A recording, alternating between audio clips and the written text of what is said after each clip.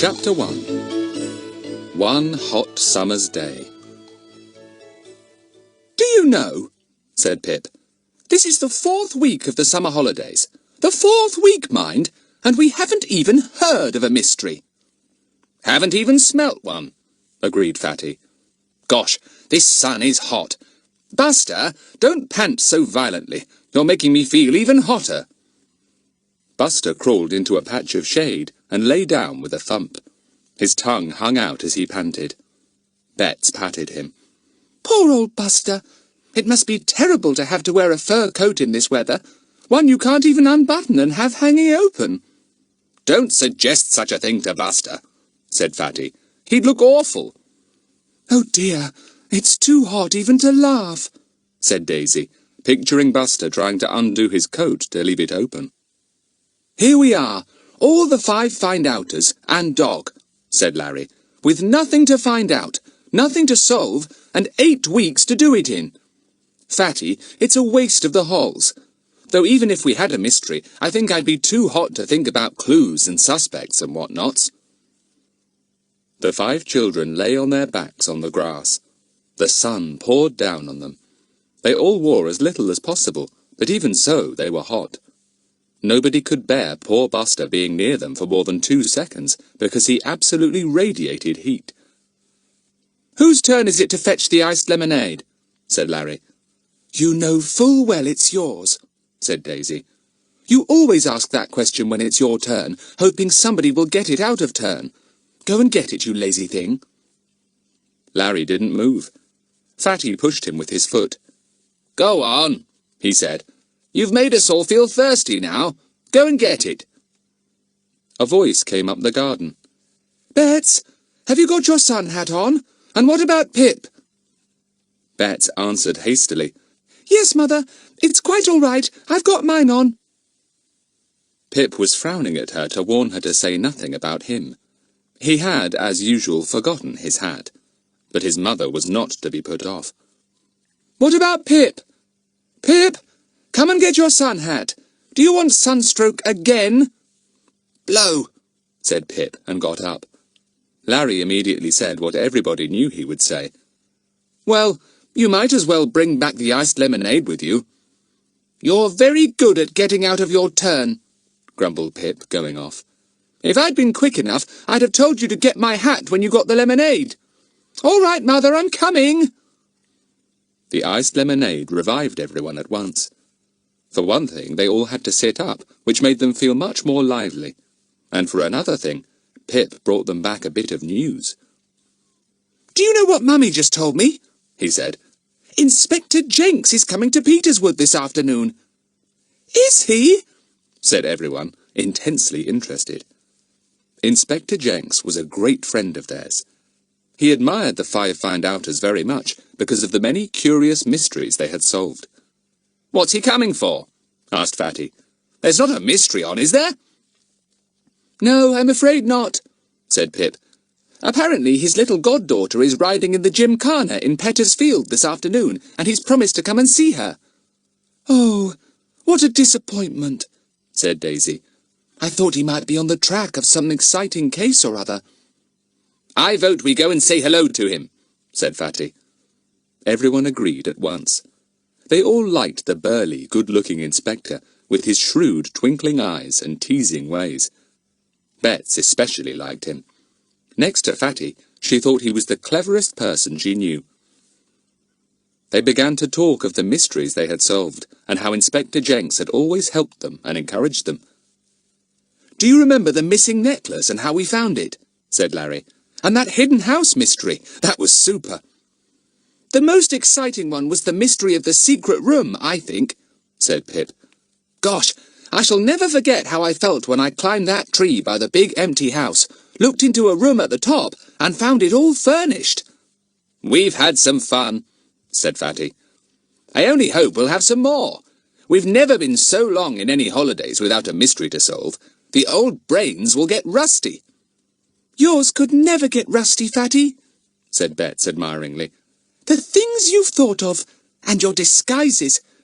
You haven't done any disguising at all these holes. You aren't tired of it, are you?" "Gosh, no," said Fatty.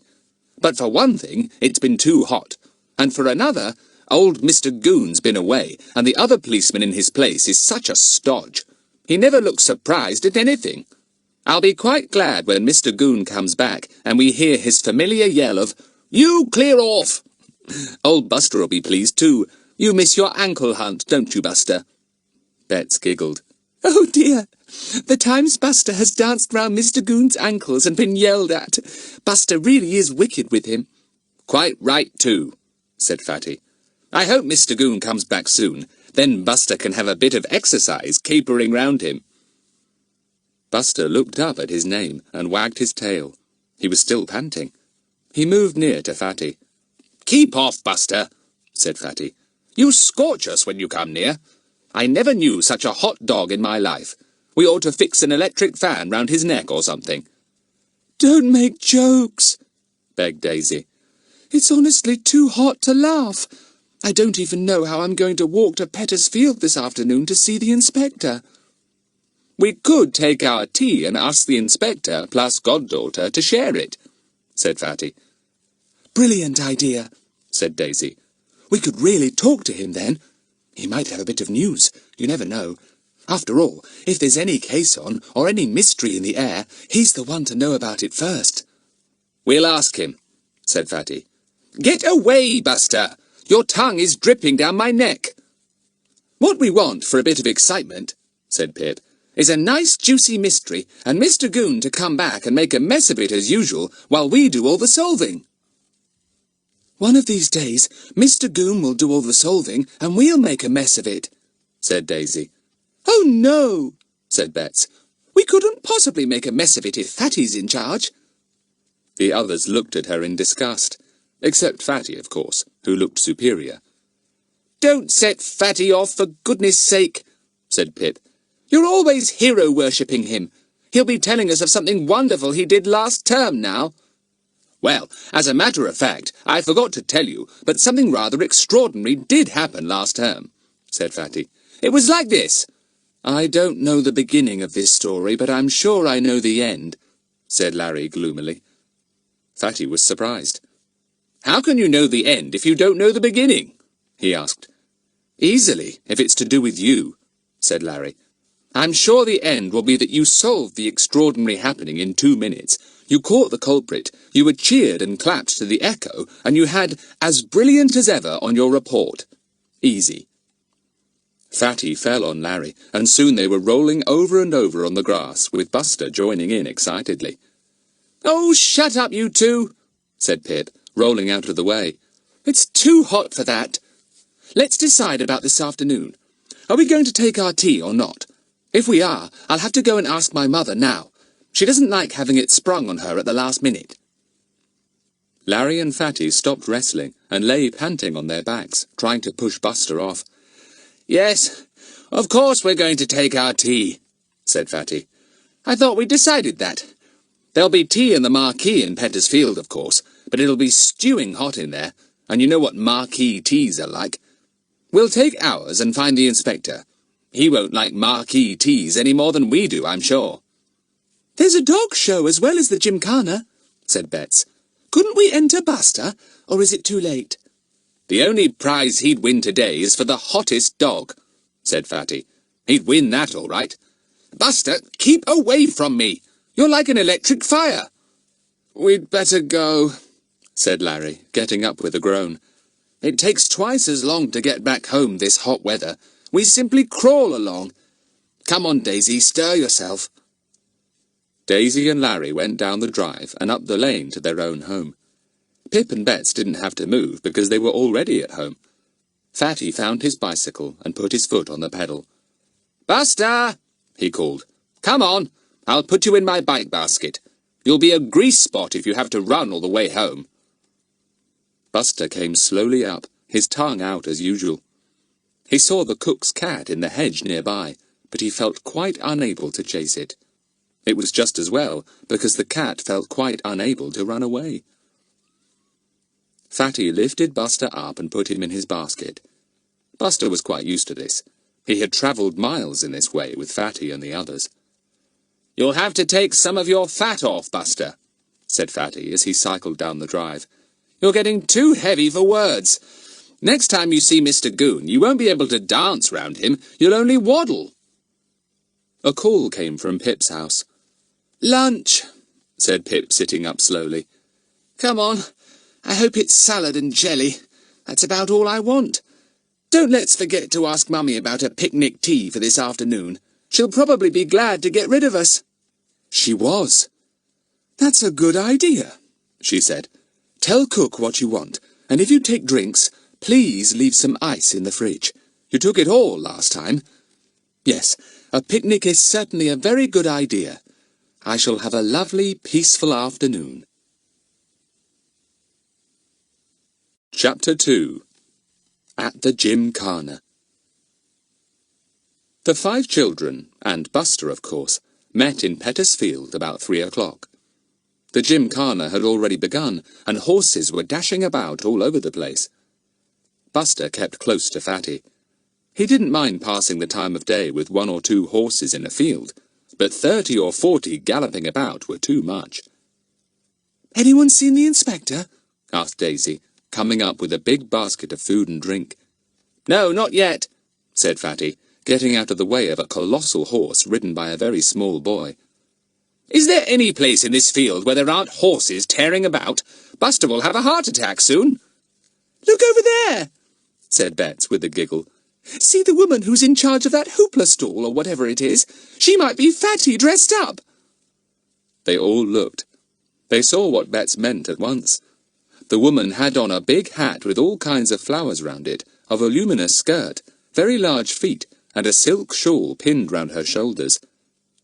"Fatty could disguise himself like that beautifully," said Daisy. "Is she real, or somebody in disguise?"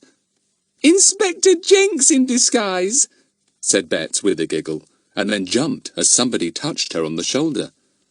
"What's that you're saying about me?" said a familiar voice. All 5 of them swung round at once, their faces one big smile. They knew that voice. "Inspector Jenks!" said Bets, and swung on his broad arm. "We knew you were coming." "Good afternoon, sir," said Fatty, beaming. "I say, before anyone else gets hold of you, would you care to have a picnic tea with us, and bring your goddaughter too, of course? We've brought plenty of food." "So it seems," said Inspector Jenks, looking at the 3 big baskets. "Well, I wondered if I would see you here. Yes, I'd love to have tea with you, and so would Hilary. That's my small goddaughter. Well, find-outers, any more mysteries to report? What exactly are you working on now?" Fatty grinned. "Nothing, sir. Not a mystery to be seen or heard in Peterswood just now. 4 weeks of the hole's gone and nothing to show. Awful waste of time." "And Goon is away, isn't he?" said the inspector. "So you can't bait him either. Life must indeed be dull for you. You wait till he comes back, though. He'll be full of beans. He's been taking some kind of refresher course, I believe." "What's a refresher course?" asked Bets. "Oh, improving his police knowledge, refreshing his memory, learning a few new dodges," said the inspector. "He'll be a smart fellow when he comes back, bursting to try out all he's learnt. You look out, Frederick." "It does sound funny when you call Fatty by his right name," said Bets. "Oh, Fatty, let's hope we don't have a mystery after all, in case Mr Goon solves it instead of us." "Don't be silly," said Pip. "We can always get the better of Mr Goon. It's a pity something hasn't happened while he's been away. We could have solved it before he came back, without any interruptions from him." "Here's my small goddaughter," said the inspector, turning round to smile at a small girl in jodhpurs and riding jacket. "Hello, Hilary. Won any prizes yet?" Hilary sat on a fat little pony that didn't seem able to stand still. Buster kept well out of the way. "Hello," said Hilary. "I'm going to ride now. I haven't won anything yet. Do you want to come and watch?" "Of course," said the inspector. "Let me introduce you to 5 friends of mine who have helped me in many a difficult case. They want you and me to have a picnic tea with them. What about it?" "Yes, I'd like to," said Hilary, trying to stop her pony from backing onto an old gentleman nearby. "Thank you." The pony narrowly missed walking on Buster. He yelped, and the restless little animal reared. Hilary controlled him, and he tossed his head and knocked off the inspector's trilby hat. "Oh, sorry," said Hilary with a gasp. "Bonnie's a bit fresh, I'm afraid." "I quite agree," said the inspector, picking up his hat before Bonnie could tread on it. "All right, Hilary, I'll come and watch you ride now, and we'll all have tea together when you've finished." Hilary cantered off, bumping up and down, her hair flying out under her jockey cap. Buster was most relieved to see her go. He ventured out from behind Fatty, saw a friend he knew, and trotted over to pass the time of day. But what with horses of all sizes and colours rushing about, he didn't feel at all safe. It was a very pleasant afternoon. The policeman who had replaced Mr Goon while he was on holiday stood stolidly in a shady corner, and didn't even recognise the inspector when he passed. It is true that Inspector Jenks was in plain clothes, but Betts felt that she would recognise him a mile off, even if he was wearing a bathing costume. "Afternoon, Tonx," said the inspector as they passed the stolid policeman. He leapt to attention at once, and after that could be seen walking about very busily indeed. The inspector there? Was there anything up? Were there pickpockets about? Or some kind of hanky-panky anywhere? Tonks was on the lookout at once, and forgot all about standing comfortably in the shade. Hilary didn't win a prize. Bonnie really didn't behave at all well. He took fright at something, and backed heavily into the judges, which made them look at him with much dislike and disfavour. Hilary was very disappointed. She met them in a shady corner for tea, bringing Bonnie with her. Buster growled. "What? That awful horse again?" Bonnie nosed towards him, and Buster hastily got under a tent nearby, squeezing beneath the canvas. Hilary was very shy. She would hardly say a word. She kept Bonnie's reins hooked round one arm, which was just as well, as Bonnie was really a very nosy kind of horse. Daisy kept a sharp eye on the baskets of food. The inspector talked away cheerfully. The children were disappointed that he had no cases to offer them, and no mystery to suggest. "It's just one of those times when nothing whatsoever happens," said Inspector Jenks, munching an egg and lettuce sandwich hungrily. "No robberies, no swindlings, no crimes of any sort.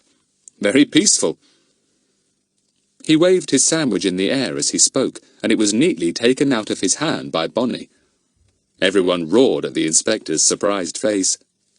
"Robbery going on nearby, after all," said Daisy. Hilary scolded Bonnie, who backed away into the next picnic party. Buster put his nose out from under the tent canvas, but decided not to come out and join the party yet. It was while all this was going on that the next mystery loomed up in the very middle of the picnic tea. Nobody expected it. Nobody realised it at first. Pip happened to be looking down the field, where Mr Tonks, the policeman, was standing beside the Red Cross tent, having attended to somebody who had fainted in the heat.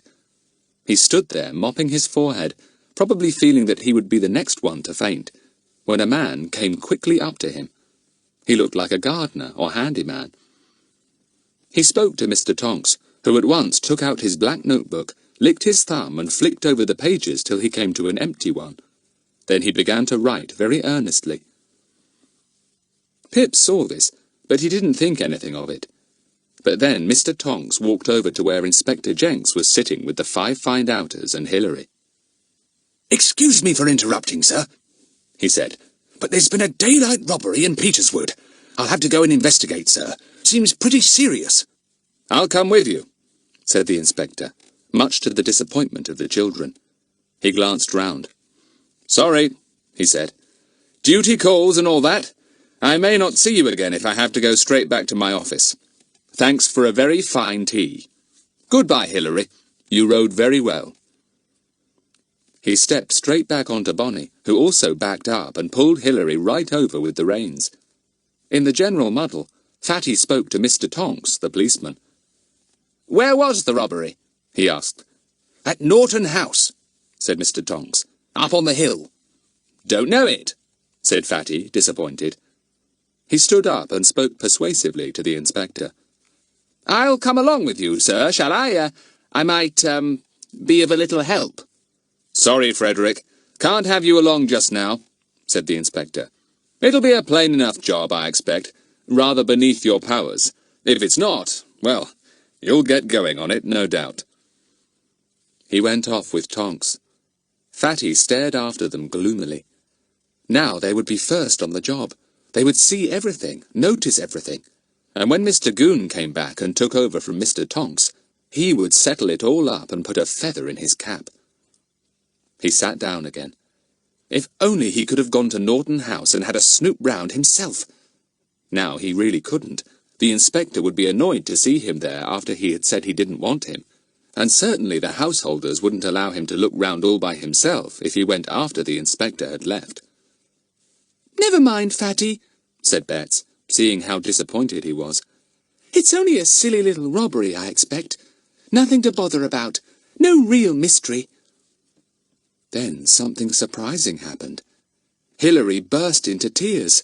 She wailed aloud, and tears ran down her podgy cheeks. "What's the matter? Do you feel sick?" asked Daisy, alarmed. "No. Oh dear.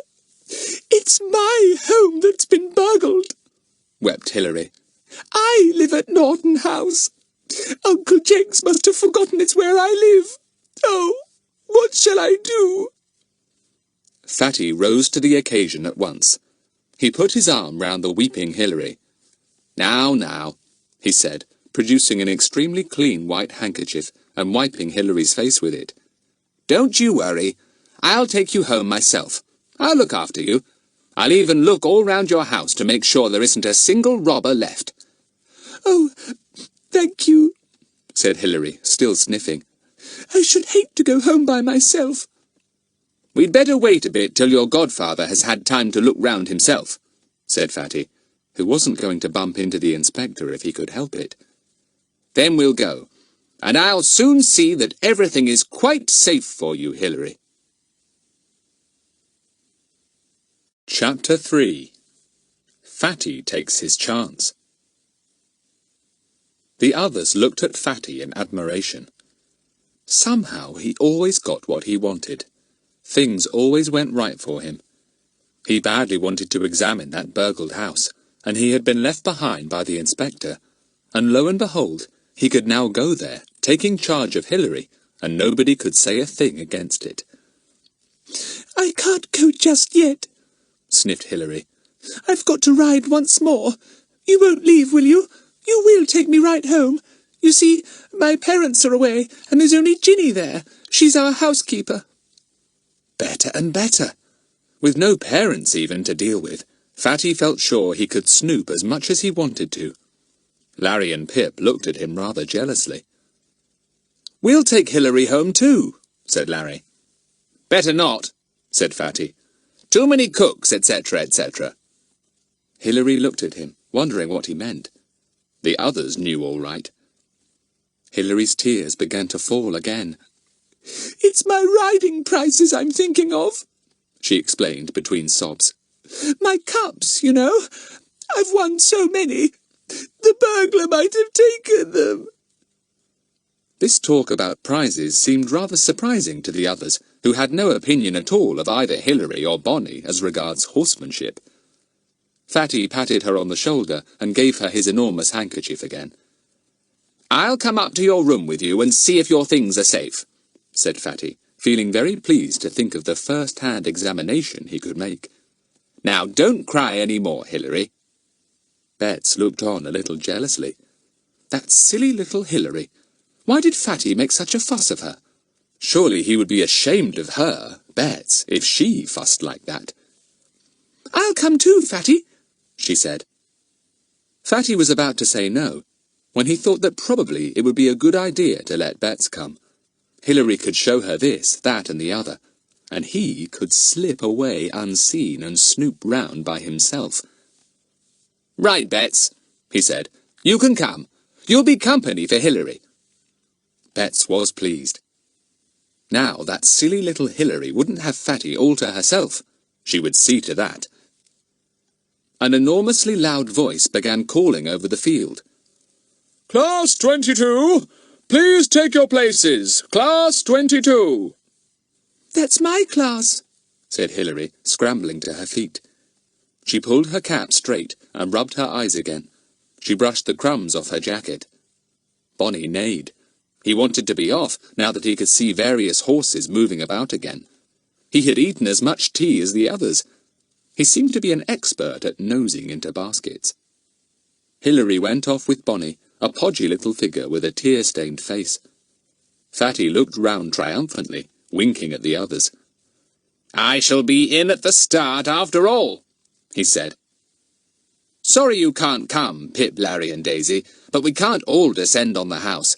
They'd smell a rat. Bets might be useful, though. She can take up Hilary's attention while I'm looking round." Bets nodded. She felt proud to be in at the start with Fatty. "Shall we go after Hilary's ridden in this show?" she asked. Fatty considered. Yes, Mr Tonx and the inspector should surely be gone by then. So, after Class 22 had competed in jumping, and Hilary had most surprisingly won the little silver cup offered, Fatty, Bets and the rest moved off, accompanied by a suddenly cheerful Hilary. She rode Bonnie, who, now that he had won something, seemed a little more sensible. The others walked beside her till they came to the lane where Larry and Daisy had to leave them. Then a little later, Pip left them to go down the lane to his home. Fatty and Bets went on up the hill with Hilary. Buster kept sedately at Fatty's heels. He kept an eye on Bonnie's legs, and thought privately to himself that horses had been supplied with far too many hooves. They came to Norton House. The inspector's car was still outside. Blow! Fortunately, Hilary didn't want to go in the front way. She wanted to take Bonnie to the stables, which were round at the back.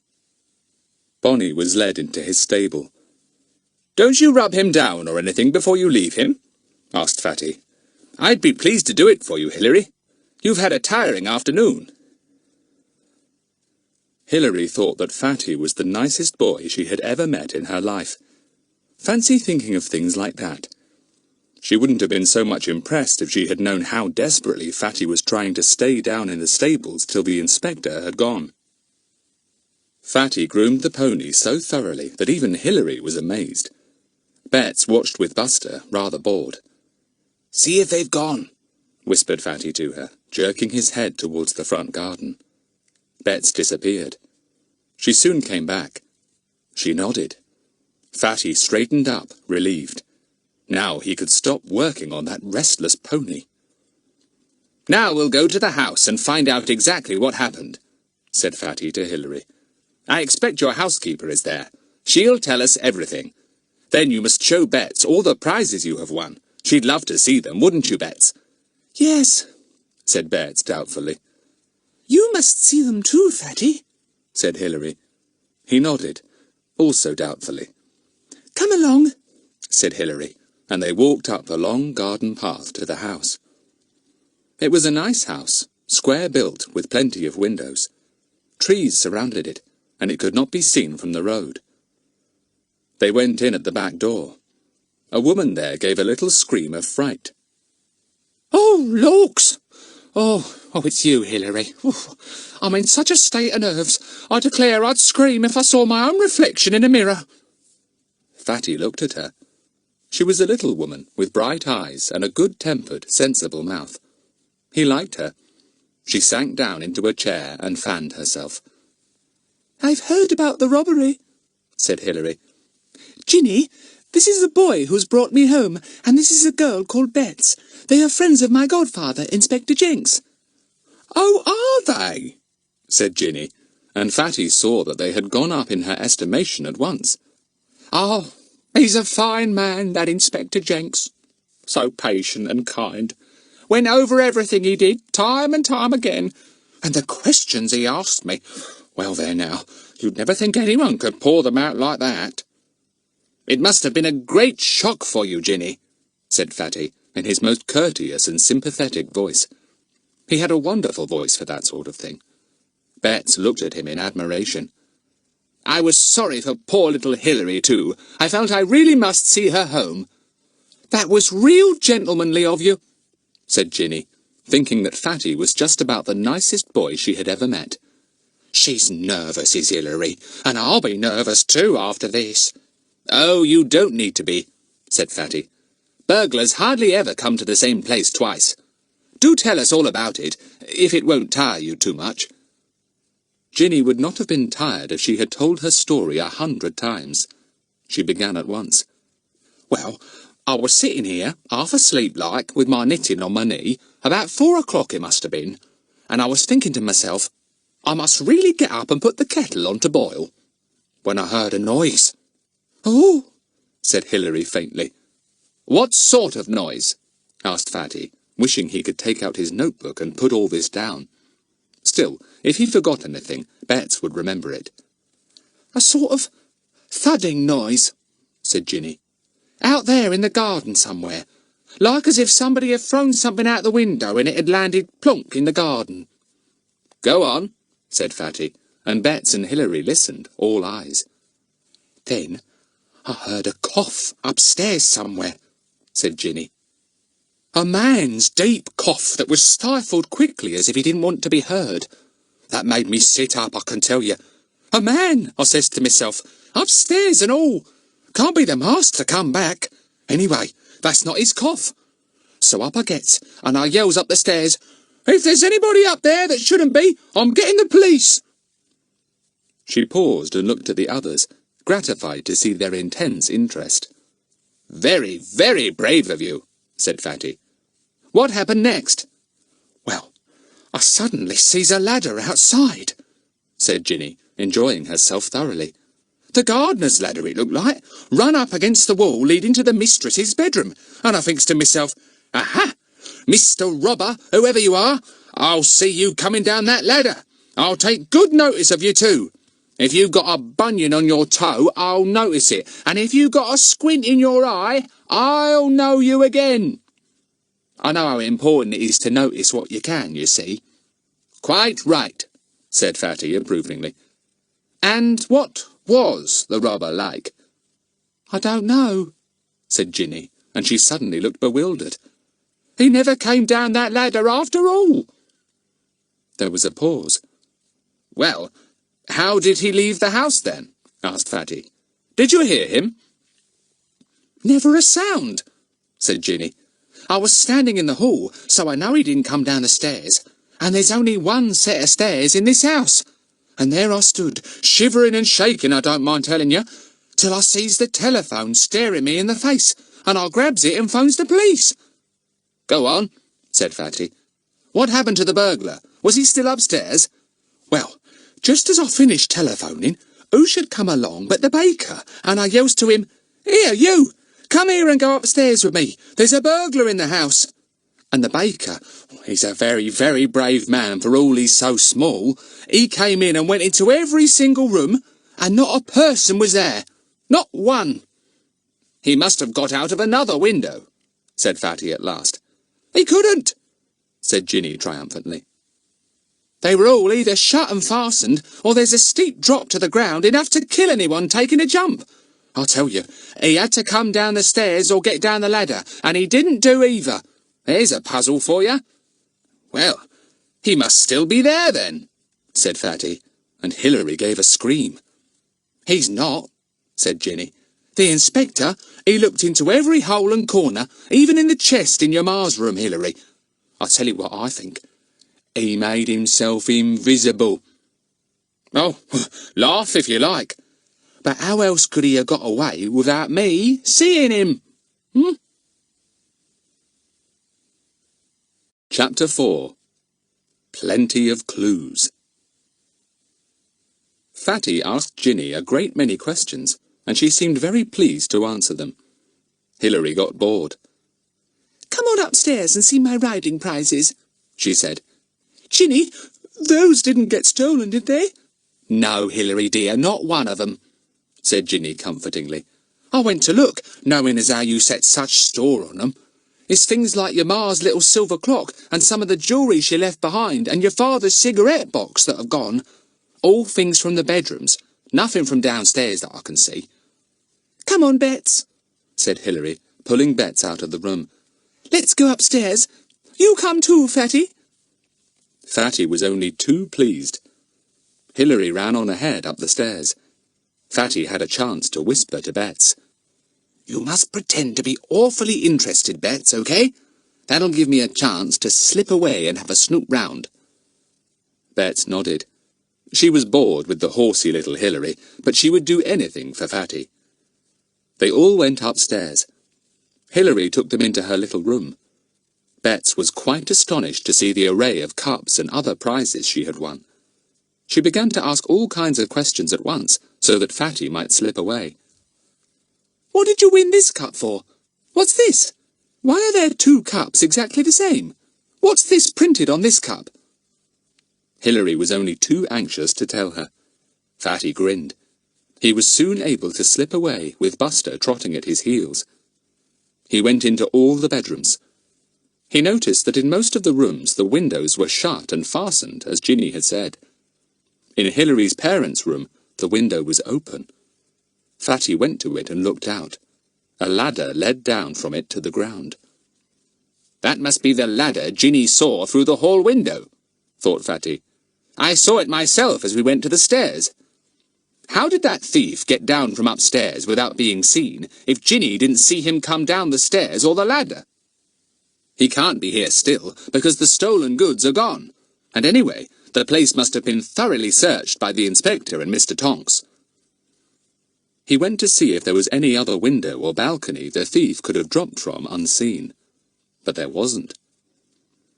Fatty concentrated his attention on the room from which the goods had been stolen.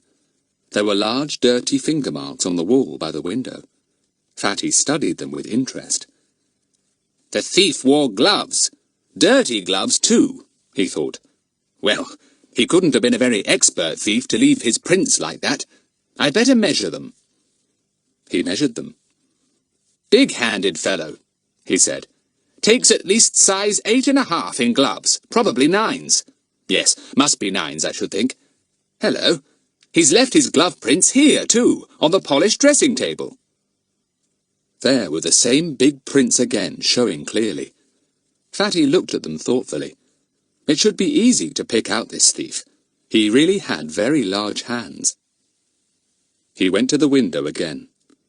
He leaned out over the top of the ladder. "He came up here by the ladder.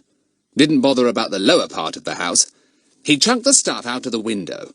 Where did it land? Over there on that bed, I suppose. I'll go down and look.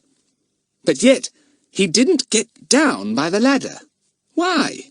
Was he afraid of Ginny spotting him as he went down? He knew she was in the hall because he heard her shouting." Fatty pondered deeply. How in the world had the thief got away without being seen? It was true he could have slipped out of any of the other windows, but only by risking a broken leg, because there was such a steep drop to the ground. No ivy to cling to, no balcony to drop down to. Fatty went round the top part of the house again, feeling puzzled. He came to a box room. It was very small and had a tiny window which was fast shut. Fatty opened it and looked down. There was a thick pipe outside, running right down to the ground. "Now, if the window had been open instead of shut, and if the thief had been even smaller than I am, so that he could have squeezed painfully out of this tiny window, he might have got down to the ground from here," thought Fatty. "But the window's shut, and Ginny says all of them were, except the one with the ladder, and a few that nobody could leap from." He went downstairs, hearing Hilary still talking soulfully about her cups. He couldn't hear a word from Bets. Poor Bets. She really was a great help. "Who's that?" called Ginny sharply as she heard Fatty come down the stairs. "Only me," said Fatty. "Ginny, it's a puzzle how that thief got away without being seen, isn't it? Especially as he must have been rather a big fellow, judging from the size of his hands. I've been looking at all the windows. There's only one that has a pipe running by it down to the ground, the one in the box room. A tiny window. Was that shut?" "Oh, yes," said Ginny. "The inspector asked me that same question. He said he found it shut too. And you're right, the thief couldn't possibly have squeezed out of that small window. He's too big. You should see his footprints out there on the bed. Giant size, I reckon."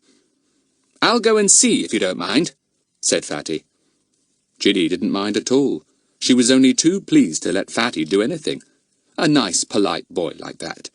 You didn't come across them every day, more's the pity. Fatty went out into the garden. He went to where the ladder was raised up against the house. He looked at the bed below. There were quite a lot of footprints there. Certainly the thief had a large foot as well as large hands. "Where's a shoe about size 11 or 12? Thought Fatty. Where's my measure?" Fatty measured a print and recorded it in his notebook. He also made a note of the pattern of the rubber heel that the thief wore on his boots. It showed clearly in the prints. Then he went to where the thief had thrown the stolen goods. They had been thrown well away from the ladder and had fallen in a bush and on the ground around. Fatty poked about to see if he could find anything. He felt sure he wouldn't, because the inspector had already been over the ground, and Fatty had a great respect for Inspector Jenks's ability to discover any clue left lying about. He came across a curious print. Large, roundish, with criss-cross lines showing here and there. What could the thief have thrown out that made that mark? He went to ask Ginny. "Ah, the inspector, he asked me that too," she said, "and I couldn't tell him. There was nothing big taken as far as I know. I've seen the mark too. Can't think what made it. It's a strange mark, roundish like that and so big as my largest washing-up bowl." Fatty had measured the print and drawn it in his book, with the little criss-cross marks on it here and there. Funny, what could it be? It must have something to do with the robbery. He shut his book. There was nothing more he could examine or find, he was sure of that. He was also sure that he hadn't discovered anything that the inspector hadn't. Probably he hadn't discovered so much. If the inspector had found anything interesting, he would have taken it away. What a pity Fatty hadn't been on the spot with him when he came with Mr Tonx. "It won't be much of a mystery, I suppose," thought Fatty, going upstairs with Buster to fetch Bets. "Surely a thief as large as this one will be easily found and caught. I shouldn't be surprised if the inspector hasn't got him already." This was rather a disappointing thought. Fatty went into Hilary's room and smiled when he saw poor Betsy's bored face. She smiled back delightedly at him. "Oh, Fatty, is it time to go? Hilary has been telling me all about her prizes." "Yes," said Hilary, looking pleased with herself. "Shall I tell you now, Fatty? See, this one was—" "Oh, I've heard quite a lot off and on," said Fatty. "You're wonderful, Hilary. To think you've won all those. You really must be proud." "Oh, well," said Hilary, trying to look modest. "See, this one Fatty looked at his watch and gave such a loud exclamation that Bets jumped and Hilary stopped, startled. "Good gracious! Look at the time! I shall have to see your prizes another time, Hilary. Bets, I must take you home. You'll get in an awful row if you're any later." Hilary looked disappointed. She had been quite prepared to go over the whole history of her riding prizes once again. Bets was overjoyed to think Fatty was at last going to leave. "Thanks awfully, Hilary, for giving me such a lovely time," said Bets politely, but not very truthfully. Fatty patted Hilary on the shoulder and said it had been a real pleasure to meet her.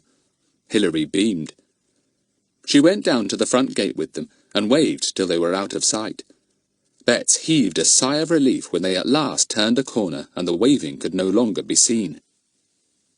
"Oh, Fatty, did you find out anything? Is it a mystery?" she asked eagerly. "Tell me." "I don't somehow think it is," said Fatty. "Just an ordinary little burglary, with one or two odd little touches. But I expect the inspector and Mr Tonx have got more information than I have, actually, as they were there first. I'll go and see Mr Tonx, I think. He might let out something." "Why not ask the inspector?" said Bets, as they turned down the lane to her home. No, I think not," said Fatty. "I don't particularly want him to know I snooped round after all. Mr Tonx is the one to question. I'll see him tomorrow. Tell Pip I'll be round at 11 o'clock. He took Bets right up to the door of her house and said good night. "And thanks for doing your bit for me," he said. "I know you were bored, but I couldn't have gone without you and snooped round. You were a real help."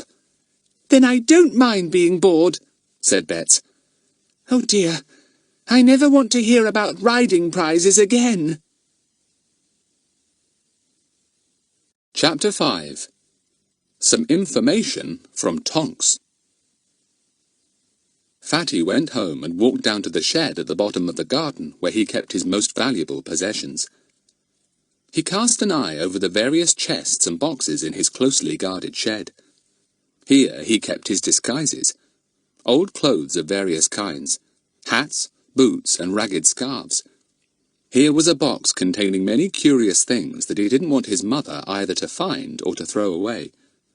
False teeth to put over his own, false cheek pads to swell out his face, eyebrows of all colours, wigs that fitted him and wigs that didn't, big and little moustaches.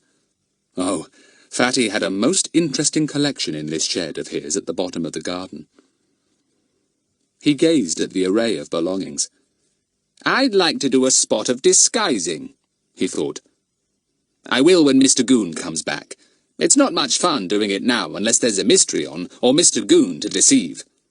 Wonder when he's coming back. I'll ask Mr Tonx tomorrow. He went to see Tonx the very next morning at about 10 o'clock. Buster ran beside his bicycle. Fatty had decided he really was too fat for words. Exercise would be good for him. So poor Buster panted beside the bicycle, his tongue lolling out first on one side of his mouth and then on the other. Fatty knocked at the door. "Come in!" cried a voice, and in went Fatty. He found Mr Tonks poring over a sheaf of papers. The stolid policeman looked up and nodded. "Ah, Frederick Trottville, isn't it? Great friend of the inspector's, aren't you? He was telling me yesterday some of the things you've done." This seemed a very good beginning. Fatty sat down. "I don't know if you're too busy to spare me a minute," he said. "I took Hilary home last night. She was so scared, poor little thing. You know, the inspector's goddaughter." Oh, so that's what he meant when he suddenly said, "My word, Norton House, that's Hilary's home," said the policeman. I didn't like to ask him. "I expect he didn't realise it was his goddaughter's house that had been burgled when he went off with you," said Fatty. "Anyway, she was frightened and I took her home. I had a look round, of course, and I wondered if I'd found anything of use to you." "Shouldn't think so," said Tonks. "Not that I'm much of a one for solving cases, and never have been. But the inspector was there, you see, and there's nothing much he misses. Still, it's very nice of you to come along and offer to help." "Not at all," said Fatty in his most courteous voice. Did you find anything interesting?" "Oh, just fingerprints, or rather glove prints and footprints," said Tonks. "Same as you did, I expect. Pretty big fella, the thief seems to have been. Made a good getaway, too. Nobody saw him go, nobody met him down the hill. Might have been invisible." Fatty laughed. "That's what Ginny said. You'd have thought a big fellow like that, carrying a sack or parcel of some kind, would have been noticed, wouldn't you? Pity the baker didn't spot him when he arrived with the bread." "Yes, he never saw a thing," said Tonks. "I must say, it was pretty brave of him to go upstairs with Ginny and look around. He's a tiny little fella, and wouldn't be any match for a big man. I went along to see him last night. He reckons his coming disturbed the thief. He hadn't really stolen very much, as far as I can make out." "Did anyone else come that afternoon? To Norton House, I mean?" asked Fatty.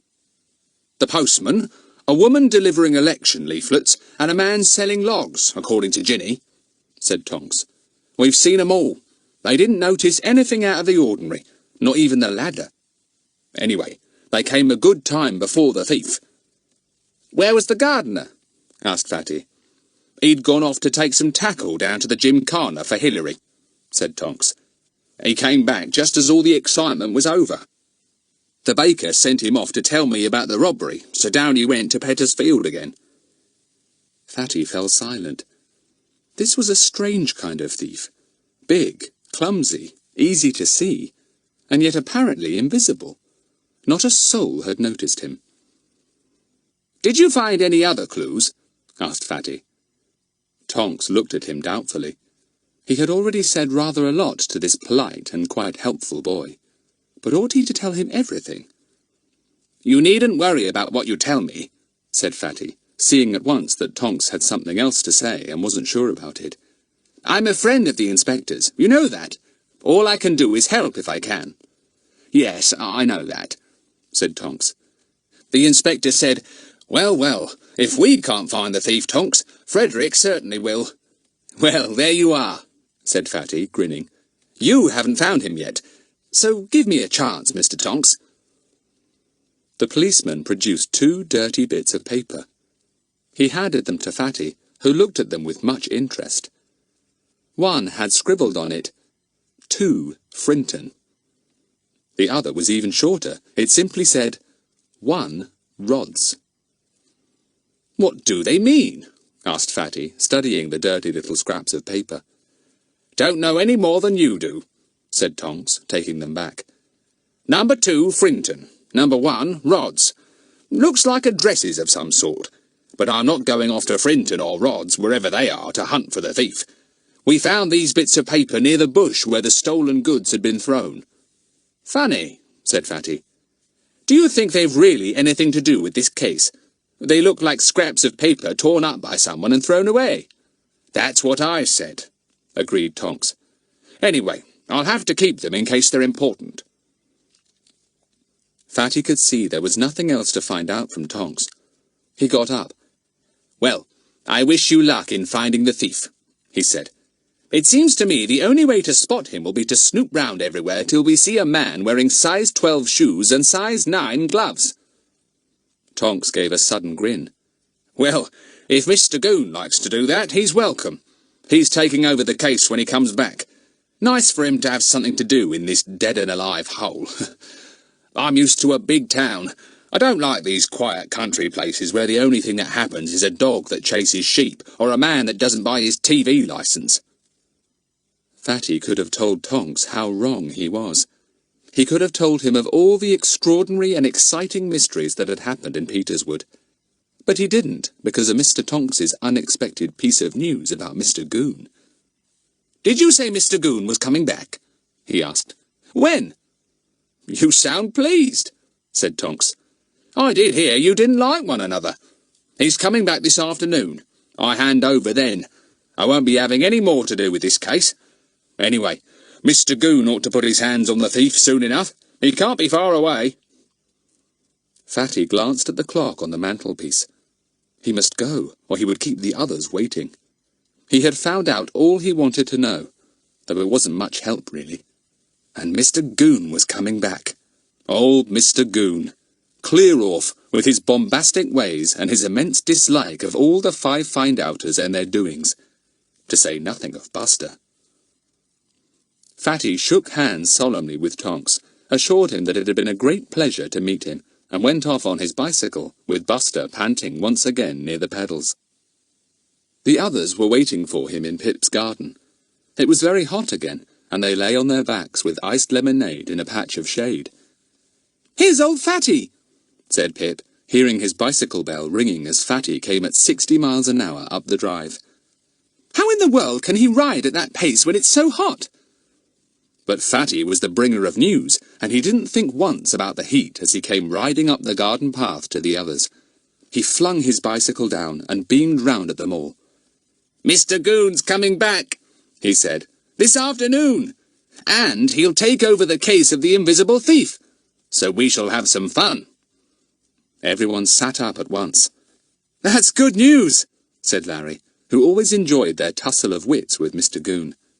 "Did you see Mr Tonks, then? Had he anything to say?" Fatty sat down. "Not much," he said. "He and the inspector didn't really find out any more than I did. I'll tell you what I found out yesterday in a minute, unless Bets has already told you." No, Bets hadn't. She had thought that Fatty ought to tell everything. So he got out his notebook and went into all the details of the new case. He told them of the setting up of the ladder, the large footprints in the bed below, the equally large glove prints in the bedroom above, the throwing out of the stolen goods, the apparently completely invisible getaway. "Only 2 ways of escape, down the ladder or down the stairs," said Fatty. "And Ginny, the housekeeper, was standing in the hall where she could see both, and she swears nobody came down either stairs or ladder." Must have got out of another upstairs window then, said Pip. All either fastened and shut, or too far from the ground, said Fatty. There's only one that might have been used, and that is a tiny window in a box room. There was a fat pipe running by it to the ground. Anyone could have slithered down that, if he was tiny enough to get out of the window.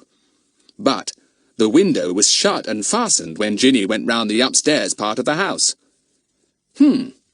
Well, no thief could squeeze out of a window, hold onto a pipe, and then shut and fasten the window after him from the inside, said Pip.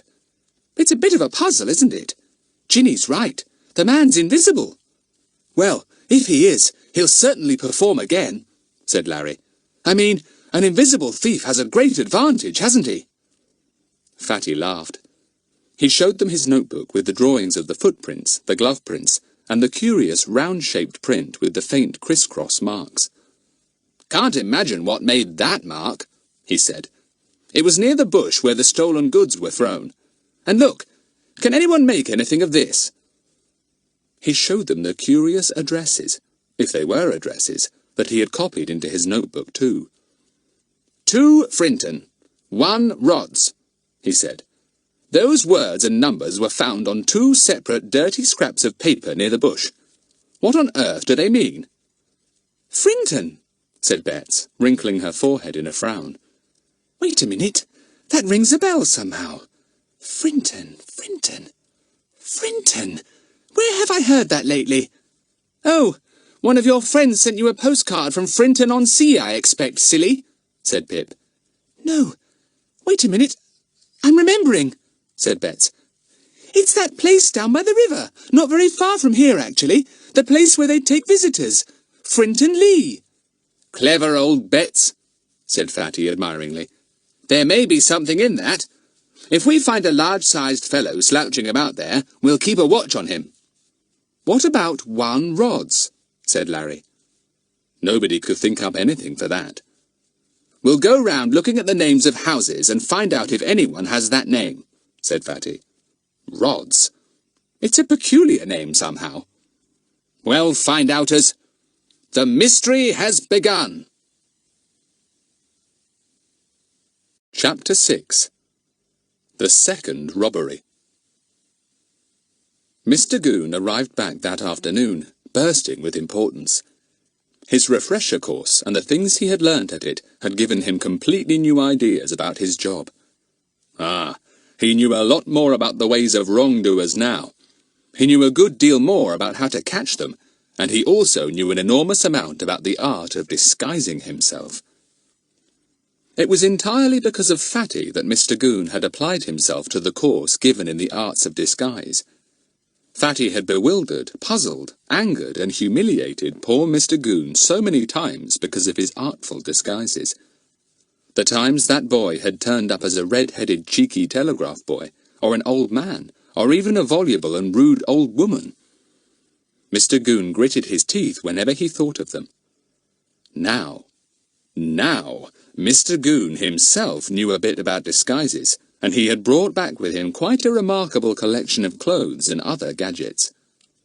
He'd show that fat fellow he wasn't the only one to use disguises.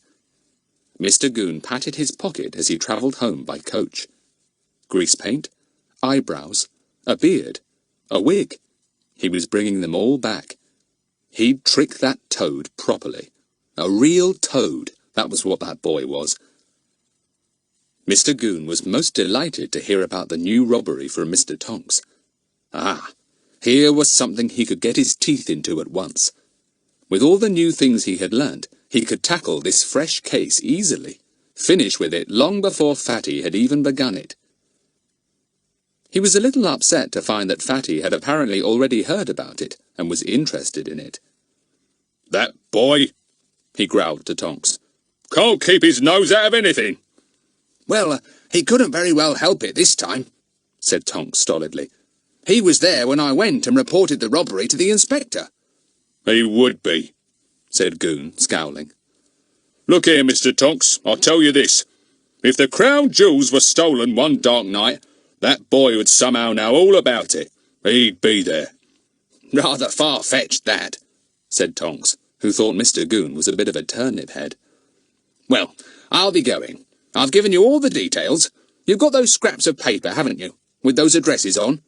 Yes, I'm going to do something about those at once, said Goon pompously.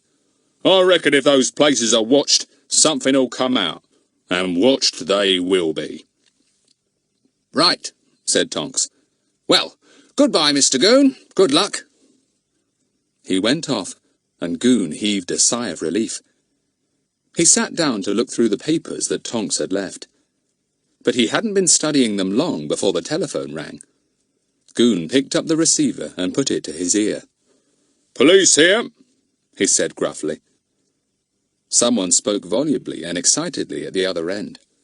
Goon stiffened as he listened. Ah, another robbery. Things were getting interesting. I'll be along, madam. Leave everything as it is. Don't touch a thing, commanded Goon in his most official voice. He put on his helmet and went out to get his bicycle. And this time those interfering children won't be there to pester me, he thought as he cycled quickly along in the heat. I'll be in first on this. He cycled through the village, turned up a side road and came to a house. He got off his bicycle, wheeled it in at the gate and went up to the front door.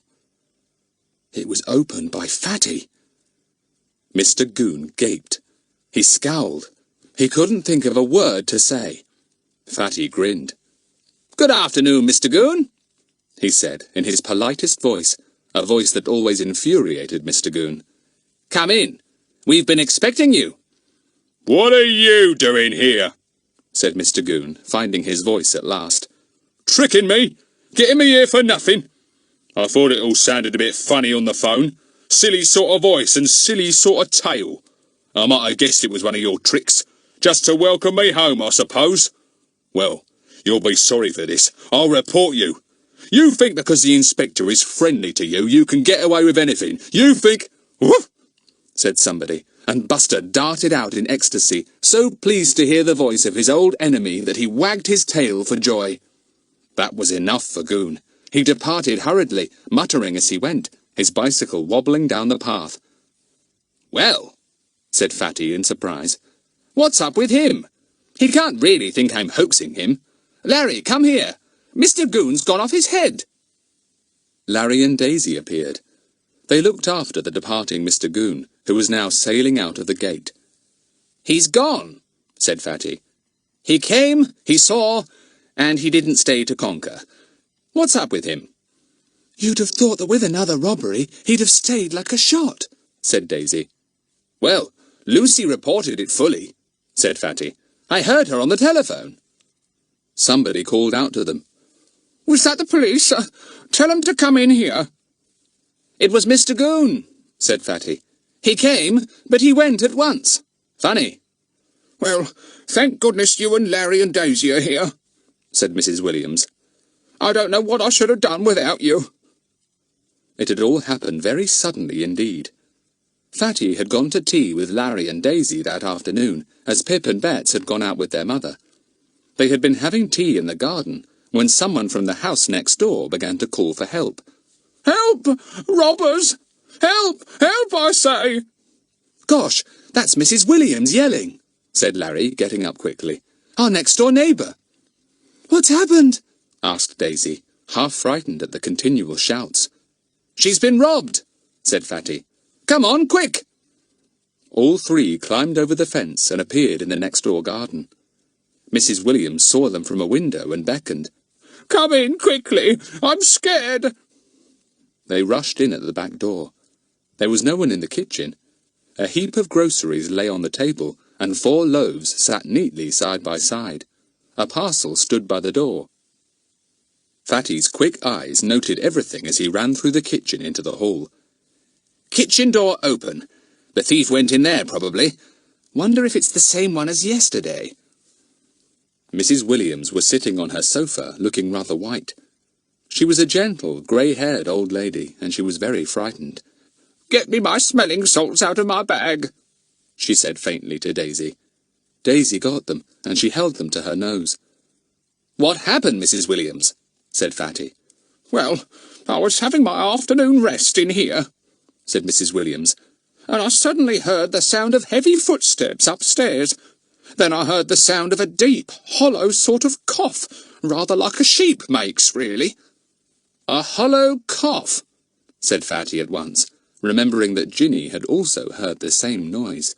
"Yes, I sat up, scared," said Mrs. Williams. "I crept out of this room and went into the hall, and suddenly someone gave me a push into the cupboard there, and in I went. The door was locked on me, and I couldn't get out." Just as she was speaking, there came the sound of a key in the front door, and then the door was opened and shut. "Who's that?" asked Fatty. "Oh, that's Lucy, my companion. Miss Lucy," said Mrs. Williams. "Oh, I'm glad she's back. Lucy, Lucy, come here. A dreadful thing has happened." Miss Lucy came in. She was a little bird-like woman with very sharp eyes and a funny, bouncy way of walking. She went to Mrs. Williams at once. "What is it? Oh, you look pale." Mrs. Williams repeated what she had told the children. They waited patiently till she came to where she had been locked in the cupboard.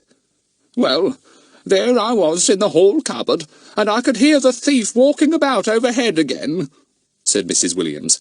"Heavy-footed, too, and clumsy by the way he knocked things over. Then he came downstairs. I heard him clearly because the stairs pass over the hall cupboard, and I heard that awful sheep-like cough again." She stopped and shuddered. "Go on," said Fatty gently. "How did you get out of the cupboard? Did the thief unlock it?" "He must have," said Mrs. Williams. "I was so scared when I heard him coming downstairs that I must have fainted, and when I came round again, I found myself lying in a heap on all the boots and shoes and golf clubs, and the door was unlocked. I tried it, and it opened."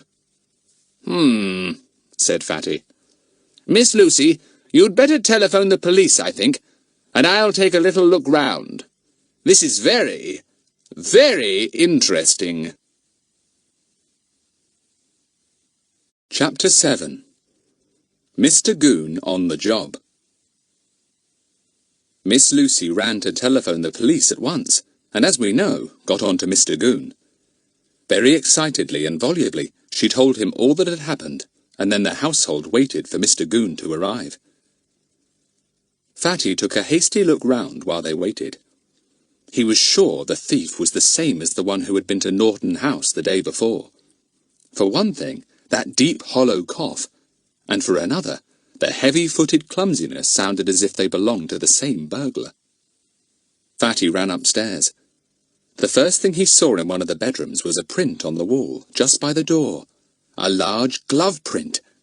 He flicked open his notebook and compared it with the measurements detailed there. Yes, pretty much exactly the same. "Now, what about any footprints in the garden?" The ground was so dry now that unless the thief obligingly walked on a flower bed, he probably wouldn't leave any prints. Fatty was just going out to see when he caught sight of Mr. Goon coming up the front drive and went to the door. What a shock it would be for Mr. Goon to see him!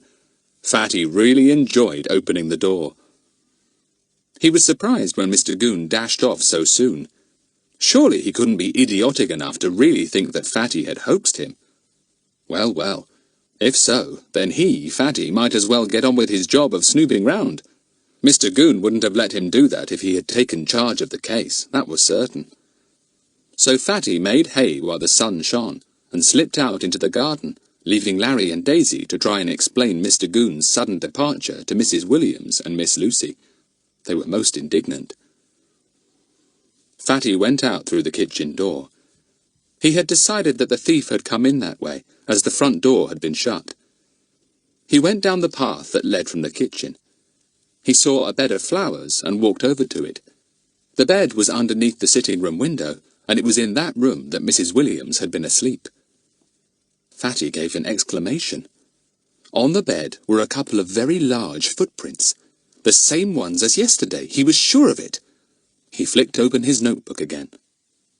The bed was drier than the one he had examined the day before for prints, and the rubber heel did not show this time, but the large prints were there, plain to see.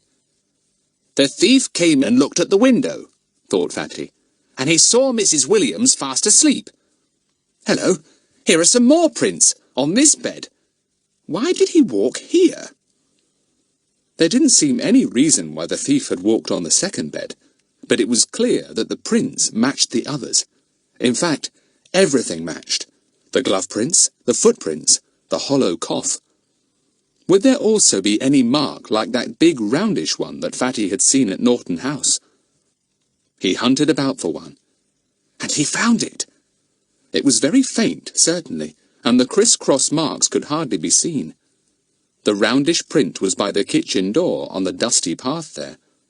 Something had been stood there. What was it? Any scraps of paper this time? Wondered Fatty, rather struck by the way that everything seemed to be repeated in this second case of robbery. He hunted everywhere, but there were no scraps of paper this time. He went indoors and met Miss Lucy coming out to find him. "Mr. Goon has just telephoned," she said. "I can't make him out. He wanted to know if there had been a real robbery here. Well, why didn't he stay and ask us about it when he came? He must be mad." Fatty grinned. Mr. Goon had evidently thought the whole thing over and decided that he had better find out for certain what the truth was. And, to his disgust, he had found that the robbery was real. It wasn't a trick of Fatty's after all. "He's a bit of a turnip head," said Fatty cheerfully. "Never mind. You tell him I'm on the job when he comes. He needn't worry about it at all. I've got it well in hand." Miss Lucy looked doubtfully at Fatty. She was getting a little bewildered, what with thieves and policemen who arrived and departed all in the same minute, and boys who seemed to be acting like policemen ought to, but didn't. Fatty pointed to the groceries on the table. "Who took these in?" he asked. "Have you a cook?" "Yes, but she's off for the day," said Miss Lucy. "I left the back door open for the grocer's girl to leave the groceries in the kitchen. She often does that for us. The baker's been too, I see, and the postman, because there's a parcel by the door. Mrs. Williams has been in all afternoon, but she likes a nap, so the tradesmen never ring when cook is out. They just leave everything, as you see." "Yes, I see," said Fatty thoughtfully. He gazed at the groceries, the bread, and the parcel. 3 people had come to the house in a short time. Had one of them noticed the thief hanging about anywhere? He must find out. Mr. Goon arrived again, a little shamefaced. Miss Lucy let him in, looking rather severe. She thought a policeman who behaved like Mr. Goon was ridiculous. Sorry I didn't come in before," said Mr. Goon. "Hope I've not kept you waiting too long. Urgent business, you know. By the way, that boy, has he gone?" "If you mean young Trotville, he is still here examining everything," said Miss Lucy coldly. "He told me to tell you not to bother about the job. He's got it well in hand. I'm sure he will recover the jewellery Mrs. Williams has had stolen." Goon turned a curious purple colour, and Miss Lucy felt rather alarmed. She felt that she didn't want this peculiar policeman in the house at all. She tried to shut the front door, but Mr. Goon put his enormous foot in the crack at once. Miss Lucy gave a faint shriek, and Mr. Goon took his foot out again, trying to think of something reassuring to say to this aggravating, bird-like creature. Miss Lucy promptly shut the door and even put up the chain. Mr. Goon stared at the door and went purple again. He walked ponderously round to the back door, where he found Fatty examining the path for footprints. "Gah!" said Mr. Goon in a tone of deep disgust. "Can't get rid of you! First you're at the front door, now you're at the back door. You be off. This here case has got nothing to do with you, nothing." "That's where you're wrong, Mr. Goon," said Fatty in the mild, courteous voice that made Goon see red. "I was called in to help. I found out a lot already." Larry and Daisy heard Goon's infuriated voice and came out through the kitchen to listen. They stood at the back door, grinning. "You here too?" said Goon in even greater disgust. "Can't you keep your noses out of anything? Now you clear off, all of you, and let me get on with my work here. And just you call off that dog." Buster had now joined the trio and was capering delightedly round Mr Goon's feet. "He's missed his ankle hunting," Fatty explained. "Don't grudge him a little fun, Mr Goon. And don't you kick him. If you do, I won't call him off." Mr Goon gave it up. He pushed past Larry and Daisy, went into the kitchen, still pursued by a delighted Buster, and through the door into the hall. By a clever bit of work, he managed to shut the door of the kitchen on Buster, who scraped at it, barking wildly. "Well, he's gone to do a spot of interviewing," said Fatty, sitting down on the kitchen doorstep. "He won't find the two ladies very pleased with him, I fear. He's rather started off on the wrong foot with them." "Fatty, have you found out anything interesting?" asked Larry eagerly. "I saw you with your measuring tape out of the window. What have you discovered?" "I've discovered exactly the same as I discovered yesterday," said Fatty. "Except that I haven't found any bits of paper with names and numbers on. Look at those prints over there." Larry and Daisy examined them with interest. "I know only one person in this village with feet big enough to fit those prints," said Daisy. Fatty looked up at once. "Who? Perhaps you've hit on the very person. There can't be many people with such enormous feet." "Well, it's Mr Goon, old Clear-off," said Daisy with a giggle. The others roared. "You're right. His feet would certainly fit those prints," said Fatty. "Unfortunately, he's about the only large-footed person who's absolutely ruled out." "We'll certainly have to go about with our eyes on people's feet," said Larry. "It's the one thing the thief can't hide. He can stick his great hands in his pockets and stop his hollow cough, but he can't hide his great feet." "No, you're right," said Fatty. "Well, let's not stop any more. Mr Goon's had about enough of us for one afternoon, I should think." They climbed over the fence into Larry's garden. Buster squeezed through a hole. "Gosh, I'd forgotten we were in the middle of tea," said Fatty, pleased to see the remains of sandwiches and cakes on the grass. "What's happened to some of these potted meat sandwiches? Your cat's been at them, Larry." "Buster, on guard," said Larry at once, and Buster growled and looked round for the cat. They finished their tea, talking about the two robberies. After a time, Buster growled again and went to the fence. "Must be Mr Goon over the other side doing a spot of detecting," said Fatty with a grin. "Let's go and see his turnip brains at work." Goon was busy looking for prints and clues. He was most irritated to see three heads looking over the wall at him. They watched him solemnly as he measured and marked. "Look, he's found a footprint," said Larry in an admiring voice. The back of Mr Goon's neck went scarlet, but he said nothing. "Now he's measuring it," said Daisy. "Oh, isn't he careful?" "Brains, Daisy, brains," said Fatty. "What can we do against brains like that?" Mr Goon felt as if he was going to burst. Those children! Toads! Pests!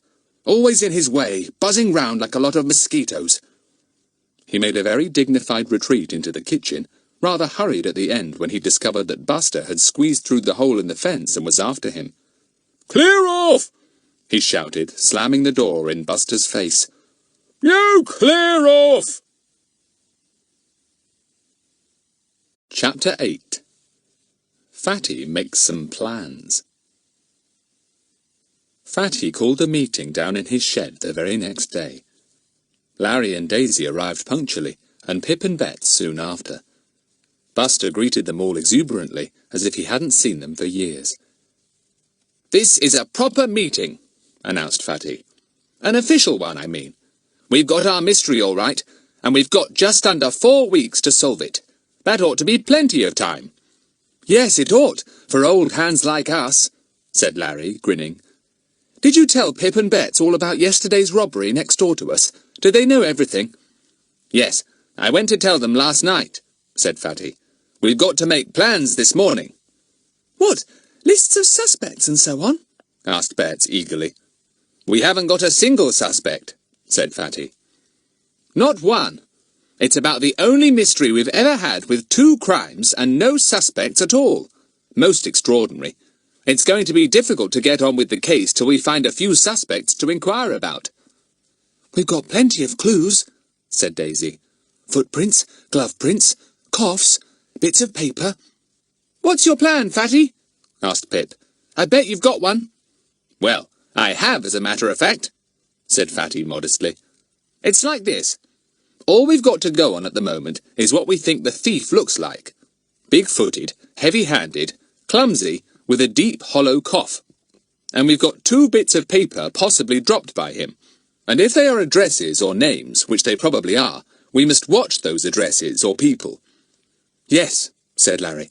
And what about asking the grocer, the baker, and the postman if they saw any sign of a big-footed fellow yesterday afternoon when they delivered their goods in our road?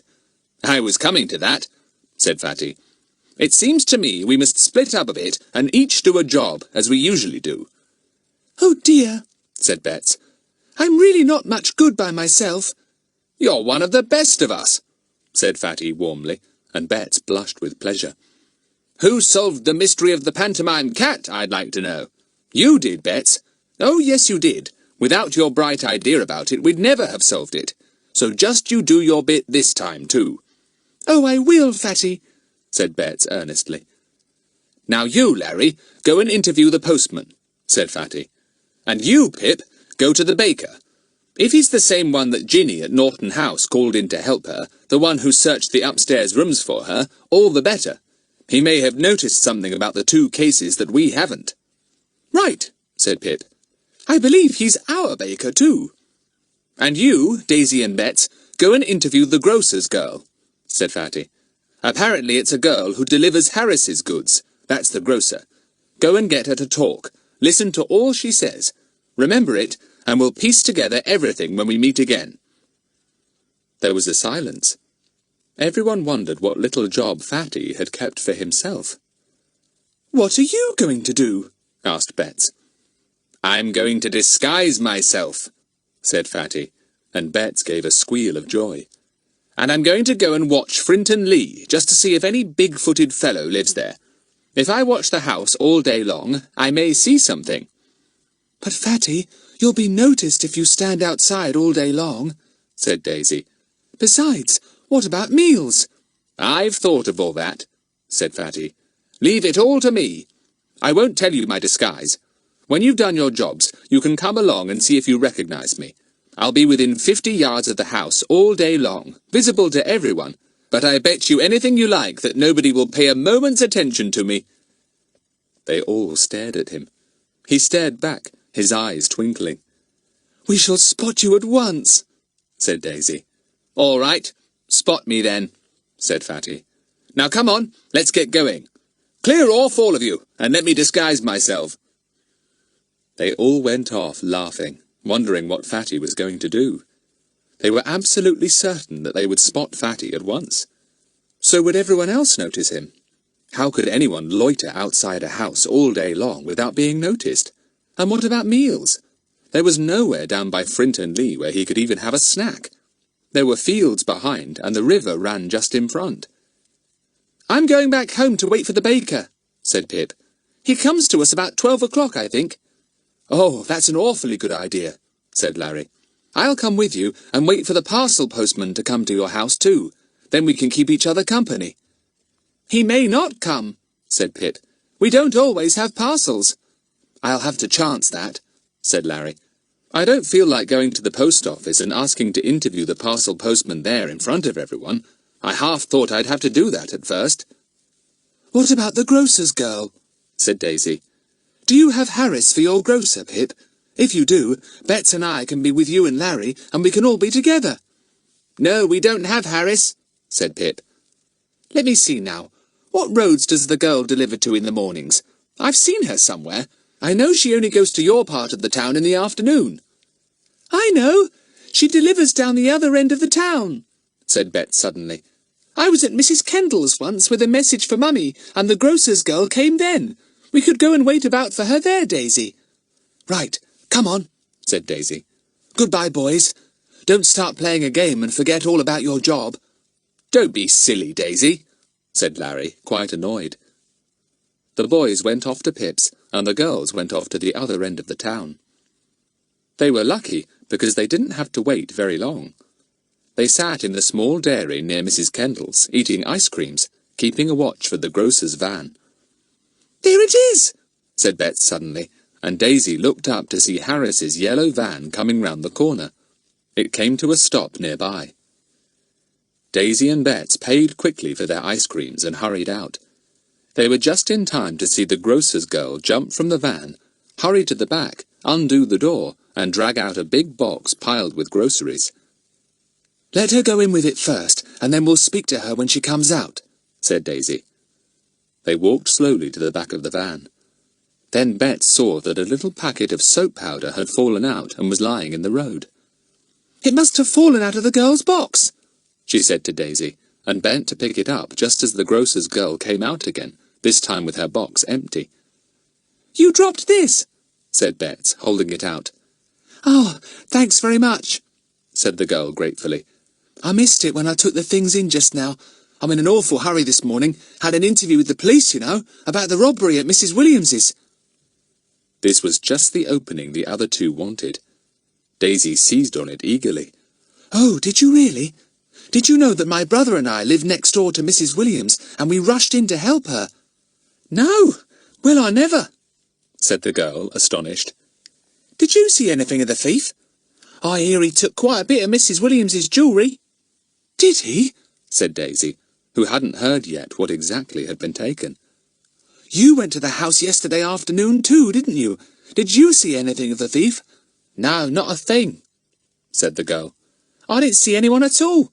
I think I must have come before he was there. I never saw or heard anything." "Did you see any loaves or any parcel in the kitchen when you went in?" asked Betts, wondering if the grocer's girl had gone to the house before the others. "There were no loaves there when I went, and I didn't see any parcel," said the girl, getting into her van. "Mr. Goon asked me a lot of questions this morning, and I couldn't tell him a thing. To think I was there and might have brushed against the robber. Well, it just shows, doesn't it?" Betts and Daisy didn't know exactly what it showed, but they nodded their heads. "Sorry I can't stop," said the girl. "I'd love to hear what you did too, but I'm so very late. To think I didn't hear or see a thing. Bad luck, wasn't it?" She drove off. Daisy and Betts looked at one another. "Well, that was unexpectedly easy," said Betts. "It took us hardly any time. We may as well go back and see how the boys are getting on." So they went off to the boys, who were patiently waiting for the postman and the baker. They were swinging on the gate so as not to miss them. They looked most surprised to see Daisy and Betts so soon. "We had an easy job," said Daisy, "but nothing came of it. The grocer's girl delivered her goods before the others, and she didn't see or hear anything suspicious at all." "Nobody ever seems to see this thief," said Larry. "They hear him and see his footmarks and glove marks, but they don't see him. I bet neither the postman nor the baker will have seen him either." "Here is the postman," said Daisy. "Look, coming up the road on his little cycle van. Let's hope he's got a parcel for your house, Pip." The postman delivered 2 parcels next door. He came out again, mounted his saddle, and pedalled slowly to Pip's house. He stopped. He rummaged in his little van and produced a parcel. "Mrs. Hilton," he read out, and looked at the children. "Any of you a Hilton?" "Yes, I am," said Pip, going over to the van. "I'll take it to my mother. It'll save you a long ride up the drive and back." "Thanks," said the postman. "Sign for it, will you?" Pip signed. "I hope you won't bump into a thief today," he said, giving the postman back his stump of a pencil. "I hear you almost ran into one yesterday." "Yes," said the postman. "Mr. Goon, the policeman, has been trying to find out if I saw him. I didn't. I went to the back door, as the cook had told me to, so as not to disturb Mrs. Williams, and I saw all the groceries on the table, and I left my parcel by the door." "Were there any loaves on the table too?" asked Larry. "Not as far as I remember," said the postman. "I just popped my hand in with the parcel and popped out again. I was in a hurry. I didn't see or hear anything at all. Off I went. I don't know whether the thief was there then or not. Skulking round maybe, or hiding in a bush." He began to pedal slowly away. The children watched him go. "Nobody's much help," said Pip. "I never knew such a thief for not being noticed by anyone. You'd think they'd see his big feet anyhow, wouldn't you? Now we'll wait for the baker, said Larry. Then we'll scoot off down to Frinton Lee and spot Fatty. I bet we spot him. Even if he's disguised himself as a tree, we'll spot him. Hurry up, Baker, said Betts, swinging on the gate. You're the last one left, and I guess you won't have noticed the thief either. Chapter 9. The Peculiar Fisherman. The baker arrived at last. He was a cocky little bantam of a man, with a rather high voice, and a silly way of clearing his throat. He left his van at the bottom of the road, and came along carrying his basket on his arm. Hello, kids, he said as he came up to the gate. Having a swing-swong, eh? Shall we take the bread to our cook for you? Asked Pip. Well, there are thieves about, you know, said the baker, pretending to look scared. My word, I nearly ran into one yesterday up at Mrs. Williams's. Did you hear about that? What happened? Asked Larry, thinking it would be a good thing to let him talk. Well, nothing really as far as I'm concerned, said the baker. I goes up there as usual, carrying my bread on my arm in my basket like I always does. I knocks on the kitchen door before I remembers that Cookie is out. I sees the groceries on the table and a parcel by the door, and I says, "Ah, the grocer's girl's been and left her things, and so's the postman. Now it's your turn, baker." He grinned at them as if he had said something rather clever. And so I looks at the note Cookie's left for me, and I sees at how she wants 4 loaves, went on the cocky little baker, and I pops 'em down, and out I goes. And you didn't see or hear anything of the thief at all, then? Said Larry, disappointed. No, nothing, said the baker. All I see is some big footprints on a bed. Ah, you saw those? Said Pip and Larry together. The baker looked surprised. What do you know about them? He said. Yes, I see 'em, and I thinks, somebody's been walking their big feet all over the beds. Maybe the window cleaner or somebody. And off I goes. That means that the thief must either have come and gone, or was still there hiding somewhere while you were delivering your bread, said Larry. Gosh, you might easily have seen him. What a pity you didn't. I never seen him the other day either at Norton House, said the baker in his high, rather silly voice. I heard Ginny shouting and in I went, but we didn't see no thief at all. Funny, said Pip, puzzled. Well, baker, if you'd like to give me your basket, I'll take it up to our cook and let her see what bread she wants. It will save you a long walk up the drive. He held out his hand for the basket, but the baker backed away and shook his head. No, thanks. I don't want boys messing about with my nice clean bread, said the baker. I'm particular, I am. I'm the only baker in Peterswood that covers his bread up with a clean cloth. Oh, all right, said Pip. Take it yourself. I'm sure I don't want to lug it all the way to the back door. It looks pretty heavy to me. The baker went in at the gate and walked up the drive like a little strutting bantam. The children watched him and laughed. What a funny little fellow, said Betts. So proud of his clean bread, too. You'd think he would keep his hands clean as well, if he's as clean as all that. They're filthy. They watched him disappear round the bend of the drive, looking spruce and smart in his little white coat, breeches, and small-sized, highly polished boots with polished gaiters above. Most disappointing, he said as he came back again. No thief today anywhere. I don't mind telling you, I'm on the lookout now. Anyone suspicious and I tell the police. I promised Mr Goon that. I go into nearly everyone's house and I'm keeping my eyes open for him. He thinks there'll be more robberies soon. Really? Said Larry politely. The little baker strutted back to his van, whistling. Very pleased with himself, isn't he? Said Larry. I don't think I like him much. Now, let's go down to Frinton Lee and see if we can find Fatty, said Betts, jumping off the gate. Yes, let's, said Daisy, pleased. We've done our bits now, not that we've found out anything.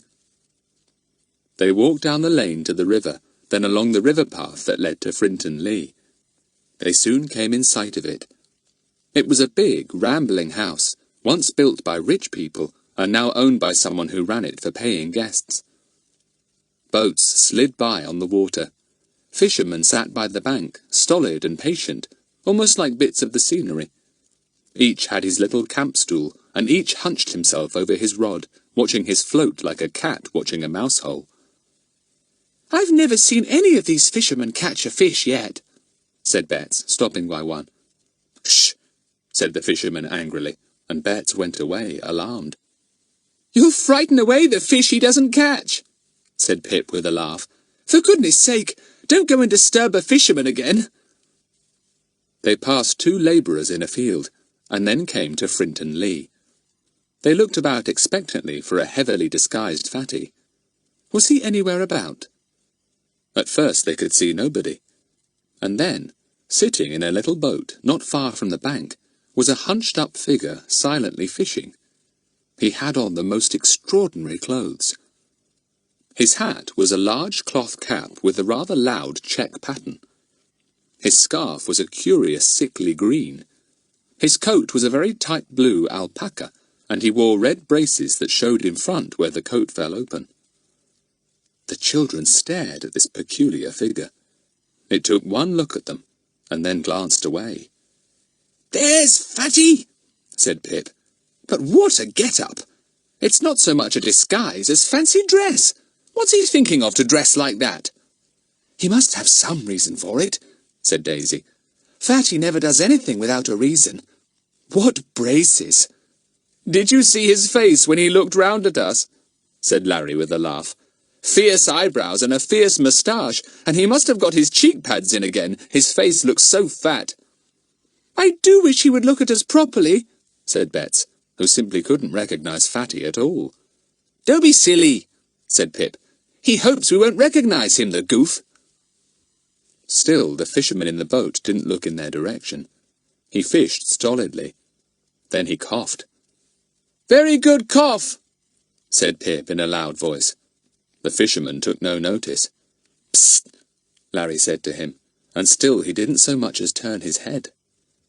Any ordinary fisherman would certainly have lost his temper by now and ordered them away. It was most definitely Fatty.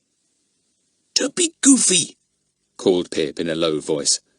We've spotted you, said Daisy, also keeping her voice low. It was easy. The fisherman obstinately refused to look in their direction. After a little more psting and attempts to make him turn round, the four gave up. We'll walk home and come back afterwards, said Larry. It's getting late. They walked home, had their lunches, and came back again. Perhaps Fatty would be more amenable this afternoon. The boat's gone, said Daisy. Oh no, look, it's there by the bank, and the fisherman is sitting on the grass eating his lunch. Now we can get him to talk. They went up to him and sat down solemnly. He took a hurried look at them and then swallowed a mouthful so quickly that he choked. Bad luck, said Larry sympathetically. Caught many fish? No, said the fisherman in a strangled sort of voice. He got up suddenly and went to his boat. Psst, said Larry. The fisherman clambered hurriedly into his boat, making it rock up and down. Larry was about to go to his help, meaning to whisper a few stinging remarks into Fatty's ear, when Betts caught hold of him and pulled him back. He looked down at her in surprise. She looked up at him and shook her head, her eyes wide and frightened. She nodded towards the fisherman's boots. They were enormous, and so were his hairy hands. Larry stopped with a jerk. Gosh, it wasn't Fatty after all. Of course it wasn't. Who was it then? And why had he behaved so strangely? Big feet, enormous hands, whispered Betts. It's the thief. It is Larry, it must be. That's why he's tried to shake us off. He's afraid we're on his track. The fisherman had pushed off into the river again. He sat now with his back to the children, hunched up as before. They gazed at him silently. How could they possibly have thought he was Fatty? What are we to do? asked Daisy in a low voice. We ought to tell Fatty. But where is he? Is he somewhere near, in disguise? We can't let the thief go now we've found him. Where is Fatty? I simply can't see him anywhere. Chapter 10. Telephone Call to Goon. Larry thought hard. He was the head of the 5 when Fatty was not there. What was the best thing to do?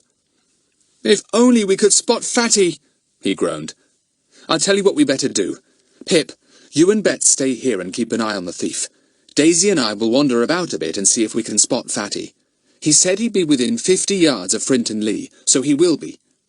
Right, said Pip, and he and Bet settled down on the grassy bank. The other 2 walked off down the path.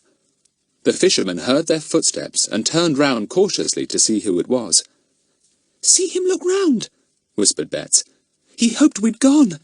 Then I bet he was going to row to the shore and escape. It was rather dull sitting and watching the fisherman. He didn't catch a single fish. He just sat there with his rod, seemingly asleep. But he wasn't. He suddenly gave a nasty, hollow cough. Betts clutched Pip. Did you hear that? I'm sure it's the thief now. He coughed just like a sheep barking, just like Mrs. Williams said he did. I wish he'd do it again. He didn't. He slumped back in the boat and appeared to be asleep. But he wasn't, because whenever anyone came by, he turned and gave a quick look. Not many people came by, however. The postman cycled by with some letters. The telegraph boy came once, whistling loudly as he turned in at Frinton Lee. The fisherman turned to give him a quick look, and the children eyed him well too, wondering if he could possibly be Fatty. But he wasn't. He was too thin. A nanny came by with a pram, and then the little baker appeared with his basket of bread. He had had to leave his van a good way away because there was no road right down to the river, only a path. He recognised Pip and Betts as he walked up with his cocky little stride. Hello, hello, hello, he said in his high, sparrow-like voice. Here we are again. How many loaves today? Caught any thieves yet? Pip thought it was silly of the baker to talk to him as if he was about 6 years old. He merely jerked his head at him and turned away. But the baker was not to be put off. He came up and gazed at the fisherman in the boat. There's a nice easy job, he chattered on. Sitting in the sun with water lapping all round you, having a nap away from everyone else. Nobody to disturb you, no heavy basket to carry. Why aren't I a fisherman? The fisherman had already turned his head once to glance at the baker. Now he took no notice. The baker called out to him. Hey there! Caught any fish? The fisherman did not turn round. Not yet, he said in a curious deep voice. The baker stood and talked away to Pip and Betts, but they took as little notice of him as the fisherman. They thought he was silly. He went at last, carrying his basket of bread through the gate of Frinton Lee. Silly little idiot, said Pip. He's too big for his boots. He's got such a high opinion of himself that he just can't see he's a nuisance. Well, let's move a little way off till he comes out again and goes, said Betts. So they got up and walked in the opposite direction. The baker soon came out, gave them a wave, and strutted off on his spindly legs to his van. I wonder how Larry and Daisy are getting on, said Betts. I hope they found Fatty. It's maddening not to have him just at this important moment. Larry and Daisy had wandered all round Frinton Lee, but they hadn't seen Fatty. They had felt sure they had got him once, when they had seen a woman sitting on a stool, painting a picture of the river. She was rather big, and had untidy hair and a hat that hid her face. Daisy nudged Larry. That's Fatty, surely. See, that woman painting. It would be a fine way of sitting and watching a house, to pretend to be an artist. Yes, it might be Fatty, said Larry. We'll stroll over and see. The woman looked up at them as they came and stood beside her. At once, Daisy and Larry knew she was not Fatty. Her nose was far too small. Fatty could make his nose bigger, but he certainly couldn't make it smaller. No go, said Larry gloomily. Where on earth is he? He might be one of those fishermen, said Daisy. Look, sitting solemnly fishing on the bank. That one over there looks most like Fatty, the way he's sitting somehow. And he's got a position that gives him a very good view of Frinton Lee. That's the one who said shush to Betts, said Larry. We'd better be careful, or he'll shush us too. Walk up very, very quietly. So they walked up softly so softly that the fisherman didn't hear them coming at all. They looked at his hands. Hands were always a giveaway because they couldn't very well be altered.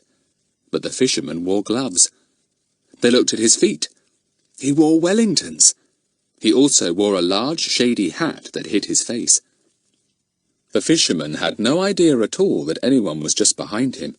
He suddenly opened his mouth and gave a bored yawn. And that gave the game away at once. It was Fatty's yawn. Fatty always yawned loud and long, and this was Fatty all right. Larry sat down beside him with Daisy on the other side. "Fatty," said Larry in a low voice, "we found the thief." The fisherman immediately became Fatty and gave a low whistle. He looked down at Larry, and Larry felt quite startled.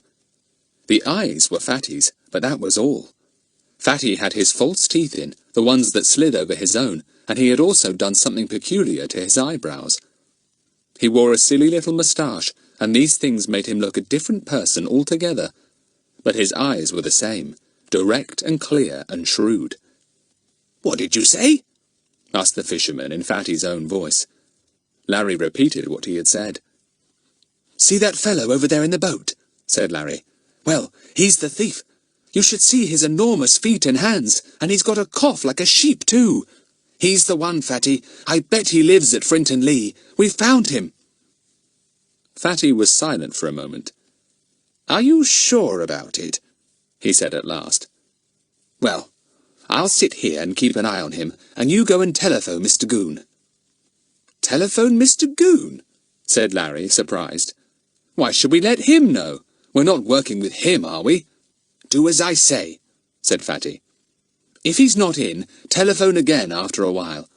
Tell him all about the awful fellow in the boat. He'll be thrilled. Tell him I'm keeping an eye on him till he comes down to arrest him." Larry and Daisy were puzzled. They looked at Fatty, but his face was so different, with its protruding teeth and moustache and eyebrows, that they could not tell what he was really thinking. "All right," said Larry, getting up, puzzled that Fatty did not show more excitement. He went off with Daisy to find Betts and Pip. "I believe old Fatty's quite jealous because we found the thief before he did," said Larry. "Pretty tame ending to the mystery, anyway, handing the thief over to Mr Goon like this."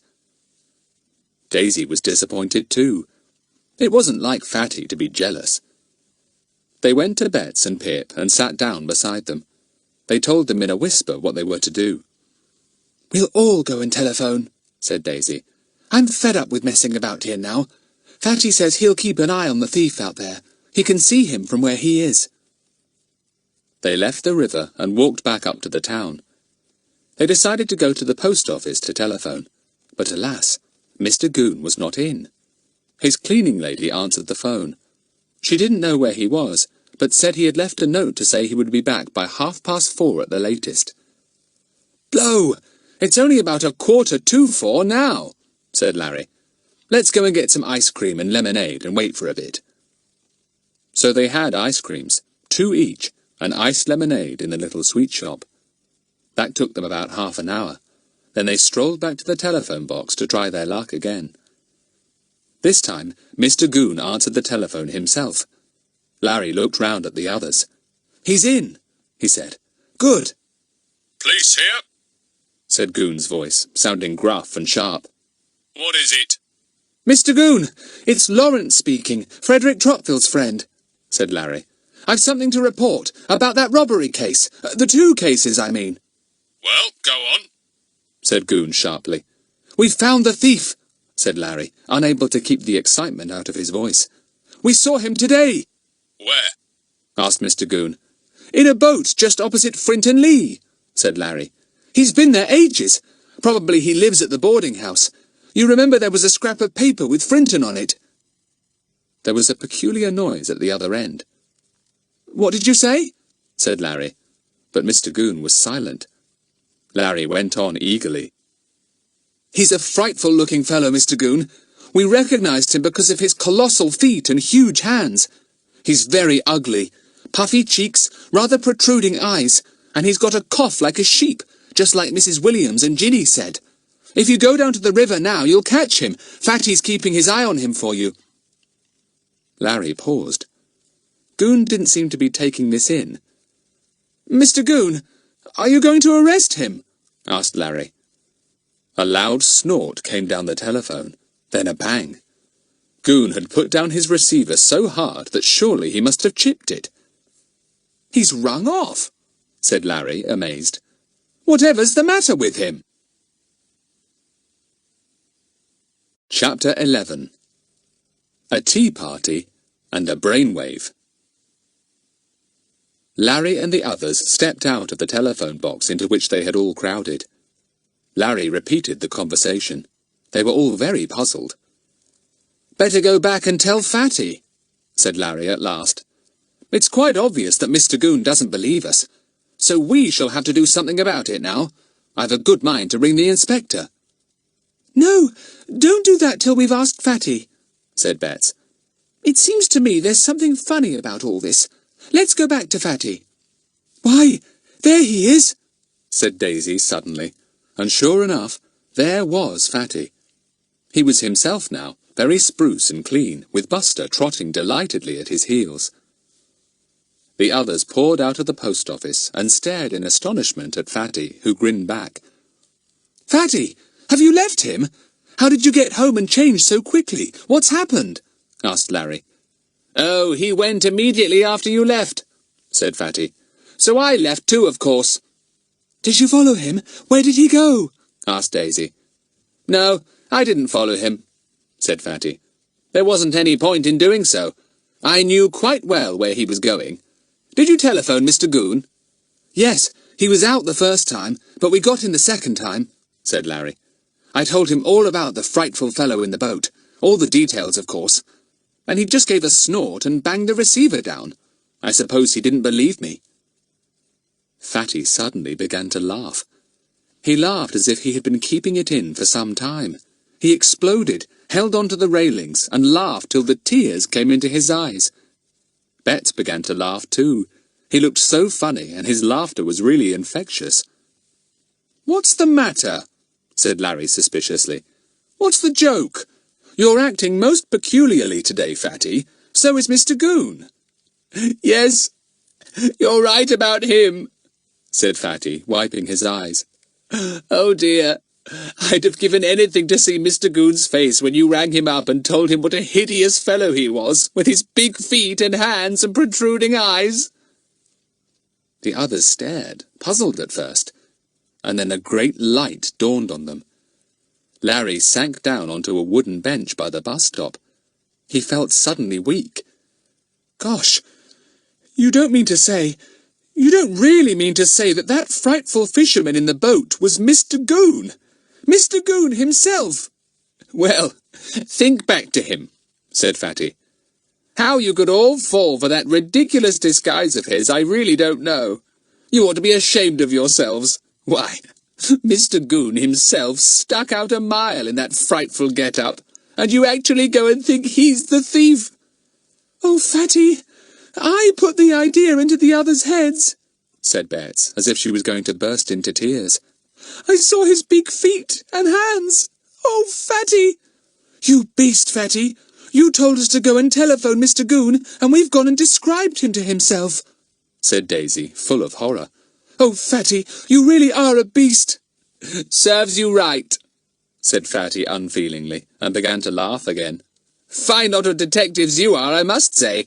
Go and hunt for a thief and pick on the only policeman of the village in disguise. As Mr Goon would say, gah!"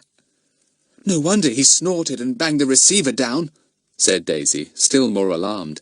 "I hope he won't go round and complain to our parents again." "He won't," said Fatty.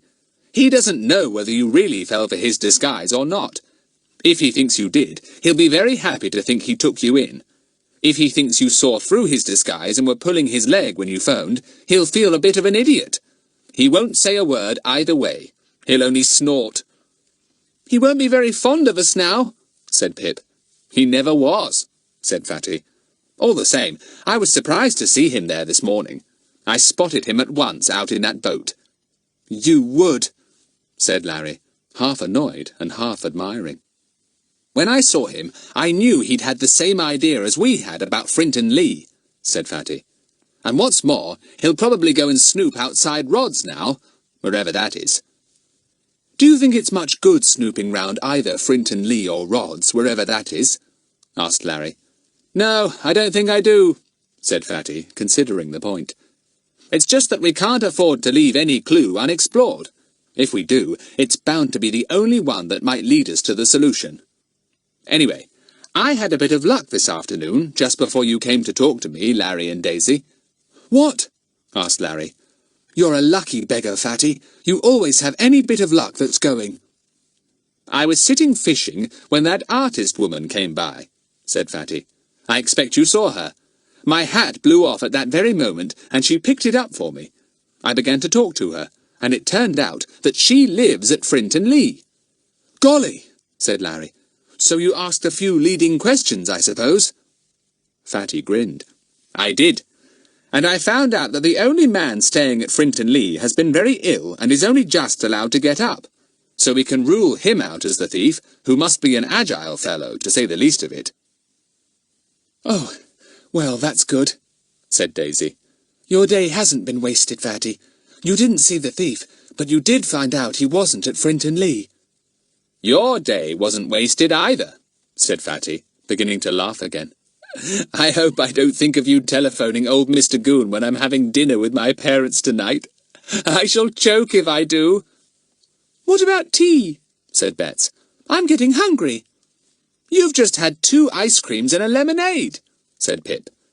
Well, they don't make any difference, said Betts. You don't eat those, you just swallow them.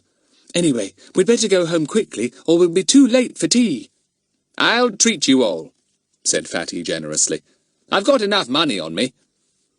He pulled out a handful of change and examined it. Yes, come on, we'll go to Oliver's and have meringues and chocolate slices, in celebration of finding the thief who wasn't. Everyone laughed. Betts took Fatty's arm. Dear, generous Fatty. He always seemed to have plenty of money, but he always shared it round. Betts squeezed his arm affectionately. The mystery's getting on, isn't it? She said. We've ruled out Frinton Lee. Now we've got to find out what 1 Rod's is, and rule that out too. Well, we won't be much further on with the mystery, silly, if we keep examining our clues and finding they're no good, said Pip, exasperated with his small sister. Anyway, 1 Rod's sounds more like a note made by someone going fishing than anything else. It's an idea, said Fatty, taking them all into Oliver's. They sat down and ordered lemonade, egg sandwiches, meringues, chocolate eclairs, and chocolate slices. Betsy's mouth began to water. I never know whether to eat as quickly as possible so as to enjoy everything before I stop feeling hungry, or to eat slowly and taste every single bit, said Bets, eyeing the pile of delicious-looking cakes. Don't be silly, said Pip scornfully. You stop feeling hungry as soon as you've eaten a certain amount, whether you've eaten it quickly or not. You eat how you like, Bets, said Fatty, who always stuck up for Bets when her brother ticked her off. They all began on their tea, having a friendly argument as to whether the meringues were better than the eclairs. The dish was soon empty, and Fatty, after examining his money again, called for a fresh supply. About this Rod's place, said Fatty. It's either the name of a house, shortened, or else it's the name of a family, either complete or shortened. I've never heard of anyone called Rod's, though. How could we find out? Wondered Larry. We could look in the telephone book for names beginning with Rod or Rods. Yes, that's a good idea, said Daisy, taking her second eclair. And we've got a street directory at home with everyone's house in it and the name or number. You're talking good sense, said Fatty, sounding pleased. Anyone got an idea for finding a person with enormous feet? Apart from examining the feet of everyone we meet, I mean. I've rather ruled that out. It would be frightful to look at nothing but feet, feet, feet all day long wherever we go. Bets giggled. And even if we find someone with colossal feet, we can't very well stop them and say, "Excuse me, may I see the pattern of the rubber heels you're wearing?" No, we can't, said Pip. But I say, I tell you what we could do. I just thought of it. It's a brainwave. What? Asked everyone together. Pip dropped his voice. One or two people in the shop seemed rather too interested in what they were all saying, he thought. Why can't we go to the cobbler's? There is only one in Peterswood now the other man's gone, and ask if he ever has any size 12 boots in for repair, and if so, whose are they? There was a little silence after this remarkable suggestion. Then Fatty solemnly reached out and shook hands with Pip. First class, he said. Brilliant! Talk about a brainwave. Go up top, Pip. That really may lead us somewhere. Chapter 12. Fatty, the Cobbler, and Goon. The next day they set to work to follow up the suggestions made at the tea shop. Daisy and Larry said they would look up the streets directory and read down every single street to see if there was a house name beginning with Rod or Rods. Pip and Betts were to look in the telephone directory for names. Fatty was to go to the cobbler's. Nobody particularly wanted to do that, because they couldn't think how to go about it without making the cobbler think they were either mad or silly. "I'll manage it," said Fatty. "I'll think of a way. And for goodness sake, don't get taken in again by any disguise of Mr Goon's. He's been studying hard, I can see, on his refresher course, and goodness knows what he'll produce next." "I shall just look at his feet," said Betts, "and if they're enormous, I'll know they belong to Mr Goon." Fatty considered carefully how to approach the cobbler. He was known to be a hot-tempered man who would stand no nonsense at all. He would have to go to him with a sensible idea of some sort. But what? Fatty remembered an old second-hand shop he had once seen in Sheepbridge. He tried to remember if they sold boots. Yes, he had an idea that they did. In that case, it would be a good idea to catch the bus to Sheepbridge, look in the second-hand shop, and buy the biggest pair there. They would presumably want mending, and he could take them to the cobbler. Fatty felt certain that with that opening, he could soon find out if the cobbler had any customers with really enormous feet. "Then I'll get their names and see if any of them might be the thief," he thought. So off he went to catch the bus to Sheepbridge. He found the second-hand shop, and feeling as if he wanted to hold his nose because of the musty, dusty smell, he went inside. There was a special box of boots and shoes. Fatty turned them all over, and at the bottom he found what he wanted, a pair of 11s down at heel and with a slit in one side. He bought them very cheaply and went off with them, feeling pleased. He caught the bus back to Peterswood and went home. He debated whether or not to disguise himself, and then decided that he would, just for practice. He went down to his shed and looked round at his things. An old tramp. He was rather good at that. Yes, that wouldn't be a bad idea at all. He could wear the frightful old boots too. They would make him limp, but what did that matter? It would look all the more natural. Fatty began to work deftly and quickly. He hoped his mother wouldn't come and look for him. She would be scared to see a dirty old tramp in the shed. After about half an hour, the door opened, and the tramp came out and peered round cautiously. He looked dreadful. Fatty had blacked out 2 of his front teeth, and had put in 1 cheek pad so that it looked as if he had toothache on the right side of his face. He had put on grey, untrimmed eyebrows, and had stuck on a bristly little grey moustache. His face was lined with dirty creases and wrinkles. Fatty was adept at creasing up his face. His wig was one of his best, grey straggling hair with a bald patch in the middle. Fatty had laughed at himself when he looked in the long glass he kept in his shed. What a tramp! He wore wholly old gloves on his hands, dirty corduroy trousers, an equally dirty shirt, and the boots. Fatty could only hobble along in them, so he took an ash stick he had cut from the hedge on one of his walks to help him along. He stuck an old clay pipe in the corner of his mouth and grinned at himself. He felt really proud, and for half a minute wondered if he should present himself at the back door and ask for a crust of bread from the cook. He decided not to. The last time he had done that, the cook had screamed the place down, and his mother had very nearly caught him. He went cautiously out of the shed to the gate at the bottom of the garden. He was not going to risk meeting any of his household. The old tramp hobbled down the road, sucking at his empty pipe and making funny little grunting noises. He made his way to the cobbler's and went inside the dark little shop. The cobbler was at the back, working. He came into the shop when the bell rang. "What do you want?" he said. "Oh, said Fatty, taking his pipe out of his mouth. it's me boots, mister. They hurt me something cruel. Too small they are, and they want mending too. You got any bigger ones to sell?"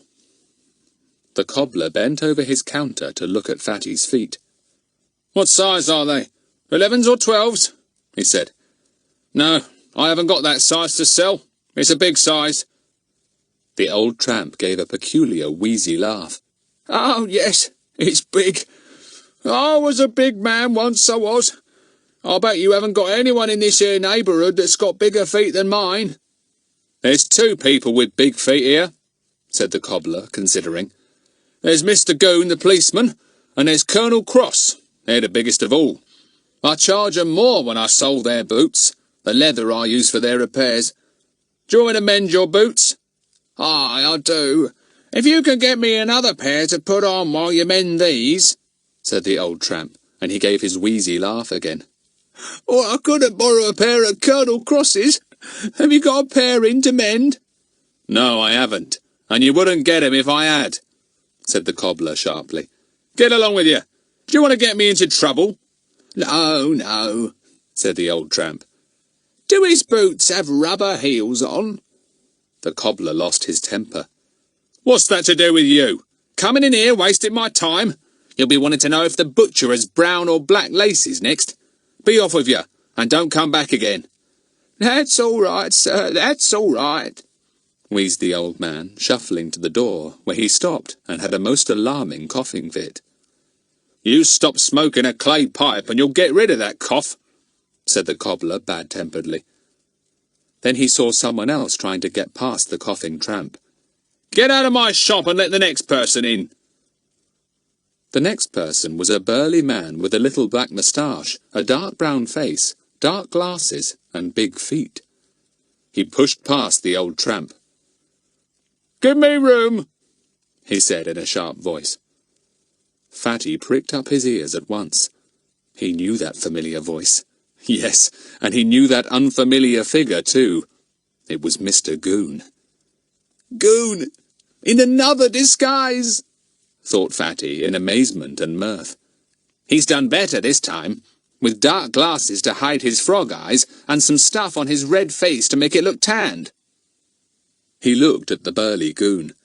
He wore white flannel trousers and a shirt with no tie and a red belt round his portly middle. On his feet were enormous white shoes.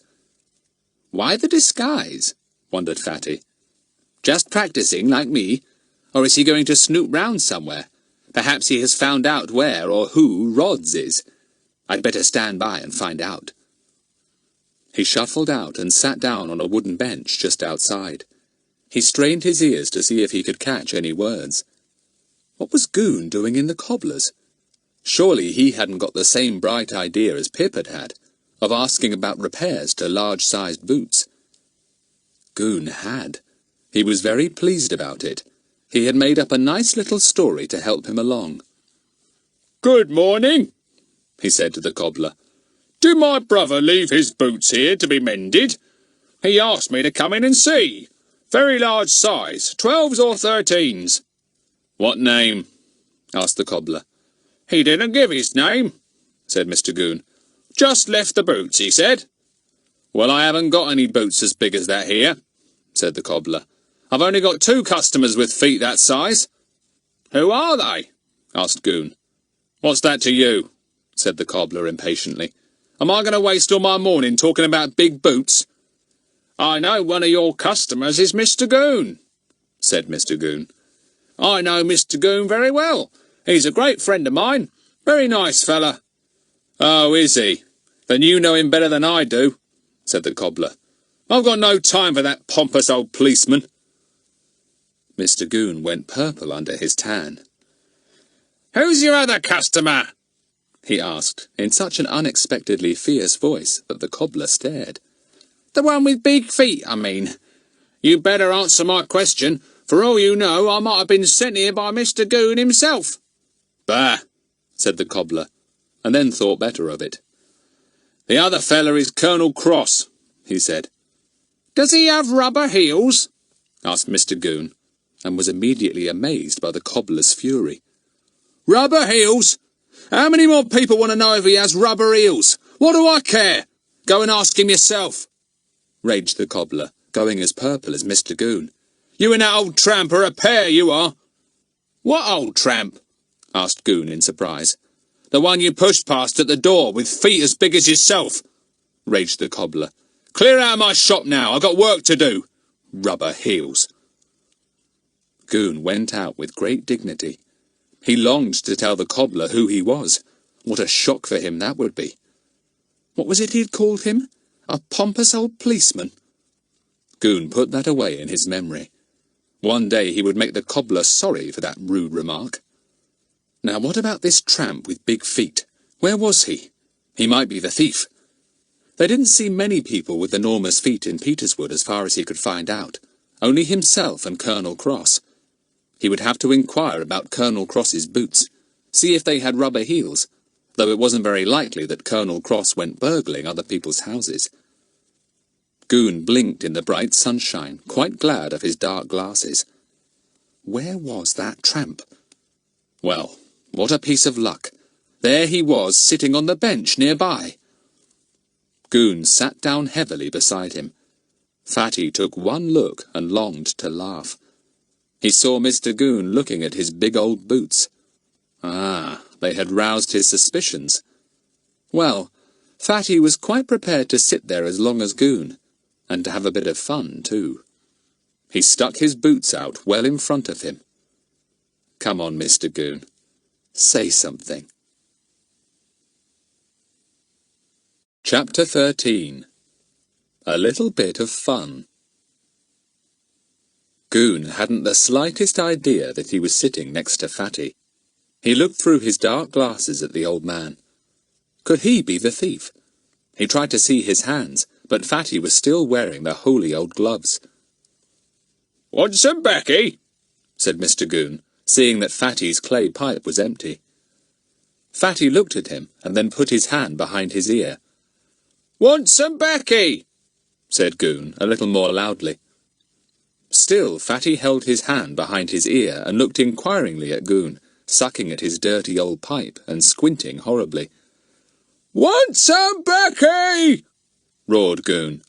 Oh, yes, I've got a bad backache," answered Fatty. "Oh, my backache, something cruel it is." "I said, want some baccy," yelled Goon again. "I heard you the first time," said Fatty with dignity. "I'm having treatment for it at the hospital, and for me poor old feet too." He gave a long, wheezy cough and rubbed the back of his hand over his nose. "You've got big feet," said Goon loudly. Oh, it's a nice sunny seat," agreed the old tramp. "I always sits here of a morning." "I said, you got big feet," shouted Goon. "You're right, not enough meat these days," said the tramp and coughed again. "'Tain't right, meat's good for you." Goon gave it up. "Silly old man," he said in his ordinary voice, thinking that the tramp was absolutely stone deaf. Most surprisingly, the old fellow heard him. "Here, who are you calling a silly old man?" said the tramp fiercely. "I heard you. Yes, I did. Think I was deaf, did you? But I heard you." Now, don't be silly," said Goon, alarmed at the disturbance the tramp was making. "Be calm." "Harm? Yes, I'll harm you," said the tramp, and actually raised his stick. Goon retreated hurriedly to the other end of the bench and debated with himself. This old chap couldn't be the thief. He was deaf, his feet were bad, and he had backache. But where had he got those boots? It might be as well to follow him home and find out where he lived. It was no good asking him, that was plain. He'd only make some silly reply. So Goon took out his own pipe and proceeded to fill it, and to wait until the old tramp moved off. Fatty was also waiting for Goon to move off, because he wanted to see if the policeman had discovered who or where Rods was. So there they both sat, one sucking an empty pipe, the other preparing and filling one. And then he saw Larry, Daisy, Betts and Pip coming down the street. Thank goodness they hadn't got Buster, who would certainly have smelt Fatty at once and greeted him with joy. Buster was safely locked up in the shed, and was no doubt still scraping hopefully at the door. Fatty sank his chin down on his chest, hoping that none of the four would recognize him. It would be maddening if they did, and came over to him and gave the game away to Goon. They didn't recognize him. They gave him a mere glance, and then rested their eyes on Goon. They walked by, giving backward glances at the disguised policeman, who pulled at his pipe desperately, praying that the four would go away. Thank goodness that big boy was not with them. He'd have spotted him at once, disguise or no disguise. The four children stopped at the end of the street because Betts was pulling at Larry's sleeve so urgently. "What is it, Betts?" asked Larry. "See that big man sitting on the bench by the dirty old tramp?" said Betts. "I'm sure it's Mr Goon. I'd know his big hairy hands anywhere. He's in disguise again. A better disguise this time, because his eyes are hidden. You just simply can't mistake those when you see them." "I believe Betts is right," said Daisy, looking back. "Yes, you can see it's Mr Goon, the way he sits and everything. It is Mr Goon." "Let's have a bit of fun with him, then," said Pip. "Come on, let's. He won't know if we've spotted him or not, and he'll be in an awful fix." Betts giggled. "What shall we do?" "Oh, nothing much. Just go up to him innocently and ask him questions," said Larry. "You know, what's the time, please? Have you got any change? Where does the bus start?" Everyone laughed. "I'll go first," said Pip. He walked up to the bench. Fatty saw him coming and felt alarmed. Surely Pip hadn't recognized him. It looked as if he was going to speak to him. No, Pip was talking to Mr Goon. "Could you please tell me the time?" Pip asked innocently. Mr Goon scowled. He pulled out his big watch. 10 to 12, he said. "Thanks very much," said Pip. Fatty was astonished. Pip had his own watch. What was the point? Gosh, could the others have recognized Mr Goon after all, and have made up their minds to have some fun with him? Larry came next. "Oh, could you possibly give me some change, sir?" he asked Goon politely. Fatty almost choked, but his choke was lost in Goon's snort. "No, clear off," said Mr Goon, unable to stop himself from using his favourite expression. "Thanks very much," said Larry politely, and went off. Fatty got out his handkerchief, ready to bury his face in it if any of the others came along with a request. He hadn't bargained for this. Up came Daisy. "Could you tell me, please, if the bus stops here for Sheepridge?" she asked. Goon nearly exploded. Those kids! Here he was, in a perfectly splendid disguise, one good enough to prevent anyone from knowing him, one that should be absolute protection against these pests of children, and here they all were making a beeline for him. Did they do this sort of thing to everybody? He'd have to report them, complain to their parents. "Go and look at the bus timetable," he snapped at Daisy. "Oh, thank you very much," she said. Fatty chortled again into his handkerchief, and Daisy looked at him in surprise. What a funny old man. Betts was the last to come. "Please, have you seen our little dog, Buster?" she asked. "No," roared Goon. "And if I do, I'll chase him out of town." "Oh, thanks very much," said Betts politely, and departed. Fatty was nearly dying of laughter, trying to keep back his guffaws. He had another coughing fit in his handkerchief, and Goon looked at him suspiciously. "Nasty cough of yours," he said. Poor Fatty was quite unable to answer. He prayed that the others wouldn't come back to ask any more questions. Goon was debating with himself again. With those children about, pestering him like this, he'd never get anywhere. Had they seen through his disguise, or was this kind of thing their usual behaviour? He saw Daisy bearing down on him and rose hurriedly. He strode off in the direction of the police station. He could bear no more. Fatty collapsed. He buried his face in his handkerchief and laughed till he cried. Daisy looked at him in alarm. "Are you all right?" she said timidly. Fatty recovered and sat up. "Yes, thanks, Daisy," he said in his normal voice, and Daisy stood and stared at him, her mouth open in amazement. "Fatty," she whispered. "Oh, Fatty! We recognized Goon, but we didn't know the tramp was you. Oh, Fatty!" "Listen," said Fatty. "I don't want to have to change out of this disguise. It takes ages to take off and put on, and I want to see if Mr Goon has found out anything about rods. He's using his brains over all this, you know. Thought about going to see the cobbler and everything, just as we did. I don't want him to get ahead of us. I think I'd better trail him today." "All right," said Daisy, sitting down near to him and speaking in a low voice. "You want us to get you some lunch, I suppose? There's a bus stop near Mr Goon's house. You could sit there and eat your lunch and read a paper and watch for Mr Goon at the same time." "Yes, that's what I'll do," said Fatty. "I feel somehow as if Mr Goon's got going on this. If he's going to get ahead of us, I want to know about it." "I couldn't find the streets directory this morning," said Daisy, talking straight out in front of her so that nobody would think she was talking to an old tramp. "Larry's borrowing one this afternoon. Pip found 2 names in the telephone directory that might help. One is Rodney, the other is Roderick. The Rodneys live up on the hill, and the Rodericks live near you." "Oh, yes, I remember now," said Fatty. "Well, we can rule the Rodericks out, I think.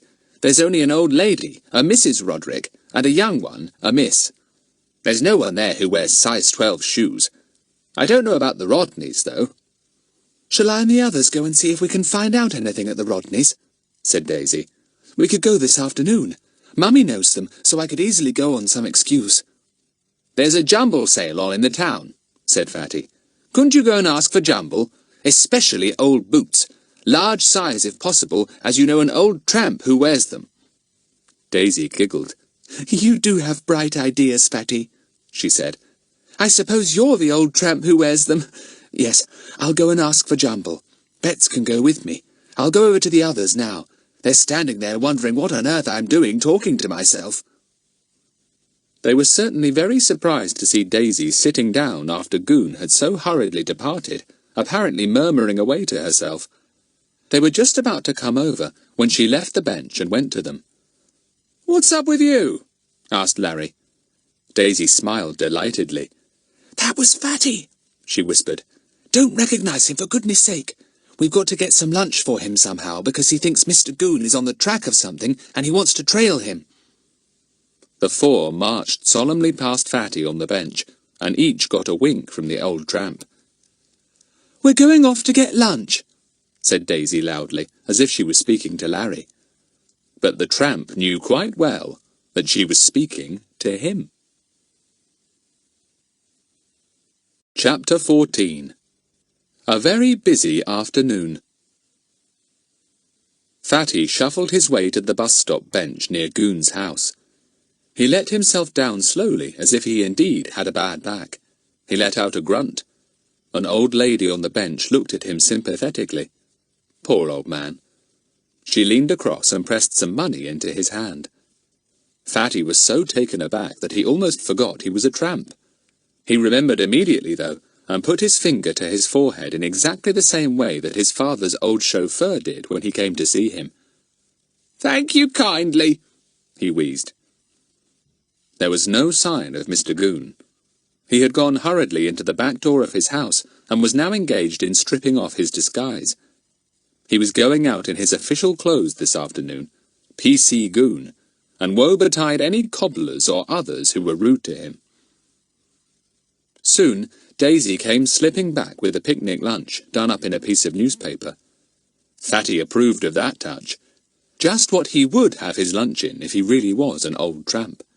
Good for Daisy. His troop were coming along well, he considered. Daisy sat down on the bench, bending over to do up her shoe. She spoke to Fatty out of the corner of her mouth. "Here's your lunch. Best I could get. Larry's looked up the names of houses in the directory he borrowed. There's only one beginning with Rod, and that's one called Rodway's down by Pip's house. Thanks. You go to the Rodneys about the jumble with bets, and tell Larry and Pip to go to Rodway's and snoop, said Fatty. Find out if there's anyone there with large feet who might be the thief. Rodway's is only a little cottage, isn't it? Yes, said Daisy. All right. And you're going to trail Goon, aren't you, to see if he's up to something? We'll meet at your shed later. She laced up her shoe, sat up, and whispered goodbye. Then off she went, and behind her she left the newspaper of food. Very clever, thought Fatty, opening it. Good old Daisy. He had a very nice lunch of egg sandwiches, tomato sandwiches, and a large slice of fruit cake. Daisy had even slipped in a bottle of ginger beer. Fatty ate and drank everything, and then put his clay pipe back into his mouth again. He opened the newspaper, which was that day's, and began to read very comfortably. Goon went into his little front room and sat down to go through some papers. He glanced out of the window and saw the old tramp on the bench. Turned up again like a bad penny, said Goon to himself. Well, I can certainly keep an eye on him if he sits there. Still, he can't be the thief. He's too doddery. The tramp read his paper and then apparently fell asleep. Goon had his lunch, did a little telephoning, and then decided to get on with his next job. He looked at his notes. Frinton Lee. He had crossed that out. What with watching it all day and inquiring about it, he had come to the conclusion that he could forget about that. Now for the other people or places. The Rodericks, the Rodneys, and that house down the lane. What was it called? Rodway's. One of them must be the rods on this scrap of paper. Rods. There's some sort of clue, that's certain. Good thing those children don't know about these bits of paper. Ha! I'm one up on them there.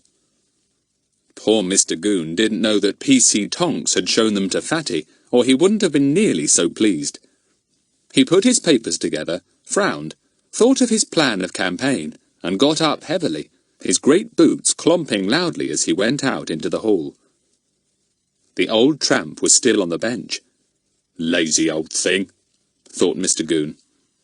He wheeled his bicycle quickly to the front, got on it, and sailed away before Fatty could even have time to sit up. Blow, said Fatty. He's out of disguise, and on his bike. I'm stuck. I never thought of his bike. I can't trail him on that. He wondered what to do. Well, the others were taking care of the Rodneys and the house called Rodway's. He'd better go and find Colonel Cross's house. As he was apparently the only other person in Peterswood who wore size 12 or 13 shoes, he certainly must be inquired into. Goon had shot off to the Rodericks first. There he found out what Fatty already knew, that there was no man in the house at all. Right, he could cross that off. He then went to see the Rodneys, and the very first thing he saw there were 2 bicycles outside the front fence. Girls' bicycles, with Daisy and Bets just coming out of the gate towards them. Those kids again. What were they doing here? And whatever were they carrying? Goon glared at them. Good afternoon, Mr Goon, said Daisy cheerfully. Want to come and buy a pair of shoes at the Jumble sale? Goon eyed the 4 or 5 old pairs of boots and shoes wrathfully. Where did you get those? He said. From Mrs Rodney, answered Daisy. We're collecting for the Jumble sale, Mr Goon. Have you got anything that would do for it? An old pair of big boots, perhaps? Mrs Rodney let us look all through her cupboard of boots, said Bets, and she gave us these. Goon had nothing to say. He simply stood and glared. The Rodneys. So these pests of kids had got onto that clue too. They were rounding up the rods just as he was, but they were just one move in front of him. He debated whether to go in or not now. Mrs Rodney might not welcome somebody else inquiring after shoes. He cast his eye again on the collection of old boots and shoes that Daisy and Bets were stuffing into their bicycle baskets. Daisy saw his interest in them. No, none size 12, she said with a giggle. Size 10 is the very largest the Rodneys have. That will save you a lot of trouble, won't it, Mr Goon? Gah! said Mr Goon, and leapt angrily on his bicycle. Interfering lot. And how did they know about the rods, anyway? Had Tonks shown those scraps of paper? He'd bite Tonks's head off if he had. He rode off to Rodway's, the cottage down the lane that led to the river. He was just putting his bicycle against the little wall when he noticed 2 more there. Boys' bicycles this time. Well, if it was any of those little pests' bikes, he'd have something to say. Larry and Pip were there. They had stopped outside the cottage, apparently to have a game of ball, and one of them had thrown the ball into the cottage garden. Careless idiot! Pip shouted loudly to Larry. Now we'll have to go and ask permission to get the ball. They went in and knocked at the door, which was wide open. An old woman, sitting in a rocking chair, peered at them from a corner of the room inside. What do you want? She asked in a cracked old voice. We're so sorry, said Larry politely. Our ball went into your garden. May we get it? Yes, said the old woman, beginning to rock herself. And just tell me if the milkman's been, will you? If he has, the milk bottle'll be outside. And did you see the baker down the lane? No, we didn't, said Pip. There is a bottle out here on the step. Shall I bring it in? Yes, thank you kindly, said the old woman. Put it in the larder, there's a good lad. That baker, he gets later every day.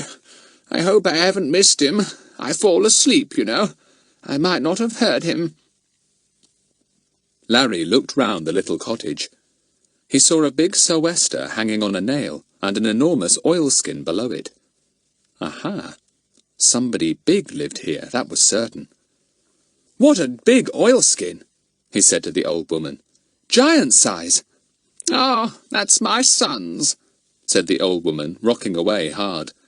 He's a big man, he is, but kind and gentle, just like a big dog, I always say. Pip had pricked up his ears too by this time. He must be enormous, he said. Whatever size shoes does he wear? 16s? The old lady gave a cackle of laughter. Go on with you. 16s? Look over there on that shelf. Those are my son's boots. There's a surprise for you. It was a surprise, for the shoes were no more than size 7s, about Larry's own size. The boys looked at them in astonishment. Does he really only wear size 7? said Larry.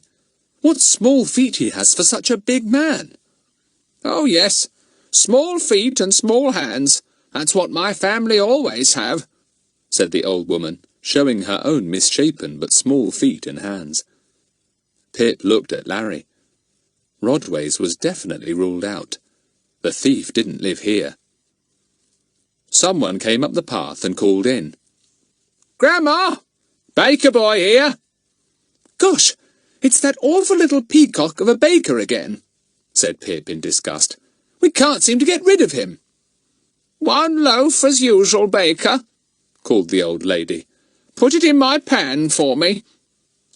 The baker put down his basket, took a loaf and strutted in. He saw the 2 boys and smiled amiably. Here we are again. Come to see old Grandma. He flung the bread into the pan in the larder and strutted out again. He picked up his basket and went off whistling, turning out his feet like a duck. Now you go and look for your ball, said the old woman, settling herself comfortably. I can go to sleep now I know the milk and the bread have come. They went out, found their ball, and Larry threw it out into the road. There was an angry shout. Now then, you there! What are you doing throwing your ball at me? Mr Goon's angry red face appeared over the hedge. The boys gaped in surprise. Golly! Did it hit you, Mr Goon? said Pip, with much concern. We didn't know you were there. Now look here. What are you here for? demanded Mr Goon. Everywhere I go, you're there before me. What are you playing at? Ball, said Larry, picking up the ball and aiming it at Pip. It missed him, struck the wall, bounced back, and struck Mr Goon on the helmet. He turned a beetroot colour, and the boys fled. Toads, muttered Mr Goon, mopping his hot neck. Toads! Anyone would think this was their case. Anyone would think they were running the whole show. Under my feet the whole time. Gah! He strode up the path to the front door. But the old lady had now gone to sleep, and did not waken, even when Mr Goon spoke to her loudly. He saw the oilskin on the peg, and the same thought occurred to him as it occurred to the two boys. Big oilskin, big man, big feet. The thief. He crept in and began to look round. He fell over a shovel, and the old woman awoke in a hurry.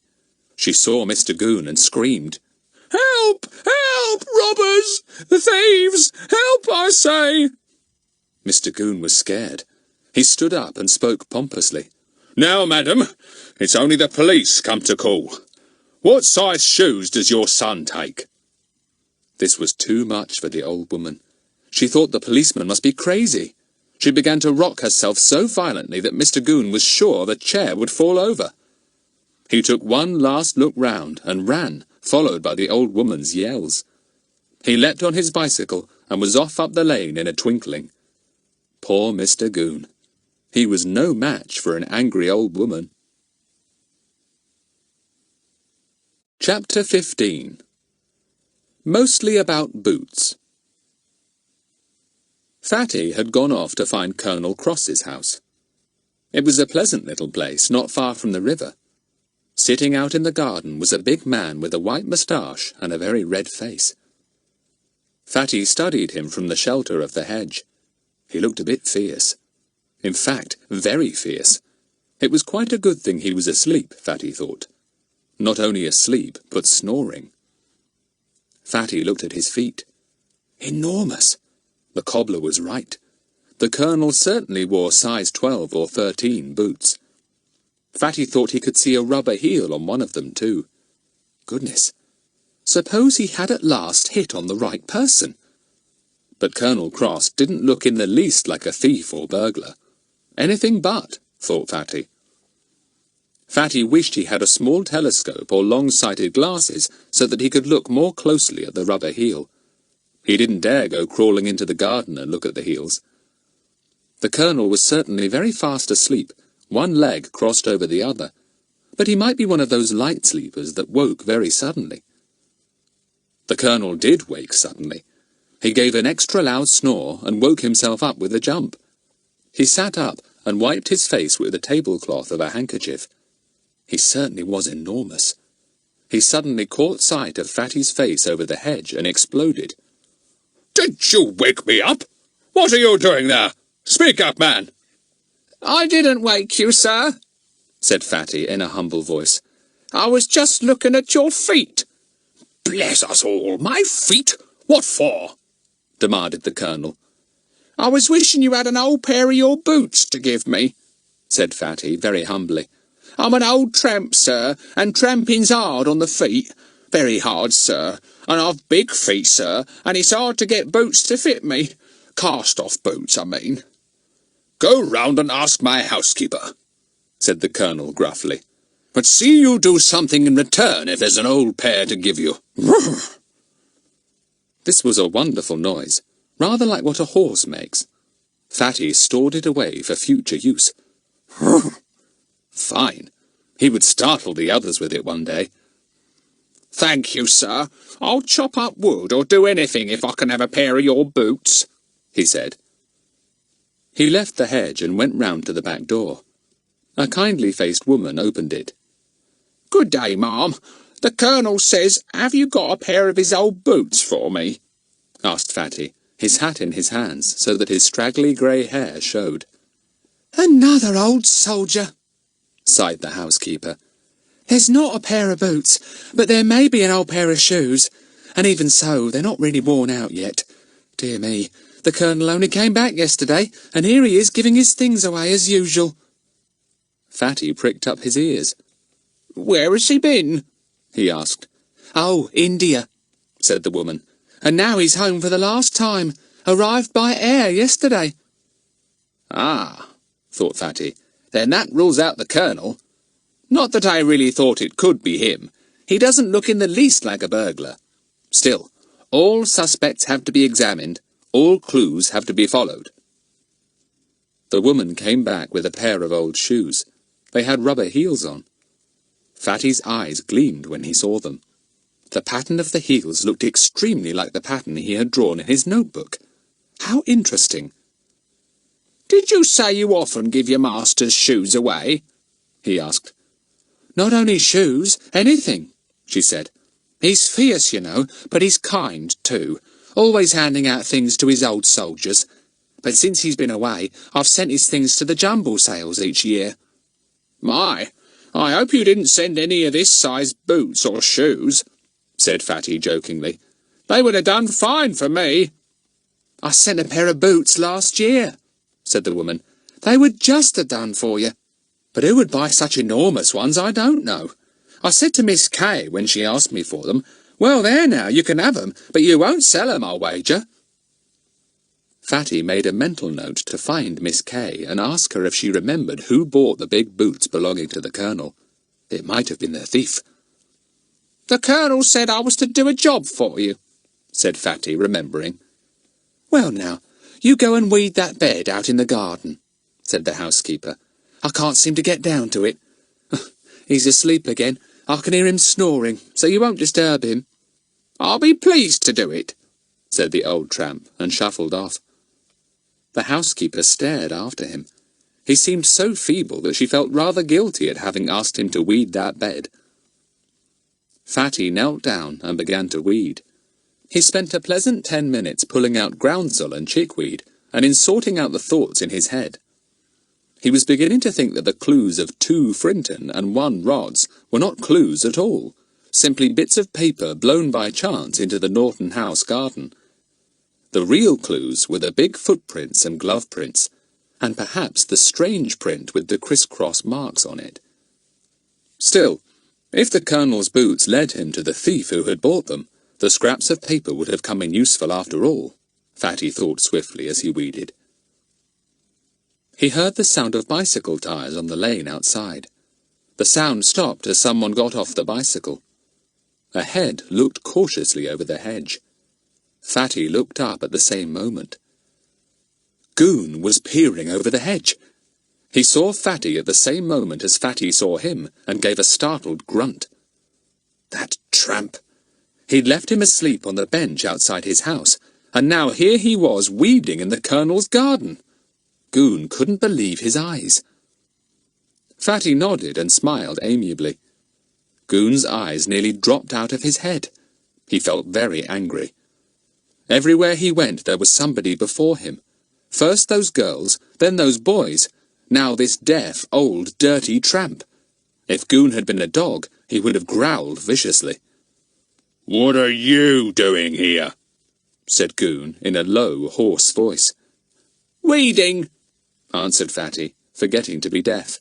"Nice job, weeding." "Any cheek from you," began Goon, forgetting not to wake the Colonel. But it was too late.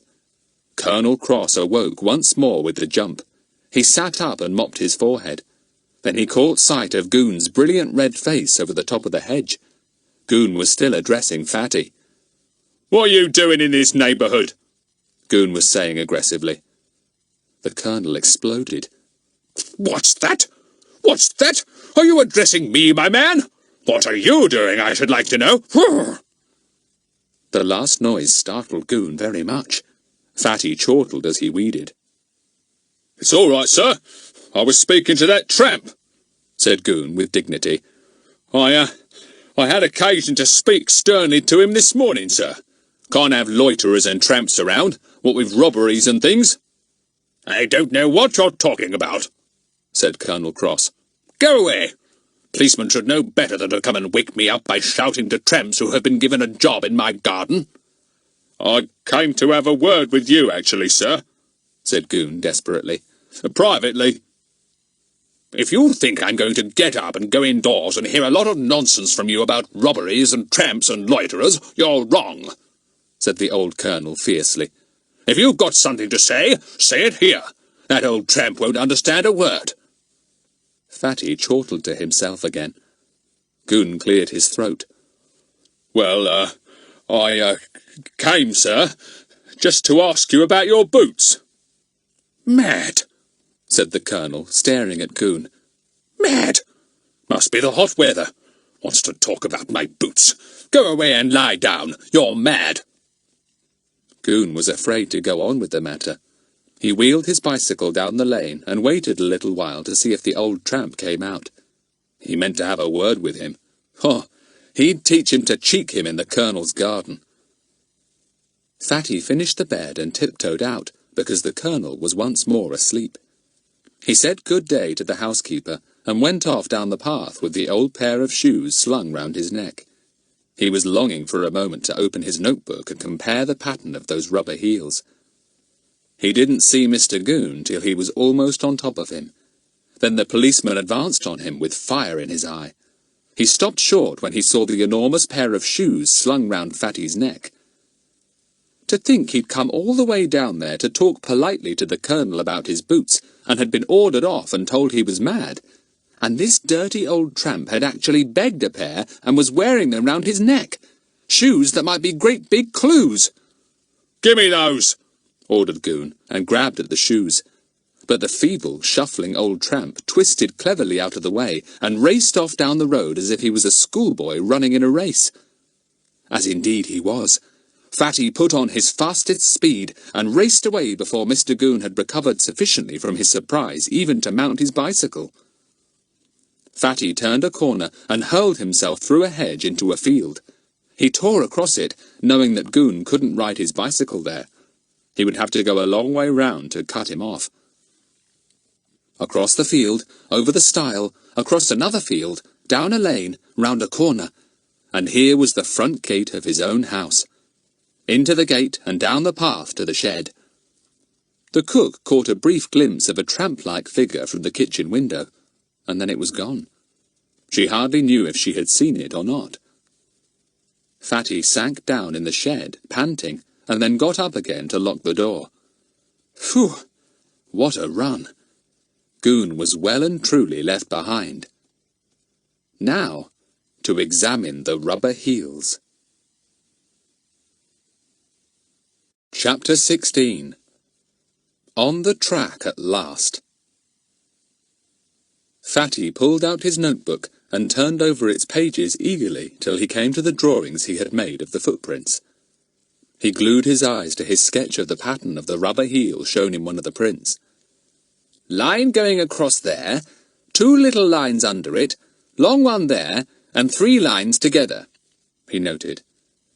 Then he compared the drawn pattern with the rubber heel on one of the shoes.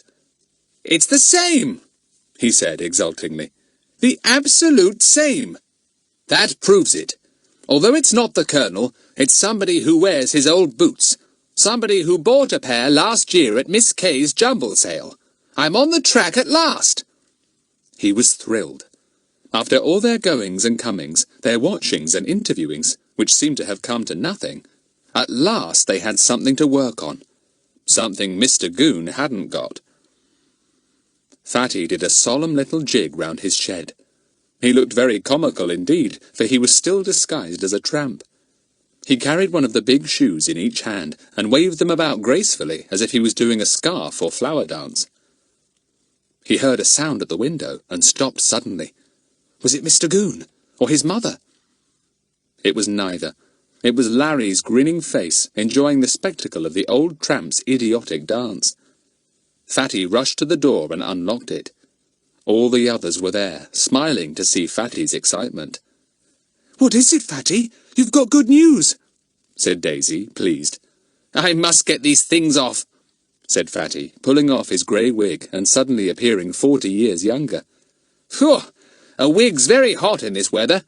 Now, report to me, all of you, while I make myself decent."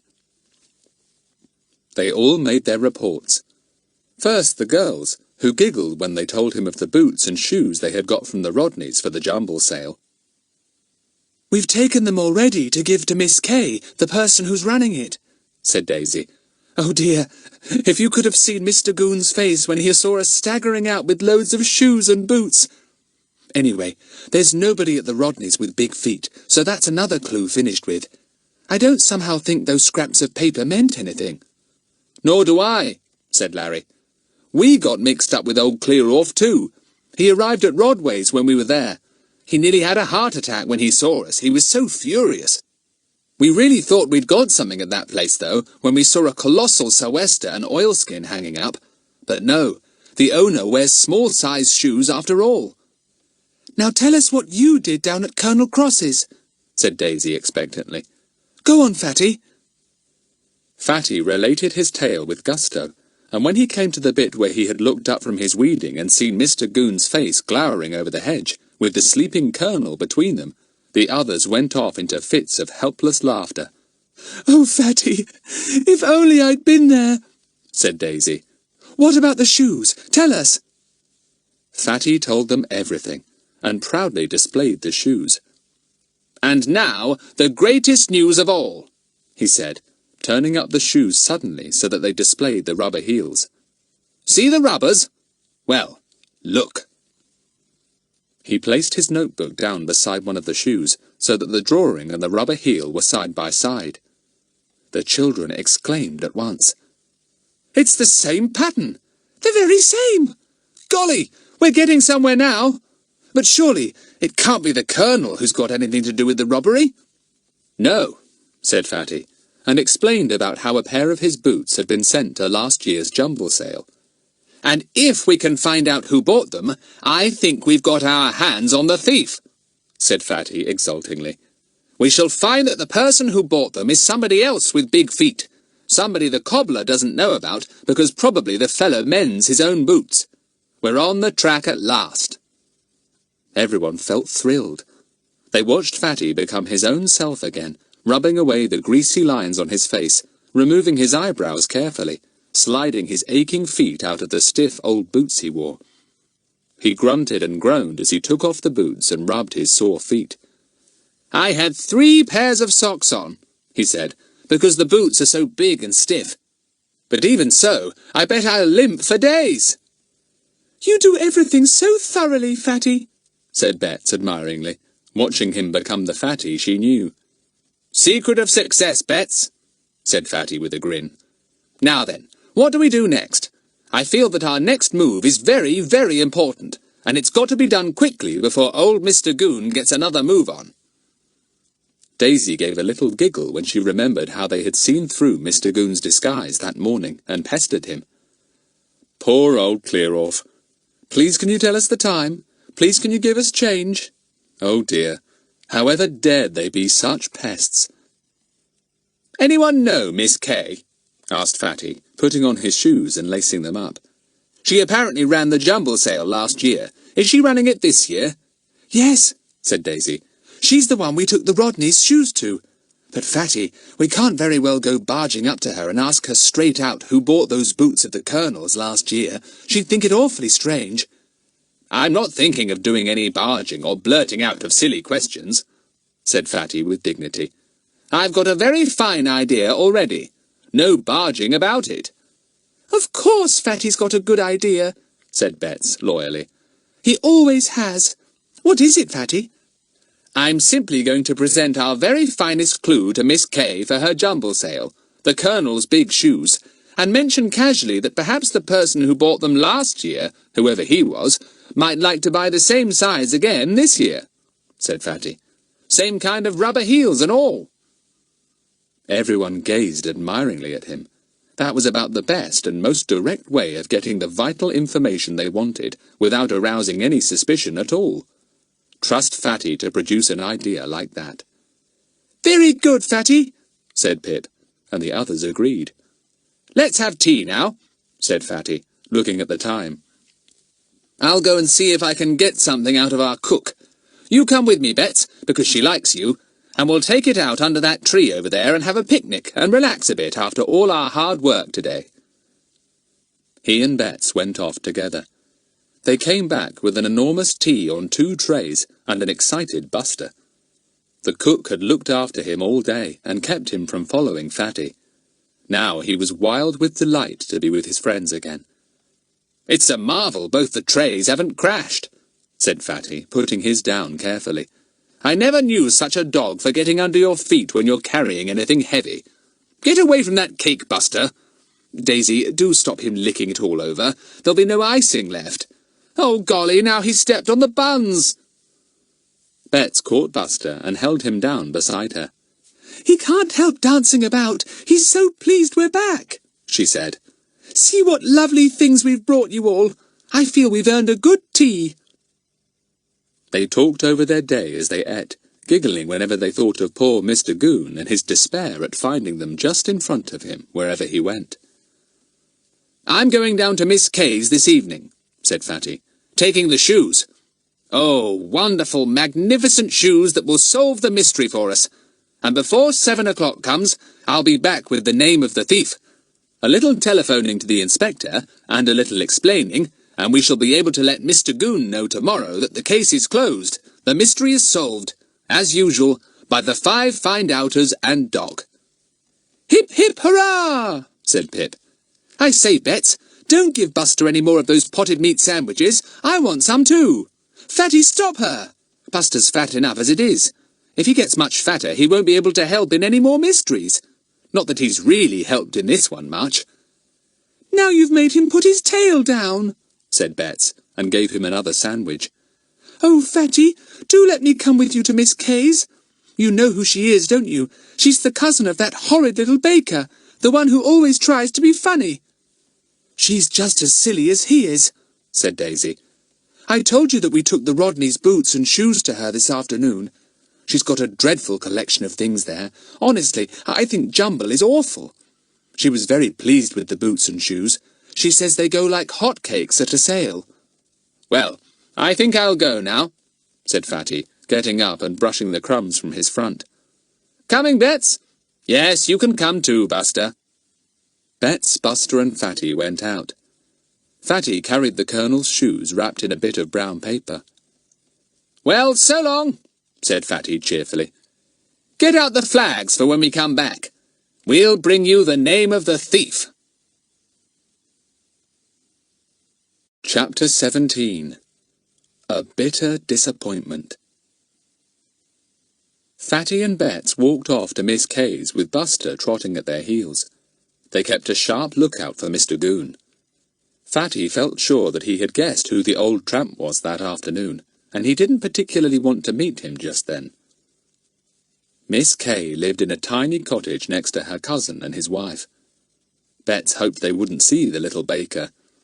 I get so tired of trying to smile at his silly jokes, she said to Fatty. Look, here we are. Don't you think it looks like a place where Jumble is taken? Daisy and I thought so anyway. Bets was right. The cottage in its little garden looked untidy and jumbly, as Bets put it. A broken-down seat was in the little front garden, and a little, much-chipped statue stood in the centre. The gate was half off its hinges, and one of its bars had gone. The curtains at the window looked dirty and didn't match. I should think Miss Kay buys most of the jumble for herself, whispered Bets, nodding at the broken seat and chipped statue. Miss Kay looked a bit of a jumble herself when she opened the door to them. She was as small and sprightly as her baker cousin, but not nearly so neat and spruce. She's all bits and pieces, thought Bets, looking at her. Hung about with all the jumble nobody else buys. Bead necklaces, a torn scarf, a belt with its embroidery spoilt, and that awful red comb in her hair. Miss Kay seemed delighted to see them. Do come in, she said, in a kind of cooing voice. It isn't often I get a nice young gentleman to see me, and this dear little girl again, too. You came this afternoon, didn't you, dearie? Yes, said Bets, who didn't like being called dearie by Miss Kay. And what have you brought me this time, love? Asked Miss Kay, leading the way into a little room so crowded with furniture that Fatty had great difficulty in finding where to step. He knocked over a small table and looked down in alarm. I'm so sorry, he said, and bent to pick up the things that had fallen. Miss Kay bent down at the same time, and their heads bumped together. Oh, sorry, said Fatty again. Miss Kay gave a little giggle and rubbed her head. Oh, it's nothing. My cousin says I've got a wooden head, so a bump never matters to me. She gave another silly little giggle, and Bet smiled feebly. This kind little girl brought me such a lot of nice things for the Jumble sale this afternoon, chattered Miss Kay. And I'm hoping you've brought something too. What's in that parcel? She put her head on one side, and her comb fell out. She gave a little squeal and picked it up. Oh dear, I seem to be falling to bits. You know, that cheeky cousin of mine says one day I'll be a bit of a jumble myself and be sold for a penny. Fatty felt rather sick. He didn't like the baker, her cousin, but he liked Miss Kay even less. He opened his parcel and took out the shoes. All he wanted to do now was to get the information he needed and go. Miss Kay gave another squeal. Oh, what an enormous pair of shoes! Are they yours? That's just a joke, of course. I didn't mean it. I'm such a tease, aren't I? My, it's quite a good pair, though. It's a pair of Colonel Cross's, said Fatty. He sent a pair of boots last year, too. I thought perhaps the same person who had feet big enough to fit last year's boots would probably like to buy these. Do you know who it was? Betsy's heart began to beat fast. She looked breathlessly at Miss Kay. She and Fatty waited for the name. What would it be? Oh, they weren't sold last year, said Miss Kay. There was quite a little mystery about them. Really, it gave me quite a shock. You see— What do you mean they weren't sold? Asked Fatty, determined to keep her to the point. Well, love, they just disappeared, said Miss Kay, speaking with bated breath as if she hardly wanted anyone to hear. Disappeared! One night they were here, ready for the sale, and the next morning they were gone. Were they stolen? Asked Fatty, bitterly disappointed. Oh, yes, no doubt about it, said Miss Kay. Funny thing is, nothing else was taken at all. Just those big boots. They were under that table over there, where I've put all the boots and shoes this year, and the thief went there, picked out the big boots, and went off with them. I'd marked them with the price and everything. As a matter of fact, I hoped to sell them to that nice policeman of ours, Mr Goon. But they just went one night. Who stole them, do you know? Asked Fatty. Is there anyone you know who has big feet who might think of stealing them? It must surely be someone in the village. How else would they know you had a pair of enormous boots here that would fit them?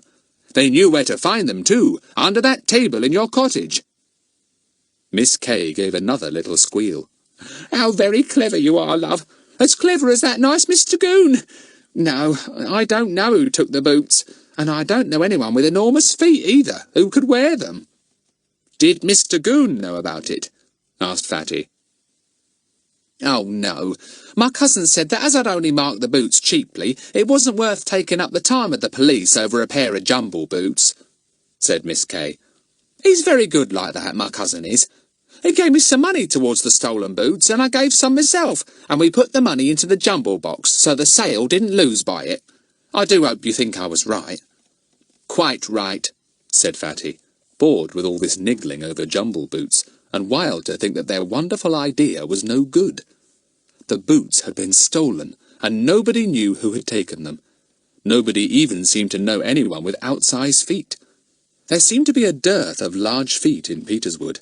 It was really most annoying. He seemed to run into a blank wall no matter what clue he followed. Fatty felt very down in the dumps. I think, on the whole, I won't leave these big shoes here, said Fatty, wrapping them up again. I mean, if there are thieves about here who have an urge for enormous boots and shoes, these might disappear as well. I'll bring them down to you on the day of the Jumble sale, Miss Kay. Fatty wasn't going to leave his precious shoes with their rubber heels at Miss Kay's now that he hadn't got the information he wanted. It would be a waste of his clue. He was quite determined about that. Miss Kay looked as if she was going to burst into tears. Fatty hurriedly went to the door with Bets before this disaster happened. He saw someone in the next garden. The little baker, Miss Kay's cousin. He groaned. Now there would be another volley of silly talk. Hello, hello, hello, said the baker genially. If it isn't Frederick Trottville, the great detective. Solved the mystery of the robbery yet, young man? Fatty always hated being called young man, and he especially disliked it from the little baker. He scowled. Bets spoke up for him. He's nearly solved it. He soon will. We just want to find the name of the man with big feet, that's all. We almost got it tonight." "Shut up, Bets," said Fatty in a low and most unexpectedly cross voice.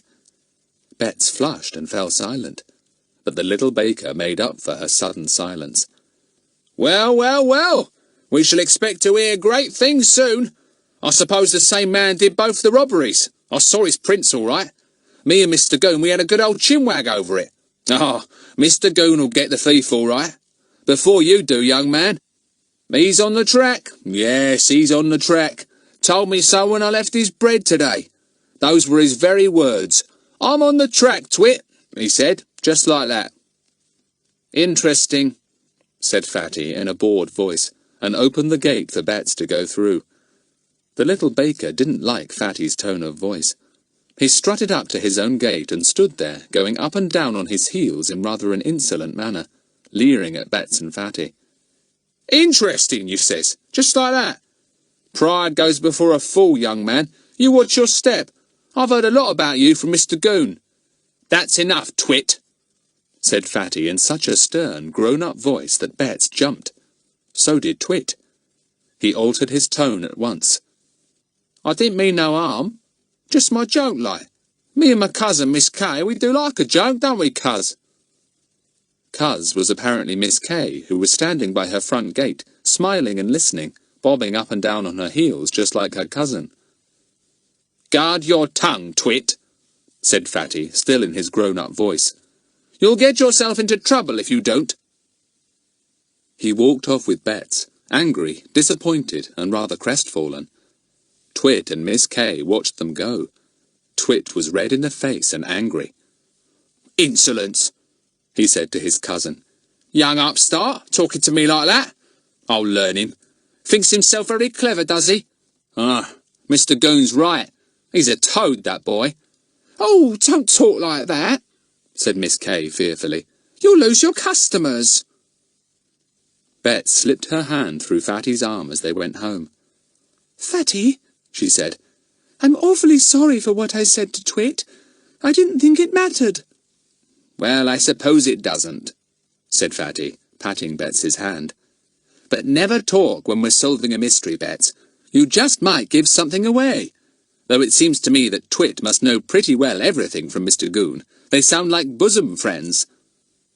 "Are you very disappointed, Fatty?" asked Bets, very sad to see Fatty so down in the dumps. It wasn't like him. "Yes, I am," said Fatty. "We've come to a dead end, little Bets. There's no further clue to follow, nothing more to do. We'll have to give it up. The first mystery we've ever been beaten by." And in a mournful silence, the two went dolefully down to the shed to tell the miserable news. Chapter 18. The Third Robbery. For a day or two, the 5 find-outers were very much subdued. It was horrid to have to give up, just when they thought the whole thing was going to be solved so quickly and successfully too. Fatty was quite upset by it. He worried a lot, going over and over all the clues and the details of the 2 robberies, trying to find another trail to follow. But he couldn't. As he had said to Bets, they had come to a dead end, a blank wall. The weather broke and the rain came down. What with that, and Fatty looking so solemn, the other 4 were quite at a loose end. They got into mischief, irritated their parents, and simply didn't know what to do with themselves. Fatty cheered up after a bit. "It's just that I hate being beaten, you know," he said to the others. "I never am, as a matter of fact.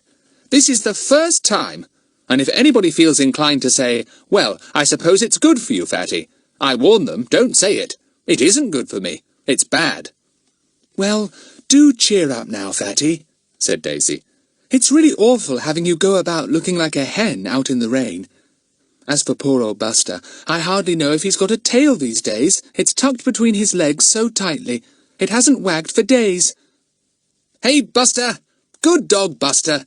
I'm all right now," said Fatty suddenly to the little Scotty. He spoke in his old cheerful voice, and Buster leapt up as if he had been shot.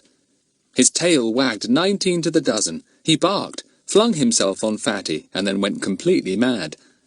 He tore round and round Pip's playroom as if he was running a race, and finally hurled himself out of the door, slid all the way down the landing, and fell down the stairs. The children screamed with delight. Buster was always funny when he went mad. Mrs. Hilton's voice came up the stairs. "Pip! Fatty! Come and catch Buster! He seems to have gone off his head! Oh, here he comes again! What is the matter with him?" Buster tore up the stairs at 60 miles an hour, slid along the landing again, and came to rest under a chair. He lay there panting, quite tired out, his tail thumping against the floor. Everyone felt better after that. Fatty looked at his watch. "Let's go to Oliver's again and have a splash. I could do with 3 or 4 meringues." "Oh, yes, I've got some money today," said Larry, pulling out some money. "My Uncle Ted gave it me weeks ago, and I couldn't think where I'd put it for safety. I found it today in my tie box." "We'll all go shares," said Pip. "I've got £2, and Bets has got 1. "Right," said Fatty. "The more the merrier. Come on, I'll just telephone my mother to tell her we're going to Oliver's." They went off, feeling happier than they had done for days. Buster's tail had appeared again, and was wagging merrily as he ran along with them. His master was all right again. Life was bright once more.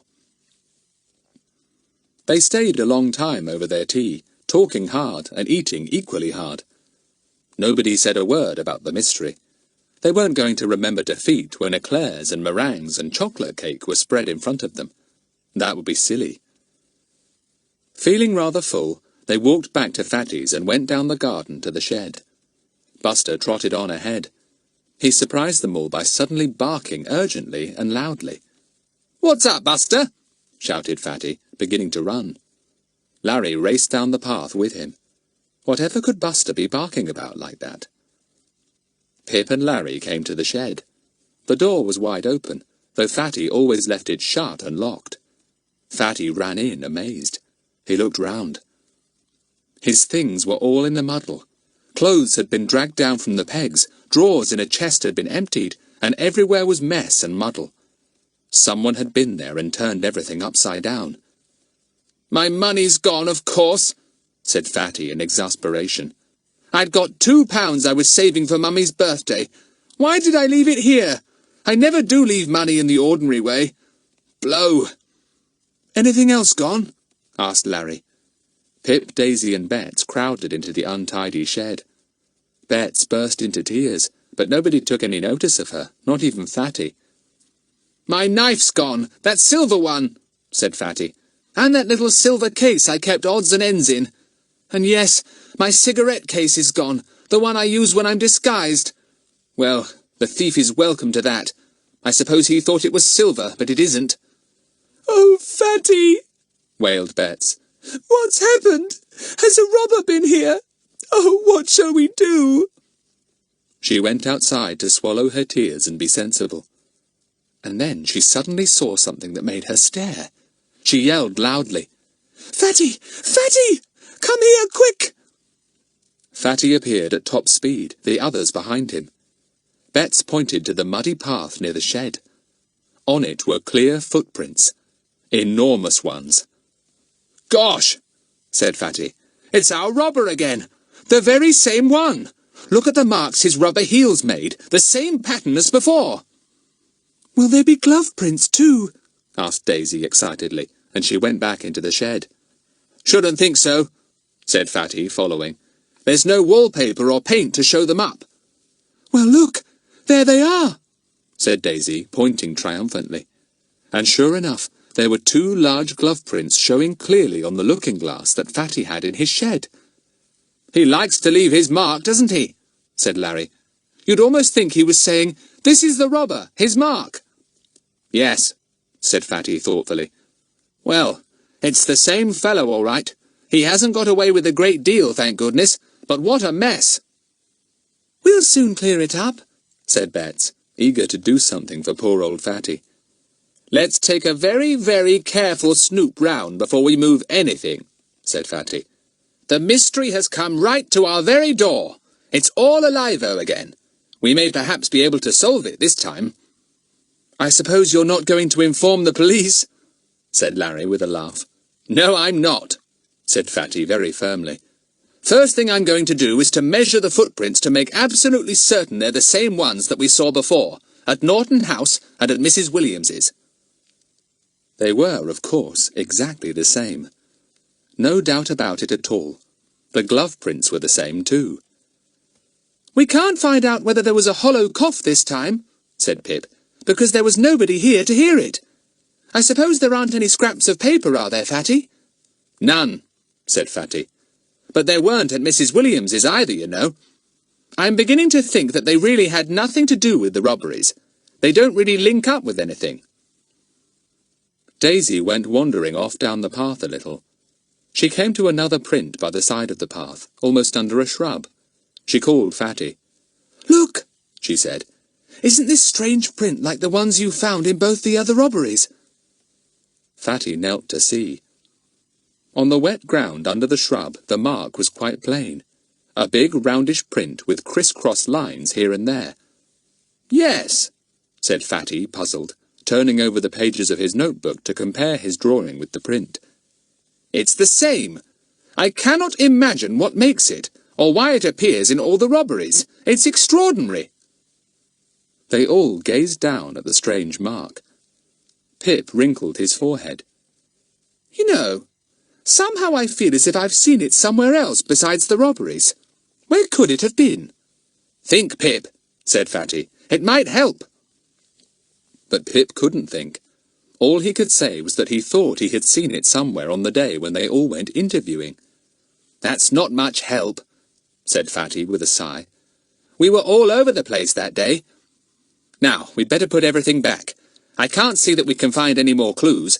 As a matter of fact, it seems as if this robbery is almost an exact repetition of the others. Large footprints, glove prints, strange unknown print, and small goods stolen." They hung up the clothes and put back everything into the chest of drawers.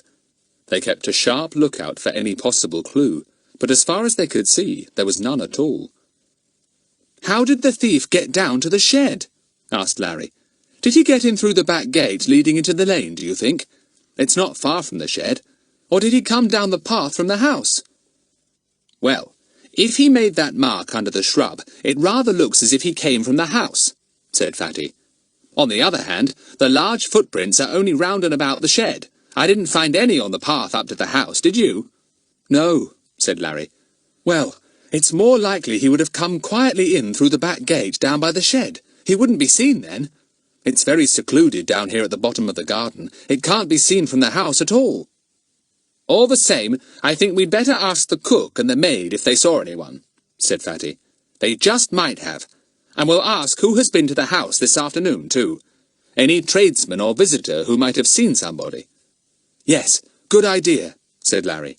"Come on, let's go and find out." Chapter 19. The Warning. The maid was out, and had been out all afternoon. The cook was in, however, and was rather surprised to see all 5 children and Buster trooping in at her kitchen door. "Now don't say you want tea," she began. "It's 6:45 and—" "No, we don't want tea," said Fatty. "I just came to ask you a few things. Someone's been disturbing my belongings in the shed at the bottom of the garden. I wondered if you had seen anyone going down the path to the shed this afternoon." "Goodness!" said the cook, alarmed. "Don't tell me there's tramps about again. I thought I saw a very nasty-looking fellow slipping down that path the other day." Fatty knew who that was, all right. So did the others. They turned away to hide their grins. "No, it's today I want to know about," said Fatty. "Did you see anyone at all?" "Not a soul today," said the cook. "And I've been sitting here at this window all the time." "You didn't have 40 winks, I suppose?" asked Fatty with a smile. "You do sometimes." "Well, maybe I did for a few minutes," said the cook with a laugh. "I get really sleepy in the afternoons when it's hot like this. Still, I was awake all right when the tradespeople came." "Who came?" asked Larry. "Oh, the usual ones," said the cook. "The girl with the groceries, the milkman, the baker. And let me see, did the gas man come? No, that was this morning. Anyone else? asked Fatty. Well, Mr Goon called, said the cook, and he asked for your mother, but she wasn't in, so he went away again. They came at the same time as the baker did. They had a good old talk together, too, out in the front garden. I heard them. Mr Goon bumped into the baker just as he was leaving. I bet they had a good talk about Bets and me, said Fatty to the others. Anyone else call, cook? Not that I know of, she said. I didn't have any talk with the baker. He's too much of a saucy one for me. I just left a note on the table to tell him how many loaves to leave, and I didn't see the milkman either. He knows how much to leave. I saw the grocer's girl, and she was in a hurry as usual. I wonder what Mr Goon wanted, said Fatty as they left the kitchen to walk down to the shed again. I bet he wants to know if I was the old tramp the other day. As if Mummy would know. They were just walking out of the door when Daisy stopped suddenly and looked down at the ground.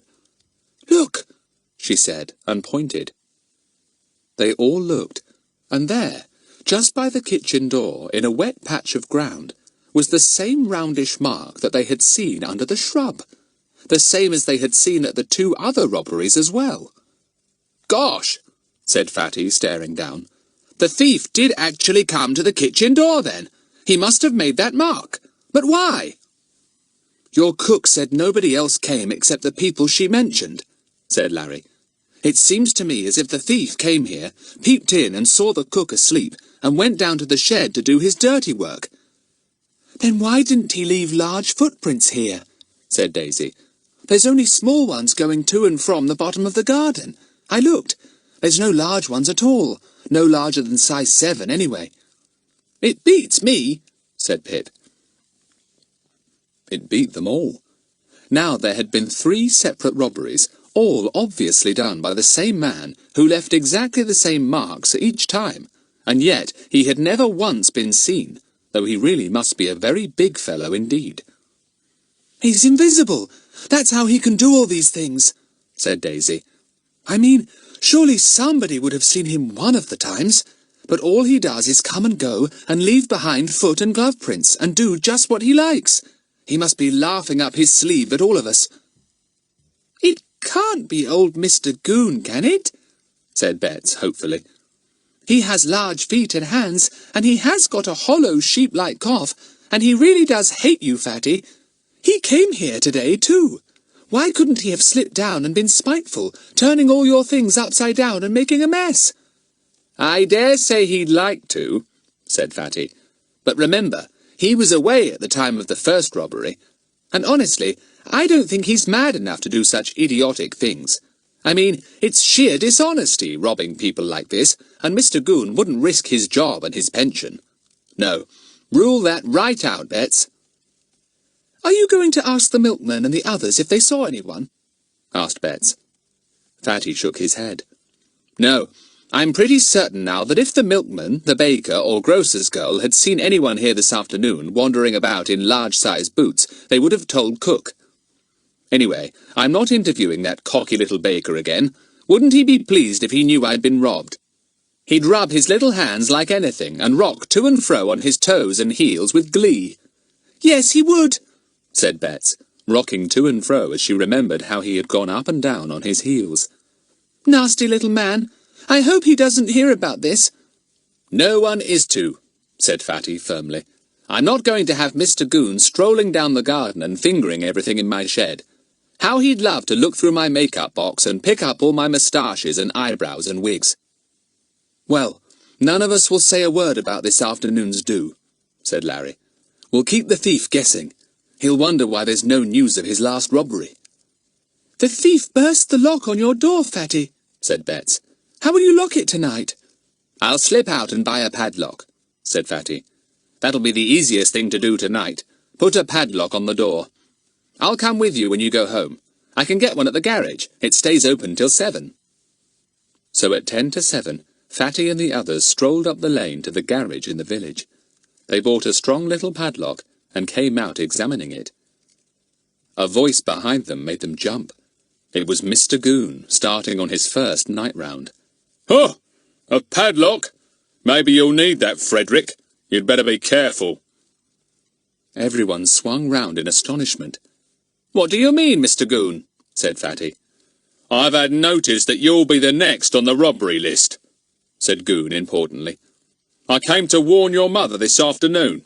Just make sure that everything is well locked up tonight, windows fastened and everything, and have that there pesky little dog of yours in the front hall.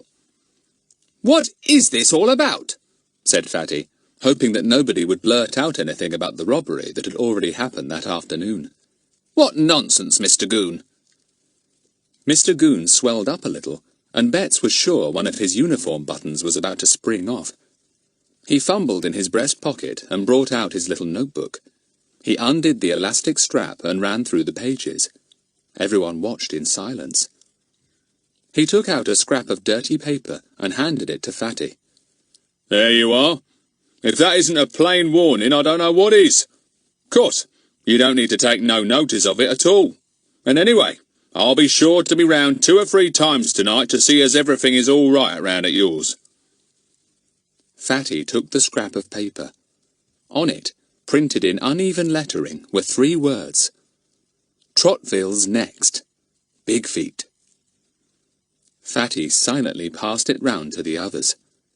They knew what Goon didn't know, that the warning was too late. Big Feet, the robber, had already been to the Trotvilles. There you are, said Mr Goon, enjoying the interest he was causing.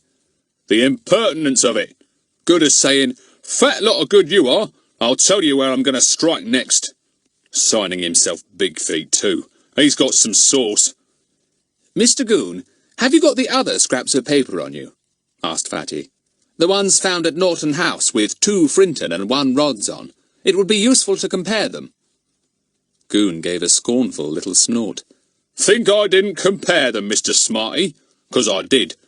But this here note's in printed capitals and the others aren't. Can't see any likeness at all.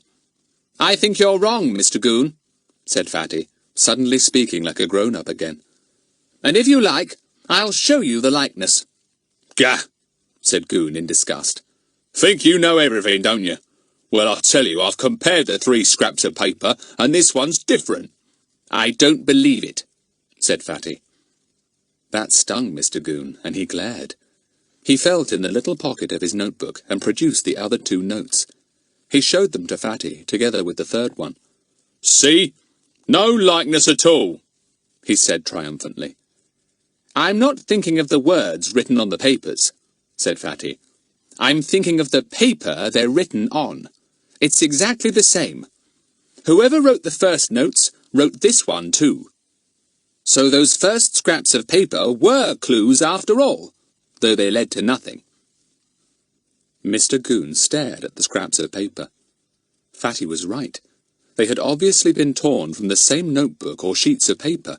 They were all rather yellowed, and the surface was a little fluffy. Mr Goon cleared his throat. He felt a little awkward. That boy, always putting him in the wrong. He put the scraps back into his pocket-book. He cleared his throat again. Think I didn't notice that, he said.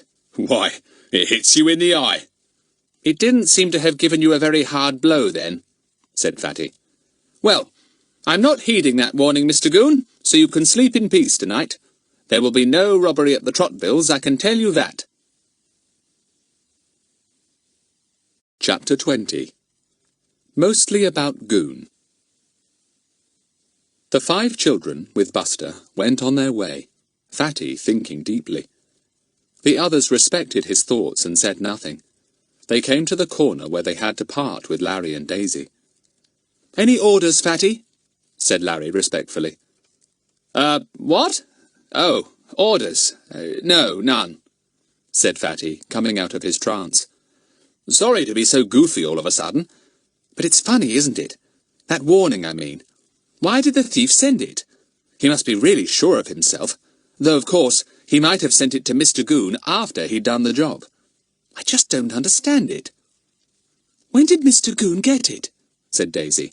I didn't hear him say. Did you ask him? No. I was so surprised to find that the 3rd scrap of paper was the same as the first 2, which meant they really did have something to do with the thief, that I didn't ask any of the questions I should, said Fatty, vexed. That means I'll have to go back and get a little more information. Mr Goon will be pleased. Is the mystery on again? asked Betts. Very much on, Betts, said Fatty. Oh, very much. Blow, Big Feet. I shall dream about him tonight. It really is a puzzle how that fellow can get about without being noticed. I mean, there's all of us on the watch, and Mr Goon, and the baker, and the grocer's girl, and goodness knows how many other people too, looking for a large-footed man, and yet the fellow has the nerve to walk up the road to my house, go in at one of the front gates, walk up to the kitchen door, and all the way down to the shed, and then out again with his stolen goods, and not a single soul sees him. He must be invisible, said Betts, quite convinced. The case of the invisible thief, or the mystery of Big Feet the robber, said Fatty. It's a funny case, this. Lots of clues, all leading nowhere. They said goodbye and parted. Fatty went back to Mr Goon's house. He must find out where that paper had been put when it was delivered, and what time it was sent. He came to Mr Goon's house. Goon was back again, and was spending an interesting 10 minutes trying on a supply of new moustaches that had arrived by post that day. He was sitting in front of the mirror, twirling a particularly fine moustache, when he heard the knock at the front door. He peered out of the window. Ah, that boy. Goon grinned to himself. He crammed a hat down on his head, frowned, twisted his new moustache up, and leaned out of the window. "What do you want?" he asked in a deep, rather sinister voice. Fatty looked up, and was extremely startled to see this scowling, moustached face above him. In a trice he recognized Goon. There was no mistaking those frog-like eyes.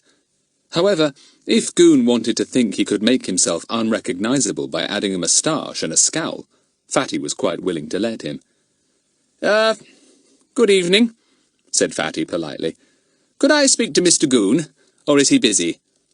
He's busy, said the face in a hollow voice, and the moustache twitched up and down. Oh, what a pity. It's rather important, said Fatty. I'll see if he'll see you, said the face, and disappeared. Fatty chuckled. The door opened half a minute later, and Mr Goon appeared, minus scowl and moustache. Actually, he felt quite amiable for once. His disguise had deceived that boy. Fatty wasn't as clever as he thought he was. Good evening, Mr Goon, said Fatty. Did your friend tell you I wanted to see you? He did, said Goon. What do you want? I forgot to ask you how you got that third note, and when, said Fatty. It might be important. I don't know how or when it came, said Mr Goon annoyingly. Well, when did you find it? asked Fatty. I was going through some papers in the office, said Goon, and I was lost in them. Very important papers they were, see? Well, the milkman and the baker came and left the bread and the milk as usual, and when I came into the kitchen to get myself a cup of tea, I picked up the bottle of milk, and there was the note on top of it. Thank you, said Fatty. So you don't really know what time it came, except that it must have come after the milkman and baker. Did you hear them come? As Mr Goon had been fast asleep all afternoon, he had heard no one at all, but he wasn't going to tell Fatty that. I expect I heard them come, he said, but when I read through official papers, very important ones too, I get lost in 'em. I dare say the tradesman came about the usual time, 3 o'clock or so. Thanks, said Fatty. That's all I wanted to know. You came along to my house then to give us the warning. Our cook told me you came. Yes, I came along at once, said Goon, as was my bounden duty. Pity you won't take no notice of that warning. Still, I'll be along tonight, all right. As is your bounden duty, said Fatty. Well, I'll be off. I'm sorry to have disturbed that friend of yours, Mr Goon. Oh, he won't mind, said Goon, most gratified to find that Fatty apparently hadn't recognized who the friend was. Good-looking fellow, isn't he? said Fatty innocently. Goon agreed instantly. Yes, quite. Fine moustache, he said. Very, very fine, said Fatty. Actually, that is what made him good-looking. Without that, he'd have been very plain indeed. In fact, quite ugly. Don't you agree? And before poor Mr Goon could find his tongue, Fatty had gone. That boy, slippery as an eel in all he said and did. Now, exactly what did he mean by those last remarks? Fatty walked home, deep in thought again. He had his supper by himself because his parents were out and didn't even notice what a delicious meal the cook had prepared for him, much to her disappointment. He was thinking so very hard. He went up to his own room after his meal and tried to read a very thrilling mystery story. But his own mystery was much more interesting to him, and after a bit he pushed the book aside and fell into thought again. What I can't understand is that all the different clues we have ought to fit together like a jigsaw puzzle and make a definite picture of the thief, said Fatty to himself. And they don't. They just don't. And yet, if I could find out how to fit them together, I could solve the mystery at once. Who the thief is, how he gets about unseen, why he doesn't care whether his prints are all over the place or not, how he gets away with his goods without fear of being detected with them. And above all, why he sent that warning. That's so boastful somehow. He must be very, very certain of himself and his powers. He fell asleep immediately as soon as he got into bed, and then woke up worrying again. Half asleep and half awake, he lay there with his mind milling round and round all the clues and details. Things got mixed up in his half-sleeping mind. The milkman's cart and the warning note on the milk bottle, the baker's basket and pairs of large boots, hollow coughs and large moustaches. There was no end to the pictures that came and went in his mind. Then Buster began to bark. Fatty awoke properly and sat up. Gosh, did that warning mean the thief was coming to the house? Thought Fatty, dragging on his dressing gown. He had imagined that it meant the robbery in the shed. He shot downstairs and opened the front door to let Buster out. The dog had run straight to the door and scraped at it. Well, if the thief's outside, you'll give him a shock, Buster, said Fatty. Buster shot out and disappeared into the front garden. There came an agonized yell. Get out! Clear off! Clear off, I say! Fatty collapsed into laughter. It was poor old Mr Goon out there, solemnly doing his bounden duty in the middle of the night. He had come to see that the Trotvilles' house was not already burgled. "Buster! Come here!" yelled Fatty, and the yell woke his parents, the cook, and the maid at once. Everyone crowded onto the landing. "Frederick, what is all this disturbance?" called his father, coming downstairs. Buster was now in Fatty's arms, struggling to go again. Oh, the joy of being let out in the middle of the night and finding Goon's ankles at his mercy. What a wonderful surprise it had been to Buster. Mr Goon loomed up in the doorway, very angry. "You set that there dog on me," he began, "and me doing my duty and guarding your property." Mrs Trotville had no time for Mr Goon. "What does he want?" she called down to Fatty. "I don't really know," said Fatty. "What exactly did you say you wanted, Mr Goon?" "I don't want anything, as you very well know," said Mr Goon in a real temper. "I was just doing my duty, what with that warning and all." "What's he talking about?" said Mr Trotville, coming up to the front door. "About a warning," said Fatty. "What warning?" asked Mr Trotville, quite at sea. "Why, that warning from Big Feet," said Mr Goon in surprise, not realising that Fatty had said nothing to his parents. "Big Feet?" said Mr Trotville. "Look here, Goon. You come along in the morning and talk about Big Feet all you like, but not in the middle of the night. You go home to bed." Goon snorted and was about to say something very cutting when Mr Trotville firmly shut the door. "Is he mad?" he asked Fatty. "Not any more than usual," said Fatty. "Well, if he comes again, I'll let Buster out.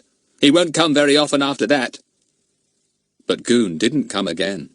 He walked off wrathfully, thinking of all the things he would like to do to that young toad. Yes, and to that pest of a dog, too. "And me doing my bounden duty," he said to himself. "Well, let 'em be robbed good and proper. Good and proper is what I say." Chapter 21. Pip Plays a Trick. The next morning, Fatty felt very gloomy again. He ate his breakfast in complete silence, much to his mother's surprise.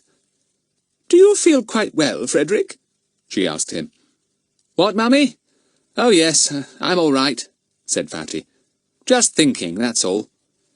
"I hope you haven't got mixed up in one of those awful mystery affairs again," said Mrs. Trottville. Fatty said nothing. He was mixed up in one, and he was completely at a loss about it.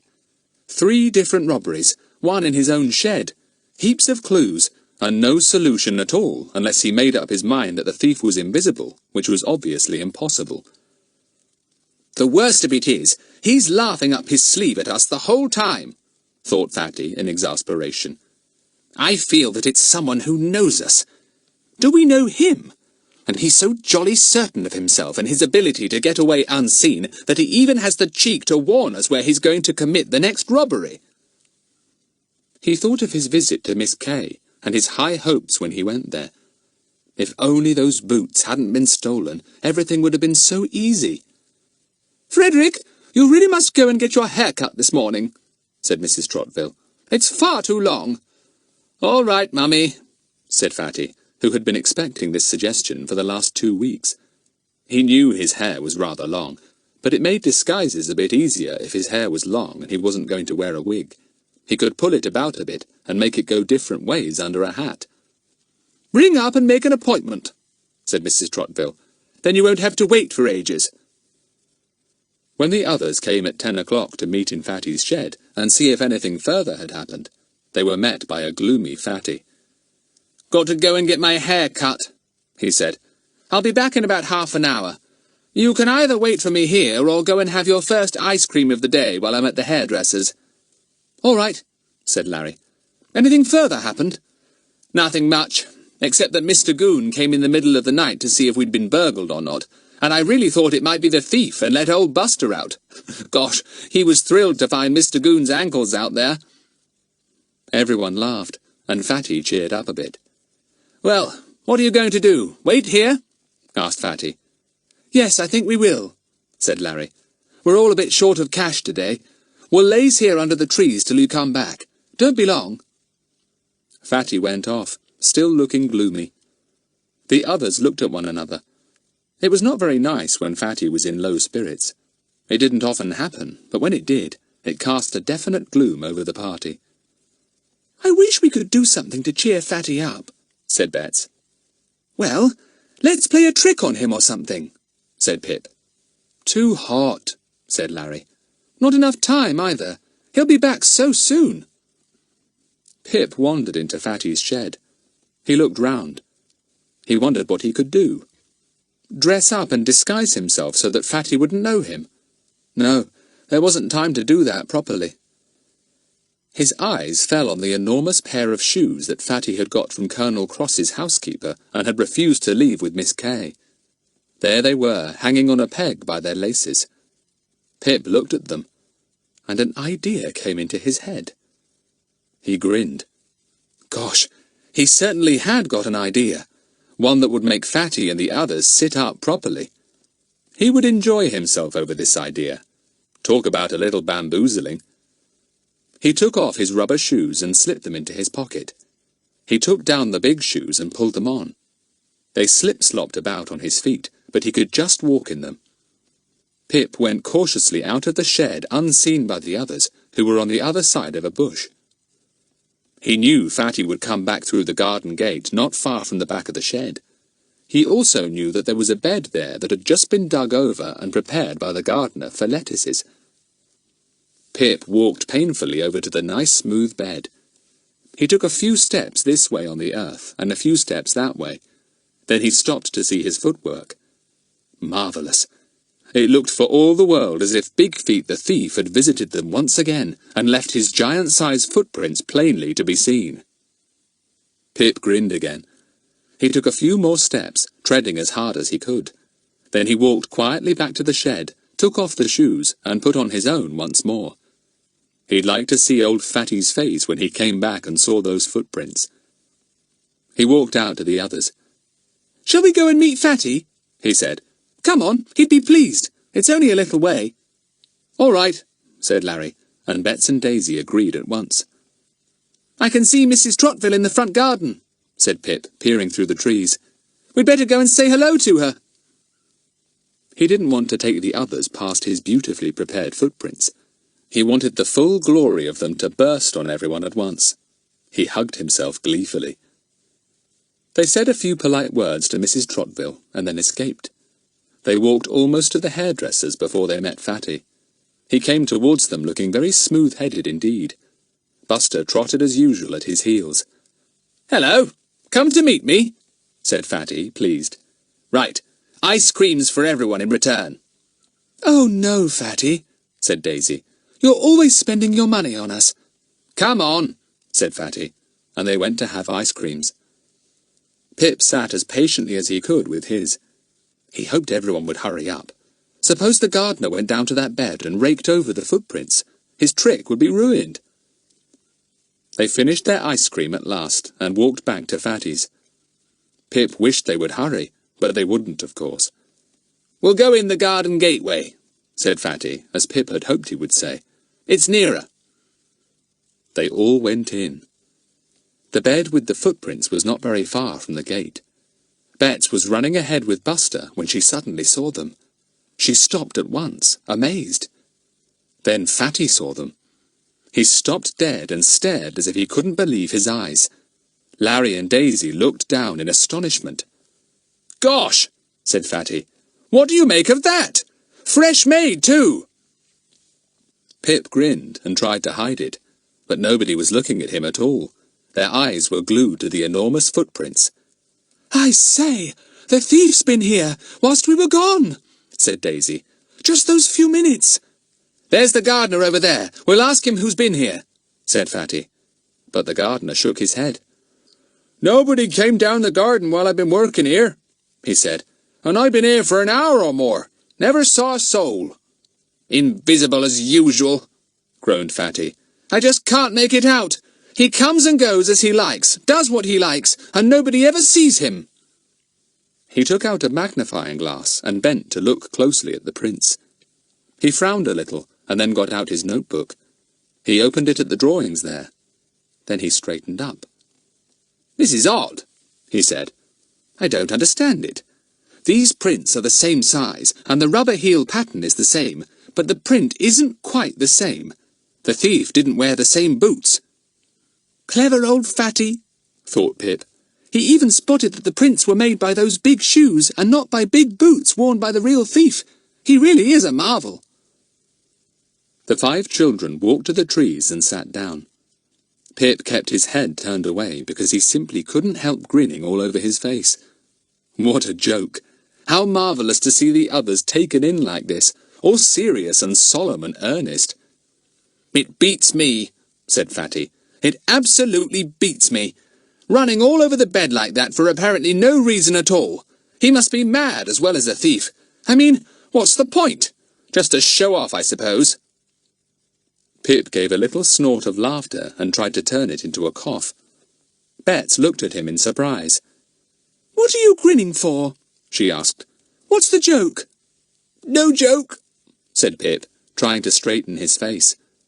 But a moment later his mouth twisted into broad smiles again, and he was afraid he was going to laugh out loud. "At any moment I shall expect to see footprints suddenly walking in front of me now," said Fatty gloomily.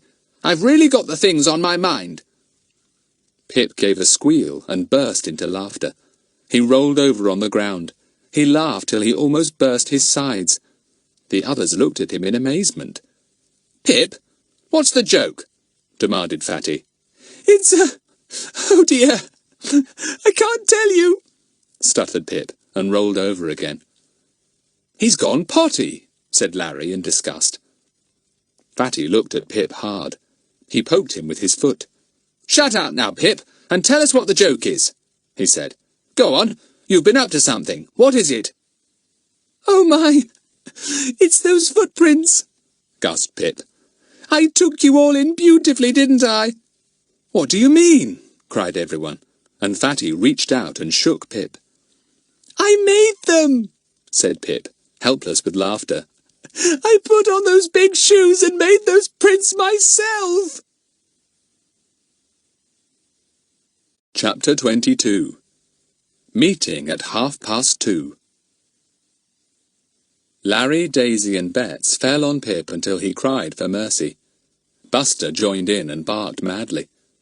Only Fatty did nothing. He just sat as if he was turned to stone. The others realized at last that Fatty was not joining in Pip's punishment. They sat up and looked at him. Pip wiped his streaked, dirty face. Fatty sat there as if a thunderbolt had struck him. He gazed out through the trees with such a tense concentration that it really impressed the others. They fell silent. "Fatty, what are you thinking about?" asked Betts timidly at last. He turned and looked at them all. "It's Pip's joke," he said. "Gosh, to think I never guessed how the thief did it.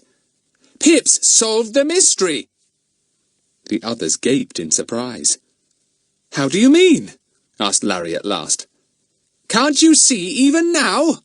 said Fatty impatiently. "What did Pip do to make us think he was a large-footed thief? He took off his small shoes and put on big ones, and simply danced about over that bed in them. But he's no more got big feet than Betts here. Yet we all fell for his trick." "I'm beginning to see," said Pip. "And we fell for the thief's trick, which was exactly the same," said Fatty. He smacked himself hard on the knee. "We're idiots! We're too feeble for words! We've been looking for a big-footed fellow, and the real thief has been laughing at us all the time. A fellow with small feet, and small hands, too." "Oh, do you mean he wore big gloves over his hands?" asked Betts, "to make people think he had both big hands and big feet?" "Of course. He probably wore somebody's big old gardening gloves," said Fatty. "And no wonder he left so many clear marks. He meant to. He didn't want to be careful. The more prints, the merrier, as far as he was concerned." Light was beginning to dawn very clearly in everyone's mind now. All that hunting for large-footed, burly, big-handed men. They should have looked for just the opposite. But who was the thief? They knew now he wasn't big, but that didn't tell them the name of the robber. "I suppose that deep cough was put on too," said Larry. "What about those scraps of paper, Fatty? Do they really belong to the mystery?" "I think so," said Fatty, frowning. "I'm beginning to piece things together now. "Gosh!" "What?" said everybody together. "I think I know who it is," said Fatty, going scarlet with excitement. "Who?" yelled everyone. "Well, I won't say yet in case I'm wrong," said Fatty. "I'll have to think a bit more, work things out. But I think I've got it. I think so." It was most exasperating that Fatty wouldn't say any more. The others stared at him, trying to read his thoughts. "If I'm right," said Fatty, "all our clues, including the scraps of paper, belong to the mystery. Yes, even that roundish print with the criss-cross marks. And I believe I know how it was that the thief was able to take those big boots about without anyone ever seeing them, and remove the stolen goods, too, without anyone ever guessing. Golly, he's clever." "Who is it?" asked Betts, banging Fatty on the shoulder in excitement. "Look, I want to go and think this out properly," said Fatty, getting up. "It's important I should be sure of every detail. Very important. I'll tell you for certain this afternoon. Meet here at 2:30. And with that, Fatty disappeared into the shed with Buster and shut the door. The rest of the company looked at each other in irritation. Blow Fatty! Now they would have to puzzle and wonder for hours. Fatty opened the door and stuck out his head for one moment. "If I can think of everything, so can you. You know just as much as I do. Use your brains, too, and see what you can make of it all." "I can't make anything," said Pip, kicking at the grass. "The only thing I'm pleased about is that my trick set old Fatty on the right track. I think he's right, don't you, about the thief wearing boots too big for him?" "Yes, I think he is," said Daisy, and everyone agreed. She got up. "Well, come on. Fatty doesn't want us mooning around if he's really going to solve everything and have it all cut and dried. My word, I do hope he thinks it all out before Mr Goon does." They all thought hard during the hours that followed. Fatty thought the hardest of all. Bit by bit, he pieced it all together. Bit by bit, things became clear. Of course, all those clues did fit together. did make a picture of the thief, and it could only be one thief, nobody else. Fatty did a spot of telephoning early that afternoon. He telephoned Inspector Jenks and asked him if he could possibly come along at 2:30 that afternoon. The inspector was interested. Does this by any chance mean that you have solved the latest mystery? The mystery of the big-footed thief? He asked. I hope so, sir, said Fatty modestly. May I ask Mr Goon to come along too, sir? He'll, be quite interested too. The inspector laughed. Yes, of course. Right. 2:30, and I'll be there at your house. Mr Goon was also invited. He was astonished and not at all pleased. But when he heard that the inspector was going to be present, there was nothing for it but to say yes, he'd be there too. Poor Goon! How he worried and puzzled all the rest of the morning. Did it mean that that big boy had got ahead of him again? At 2:30, the inspector arrived. Mrs Trottville was out, as Fatty very well knew. Then Mr Goon arrived. Then the rest of the find-outers came, amazed to see Inspector Jenks and Mr Goon sitting in the little study with Fatty. Why this room? asked Betts. You never use it for visitors. Is it something to do with the mystery, Fatty? Not really, said Fatty, who was looking excited and calm all at once. Mr Goon fidgeted, and the inspector looked at Fatty with interest. That boy! What wouldn't he give to have him as a right-hand man when he was grown up? But that wouldn't be for years. We're all here, said Fatty, who had got Buster under his chair so that he wouldn't caper round Mr Goon. So I'll begin. I may as well say at once that I've found out who the thief is. Mr Goon said something under his breath that sounded like, Gah! Nobody took any notice. Fatty went on. We had a few clues to work on. Very large footprints that were always remarkably well displayed, and very large glove prints, also well displayed so that nobody could possibly miss them. We also had 2 scraps of paper with 2 Frinton on one and 1 rods on the other. We also had a curious roundish mark on the ground, and that was about all. Now, the thing was, nobody ever saw this thief coming or going, apparently, and yet he must have been about for everyone to see, and he apparently had the biggest feet in Peterswood, with the exception of Mr Goon here and Colonel Cross. Poor Mr Goon tried to hide his feet under his chair, but couldn't quite manage it. Well, we examined every single clue, said Fatty. We followed up the hints on the scraps of paper and went to Frinton Lee. We went to houses and families whose names began with Rod. We visited the cobbler for information about big shoes, and he told us about Colonel Cross. Both Mr Goon and I went to see the Colonel. Not together, of course. I was doing a spot of weeding, I think, Mr Goon, when you arrived, wasn't I? Goon glared, but said nothing. Well, it was Colonel Cross who put us on the track of where the thief might have got his big boots, went on Fatty. He gives his old ones to Jumble sales. And we learnt that he had given a pair to Miss Kay last year for the Jumble sale. We guessed that if we could find out who bought them, we'd know the thief. Goon made a curious noise and turned it into a throat-clearing. We had a shock then, though, said Fatty. The boots hadn't been sold to anyone. They had been stolen. By the thief, of course, for future use. But that brought us to a dead end. No boots, no thief. We gave up. And then Pip played a trick and showed you how the thief did it, called out Betts, unable to contain herself. Fatty smiled at her. Yes, Pip's trick made me realize that the thief was playing us a trick too, the same as Pip's trick.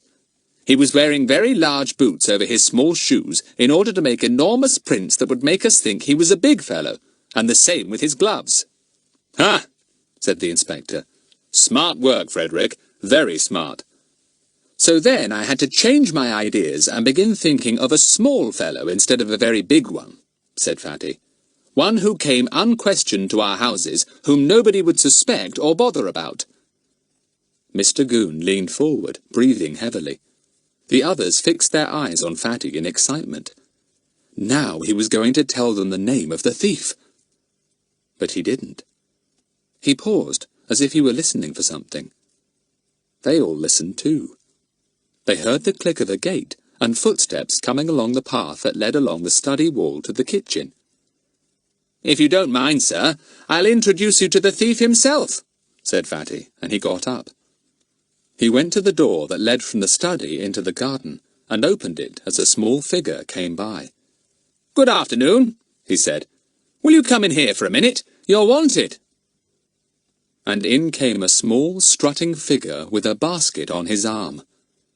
Little Twit the baker. Chapter 23.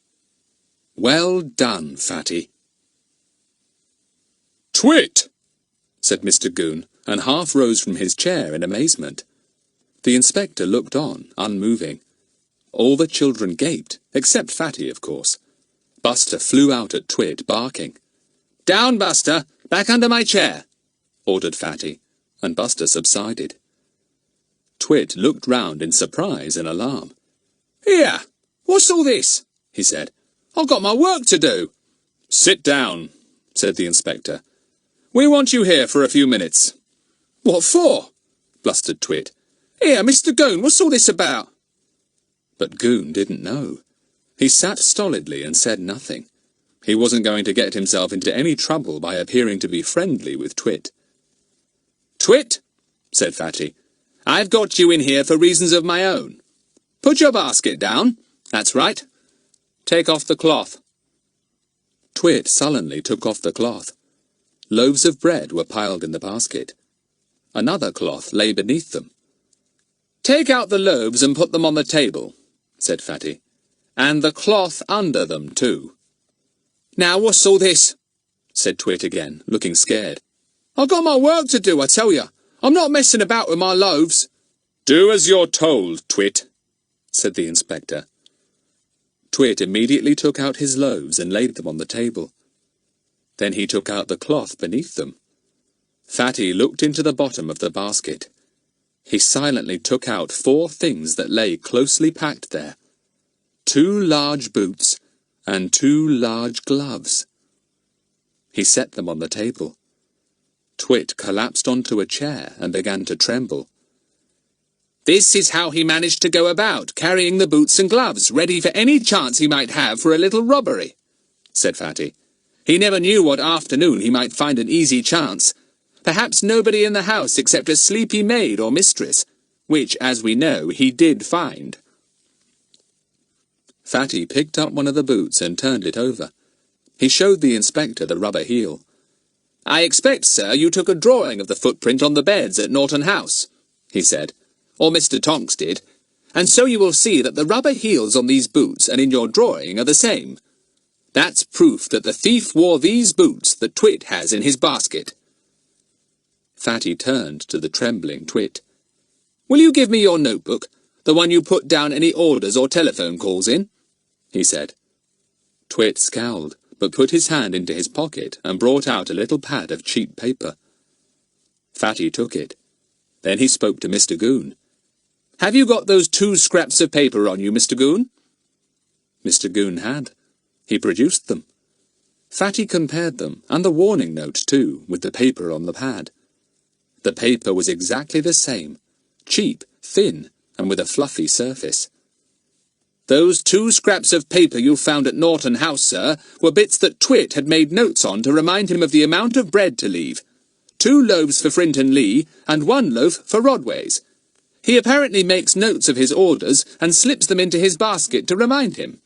The wind must have blown them out in the garden at Norton House." "Gah!" breathed Goon again, staring at the pad of paper and the notes. "I never thought of that. Orders for loaves." "Nor did I," confessed Fatty. "Not until I began to piece all the clues together properly and found that they added up to the same person. Twit here." "Wait a minute," said Larry. "How do you explain the thing that puzzled us so tremendously in the Norton House robbery? How did the thief, Twit that is, come downstairs without being seen by Ginny?" "That was easy," said Fatty. "He simply squeezed himself out of that little window in the box room and slid down the pipe to the ground. He's small enough to do that without much difficulty." "Yes, but wait, Fatty. That window was shut when I and Tonx went round the house," said the inspector. He couldn't have escaped through there and shut it and fastened it from the outside, balanced on the pipe. He didn't shut it then, said Fatty with a grin. He simply slid down the pipe, ran to where he had thrown the stolen goods, stuffed them in his basket under the cloth, slipped off the big boots that he had put on over his own small ones, and then went as bold as brass to the back door, appearing there as Twit the baker. And when he went upstairs to look for the thief with Ginny, he carefully shut and fastened the little window he had escaped from, said Larry, suddenly seeing it all. Gosh, that was smart. He was the thief, and he came indoors after the robbery and pretended to hunt all round for the robber, and we all thought he was so brave. Gah! said Goon, looking balefully at Twit. Think yourself clever, don't you?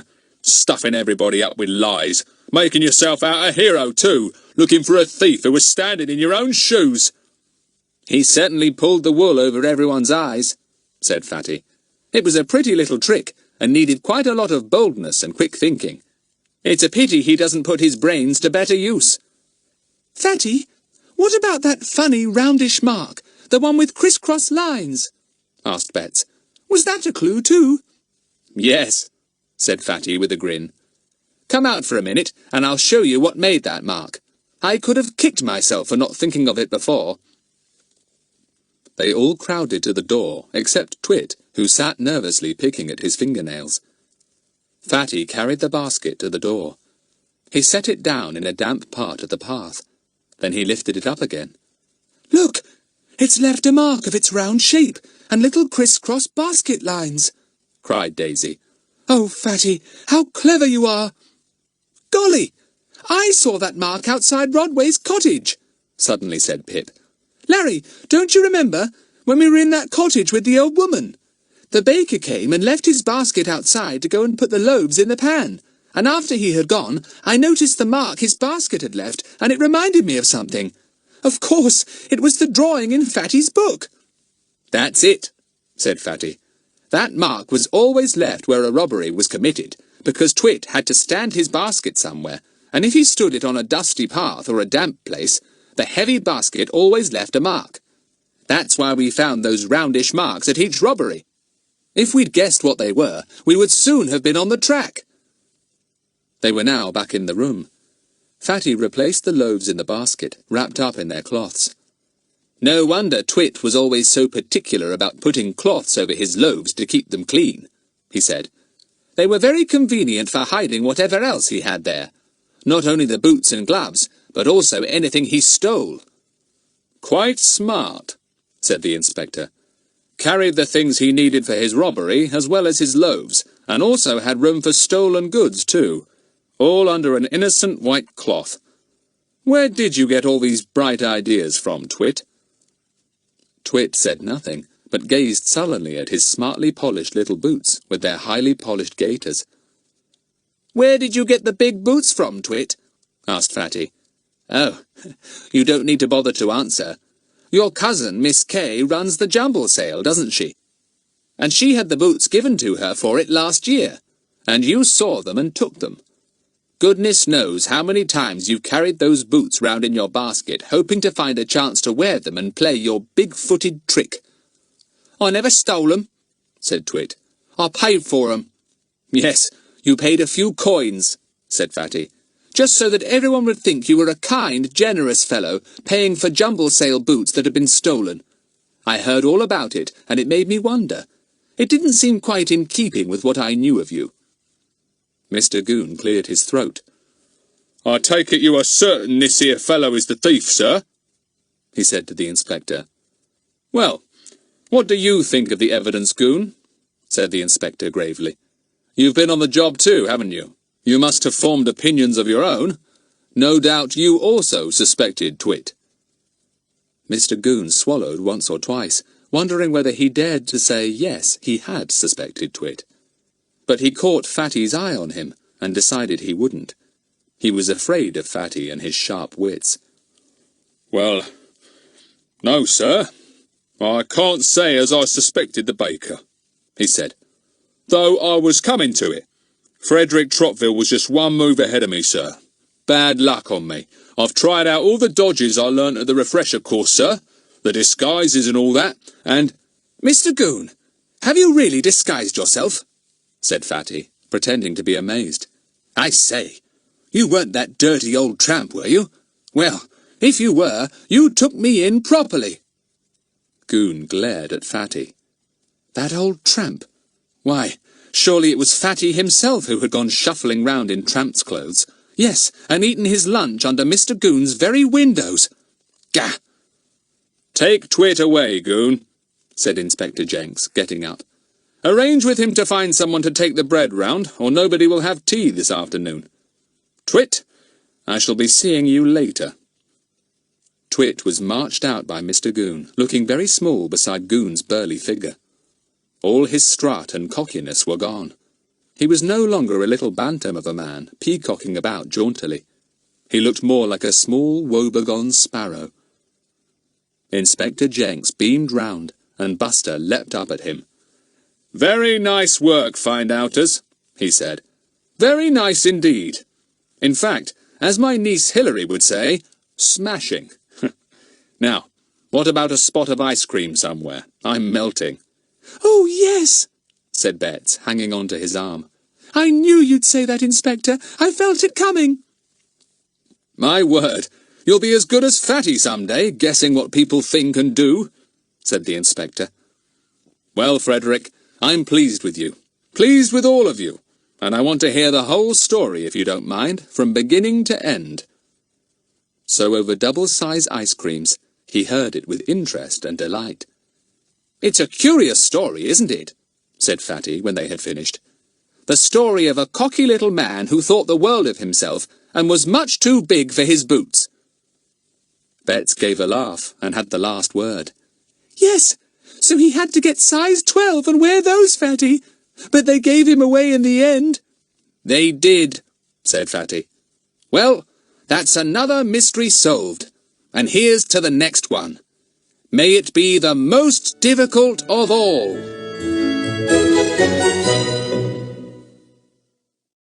Audible hopes you've enjoyed this program. Whether he dared to say yes, he had suspected Twit. But he caught Fatty's eye on him and decided he wouldn't. He was afraid of Fatty and his sharp wits. Well, no, sir. I can't say as I suspected the baker, he said. Though I was coming to it. Frederick Trotville was just one move ahead of me, sir. Bad luck on me. I've tried out all the dodges I learnt at the refresher course, sir. The disguises and all that, and... Mr Goon, have you really disguised yourself? Said Fatty, pretending to be amazed. I say, you weren't that dirty old tramp, were you? Well, if you were, you took me in properly. Goon glared at Fatty. That old tramp?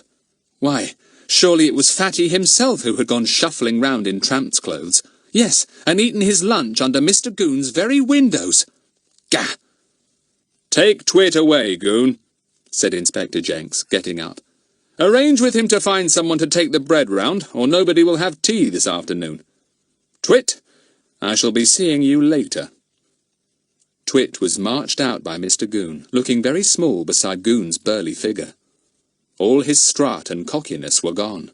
He was no longer a little bantam of a man, peacocking about jauntily. He looked more like a small woebegone sparrow.